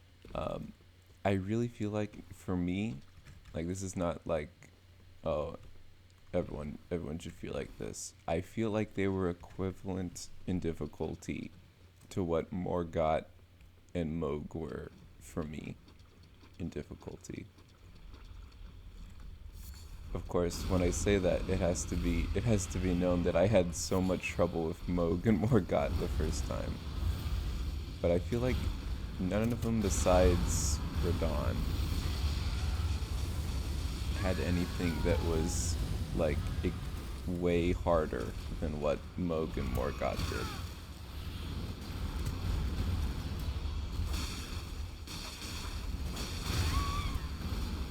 It depends on how much you do beforehand. Fighting anybody in the DLC at like 2 scatter tree fragments just is borderline unviable. And I think that's more so what threw people off than the difficulty as it seems. Because once you get, I mean, you fight Rolana with like 4 scatter tree fragments and then leave and come back with 10, and it's a completely different fight. I think when people talk about the difficulty, they're coming in with 5 scatter tree fragments. And like, I can't wait. It's like, I hate to keep going back to it, but like, even in the joke tone of voice that he said it and everything, when Dunkey was like, if you thought you were gonna join this DLC with your level 350 character who's slain 27 different gods and not get one shot killed by a bat, you were dumb for thinking that. Because it really is like, if you don't go look for scatter tree fragments, you're reset to level 1 essentially. Yeah. And I think that just threw everybody for a loop. Yeah, for sure. I think a lot of people have compared the scatter tree fragments, or like, oh, this is just a leveling for this. Oh, like levels don't really matter. I really think the scatter tree fragments are more comparable to like smithing stones and how impossible the game would be without smithing stones for the appropriate area. Yeah, and much like smithing stones, they are tucked in like specific places and dropped Yeah. by specific enemies, and you have to go look for all of them, Yeah. or you're putting yourself at such a severe disadvantage. And they're even like held in the same spot in your inventory. Yeah. So I really feel like It's if people, thought of them in the same way you thought of smithing stones, it would be better.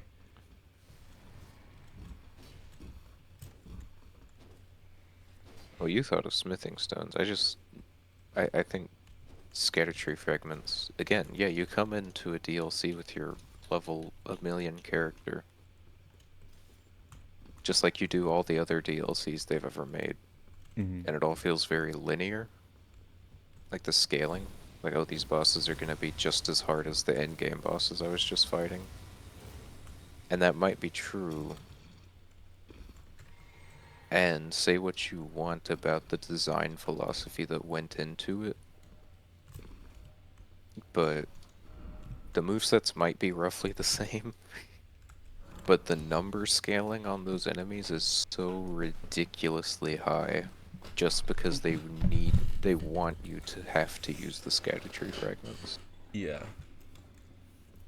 And I had the thought that you had like super early on, which was why don't they just balance it instead of have the scatter tree fragments?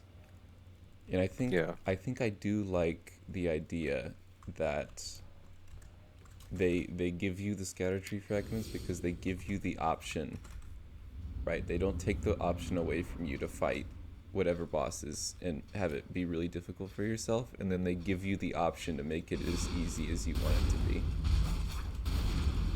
And that's honestly that's been Elden Ring's design philosophy since the beginning. With spirit summons and everything. Like, do people want to use spirit summons? Okay, yeah, if it's fun for them, sure, absolutely. They can use it. It'll make the game a lot easier, but some people like that.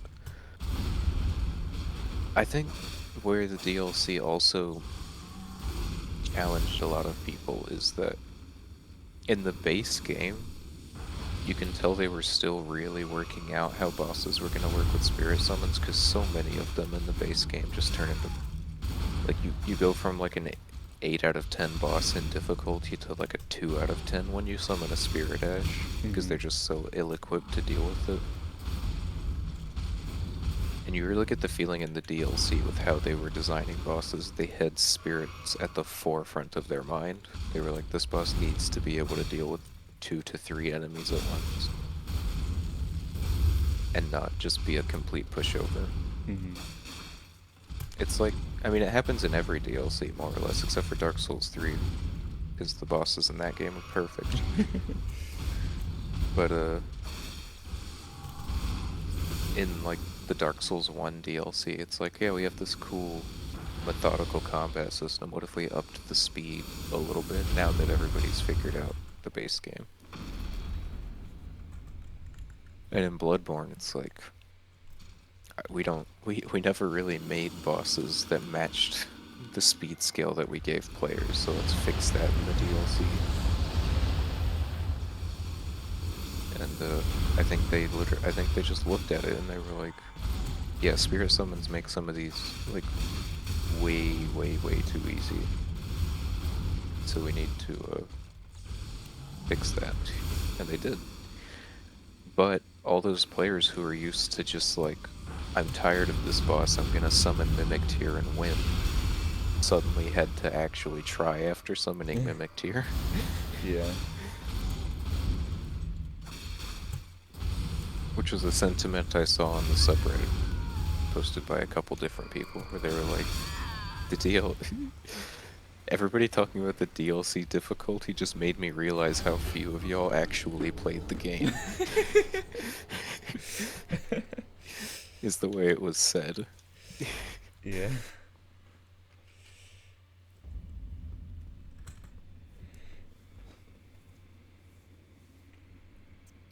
Alright, continuing the rapid fire.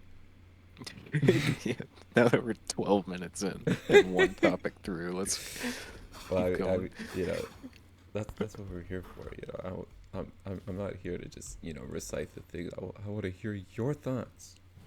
Yeah, that's why I'm here. I got a big head full of thoughts. Yeah.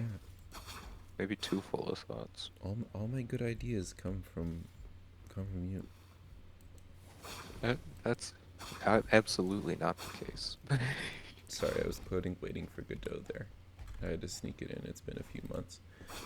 It's been a little bit since we've heard from Godot.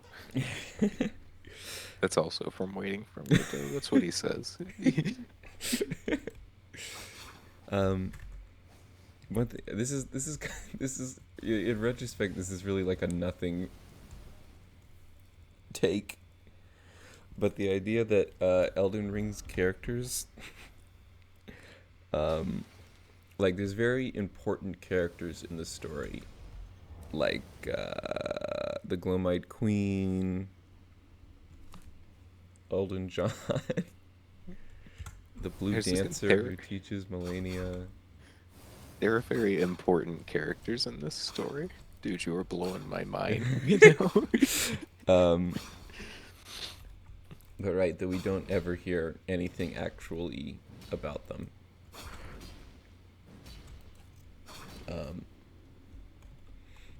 Yeah. Which is this is I should have just skipped this one. But then there's the Elden Ring characters that we do hear from. Yeah. Um, and where am I going with this? This shit's making a lot of sense. And the okay, the thing I was trying to get at here was at the start of Elden Ring, I was like, well, this is really just like this isn't really a story about characters. This is just like the land, and like wars happened. But especially with the DLC now, I feel like it really is the characters that are in the story, like the pressing ones. It really does feel like they're fleshed out characters with story, while other ones aren't. Yeah, this was bad. I didn't. What are you this- talking I about? think I wrote this at 5 a.m. at some point. We'll move on.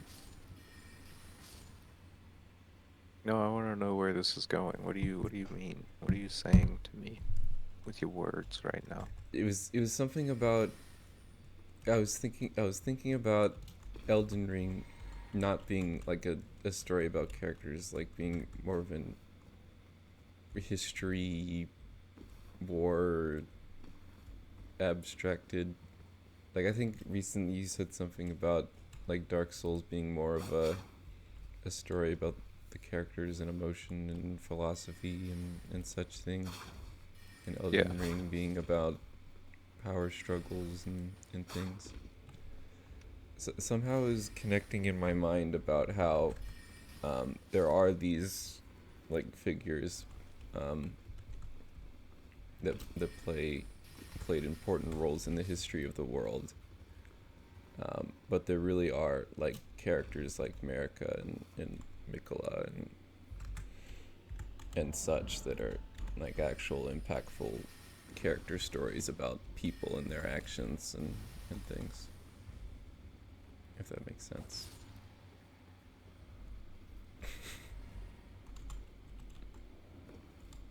Yeah. And Mesmer and Yeah. Morgott. There are definitely main characters in Elden Ring.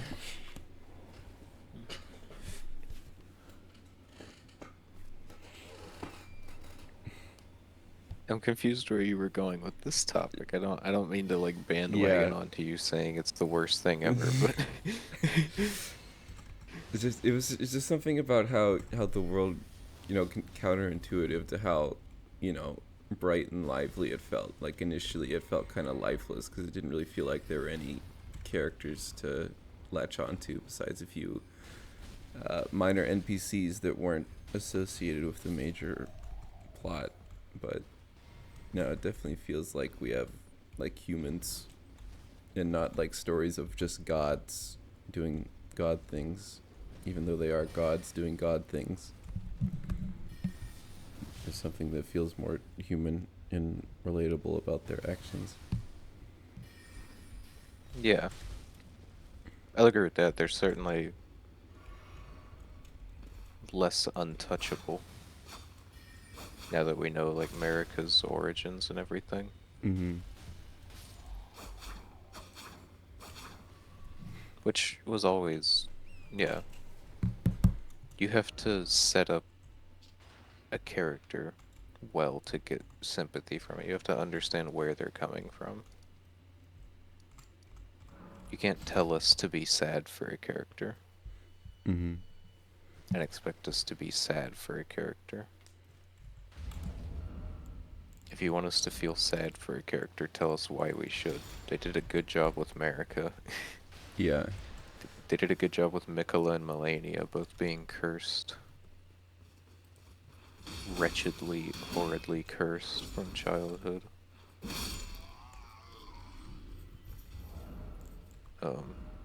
Yeah, absolutely. I think the DLC did more for humanizing Marika than any sort of lore talk we ever did. Mm-hmm. because she always was untouchable. Yeah, in the main game, it just really is like she's mostly legend and stories and myth, and we just see her at the end, Yeah. imprisoned, and so she really is like this god figure that we can't know about.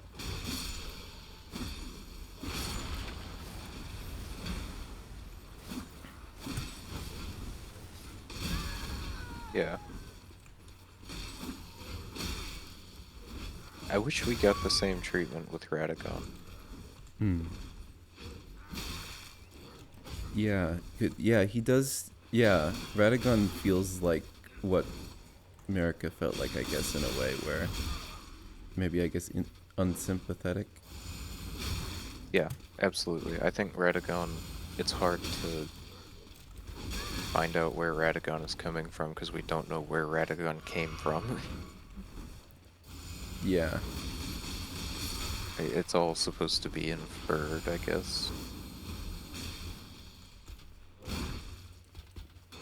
Or just hypothesized.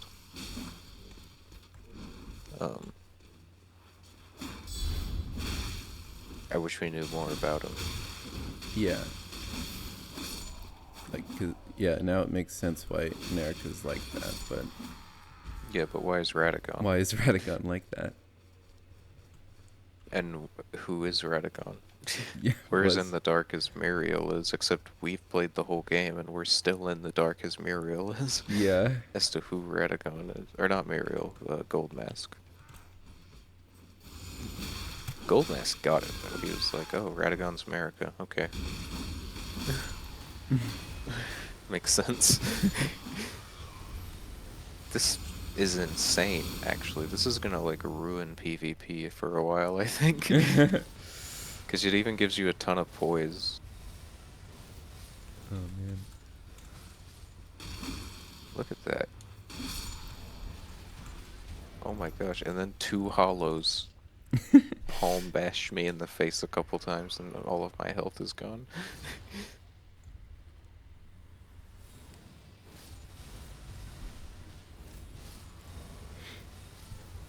We went through like all of them. This has been great. Just have the final one, The final one, here we go. which was after all the dreams I had about what the Elden Ring DLC would be. I had a incredibly chaotic post Elden Ring DLC dream. Or you dreamed about the next Elden Ring DLC. Which I don't know. Okay, these notes are indecipherable, but I'll read them anyways. It'll be just like what we were discussing for the past 2 hours. Okay, well, it starts with Pittsburgh and a quantum computer. Okay. There's a bear underground and a voice actor. Spears go through the larynx. And Melania pulls out arms with thorns on them. But the people aren't human anymore, and it's science fiction. And I have to set up a meteorite forge in my bedroom. There you go. The voice actor gets spears in the larynx, and then Melania pulls out thorn arms, and it's science fiction, and you build a meteorite forge. Is that what I'm understanding? Yeah. You really, really like the ancient meteoric ore sword, don't you? I think that's what we've learned. Yeah. That was actually what I wanted. I did want to discuss one thing, and one of them was I wanted to discuss a couple things. Mhm. We might get to them later, like next time. Don't think this is the only night we're gonna talk about the Elden Ring Good. DLC. Good. But I wanted to maybe I should save it. It is like 4:05. Could you give me like a hint so I could think about it on my own? Ancient meteoric ore greatsword item description. One of the treasures of the ruined forges, greatsword of an ancient meteoric ore ending in a sharp point, fashioned from an excavated shard of an arrowhead that once was a part of the old god's arsenal. A capable piercing weapon that excels at thrust attacks. Can we talk about this weapon? What the heck was going on with this weapon? Being forged from the arrowhead of the old god's arsenal? A capable piercing weapon that does magic damage, has white lightning, and scales with arcane? Yeah. What is going Where on? where where did this come from? Yeah. First of all, new lightning color. White Kind of lightning. a big deal Yeah.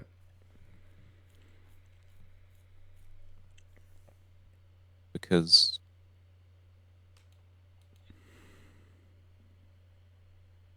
we obviously know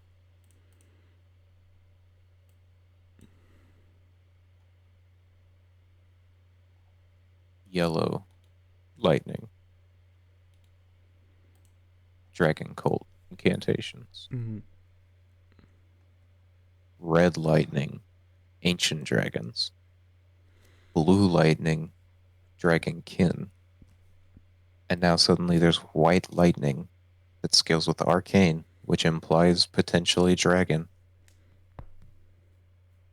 because arcane is big in dragon communion. And it's on some ancient meteoric ore greatsword that was part of the old god's arsenals, not an old gods, the old god's arsenal. Yeah.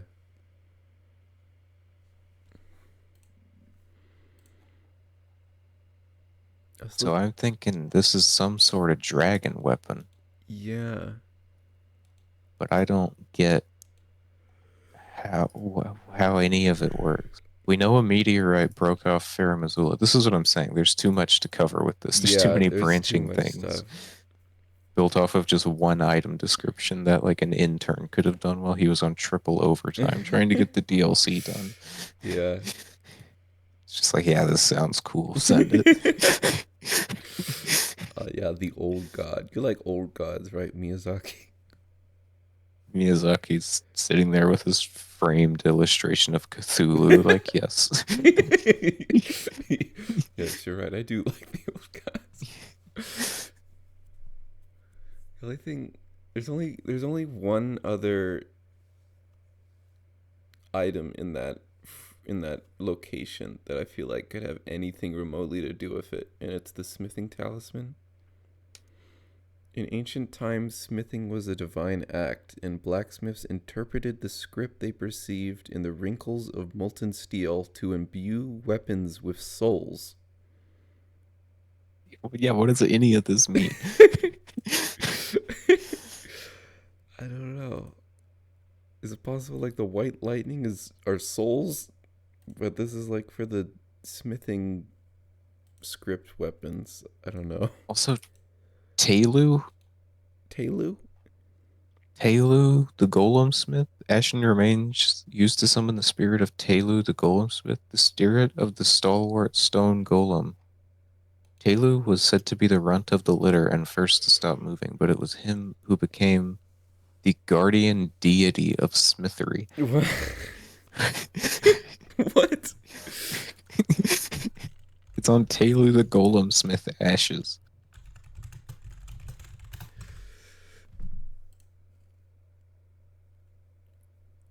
The guardian deity of smithery. We suddenly have guardian deities now? Where does it seems so out of place? That's what I'm saying. It doesn't make any sense. All right, we're gonna send our best researchers on this one and then reassemble and figure this out. Along with the timeline, we couldn't get to the timeline tonight. Where we're gonna figure all this out. We're gonna get all this done next time, like soon. I don't know when. Tomorrow or the night after, probably. Yeah. Unless you're busy both of those nights, which I guess could happen. I've been really busy the last week, but I think I might be less busy in the coming days.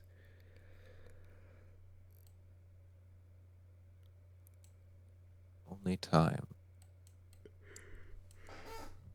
Right will tell. Yep. Like, gotta get a funny try talking while you're yawning in there at some point. It happens every time. It's Every time. always funny. There it is. There's the joke. Congratulations. Hooray.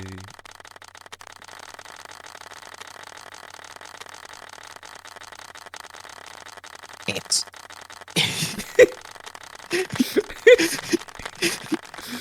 Faster.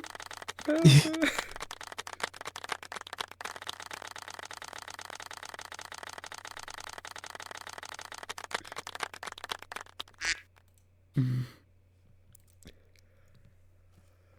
Wait. What day is it? Wait, Oh my gosh. is it? It's Duck It's Thursday. Let's go. Oh my gosh. Oh wait, it's not Thursday. Oh. Put them away. Put the ducks away. False alarm.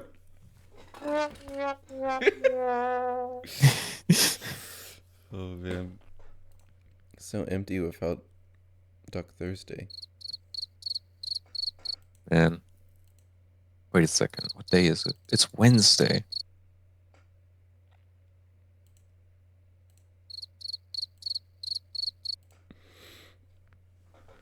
You know what? I don't know. We're done, right? Yeah. Oh my gosh, it's Wednesday. You know what that means, right? uh, uh, It's a Ween Wednesday. yo.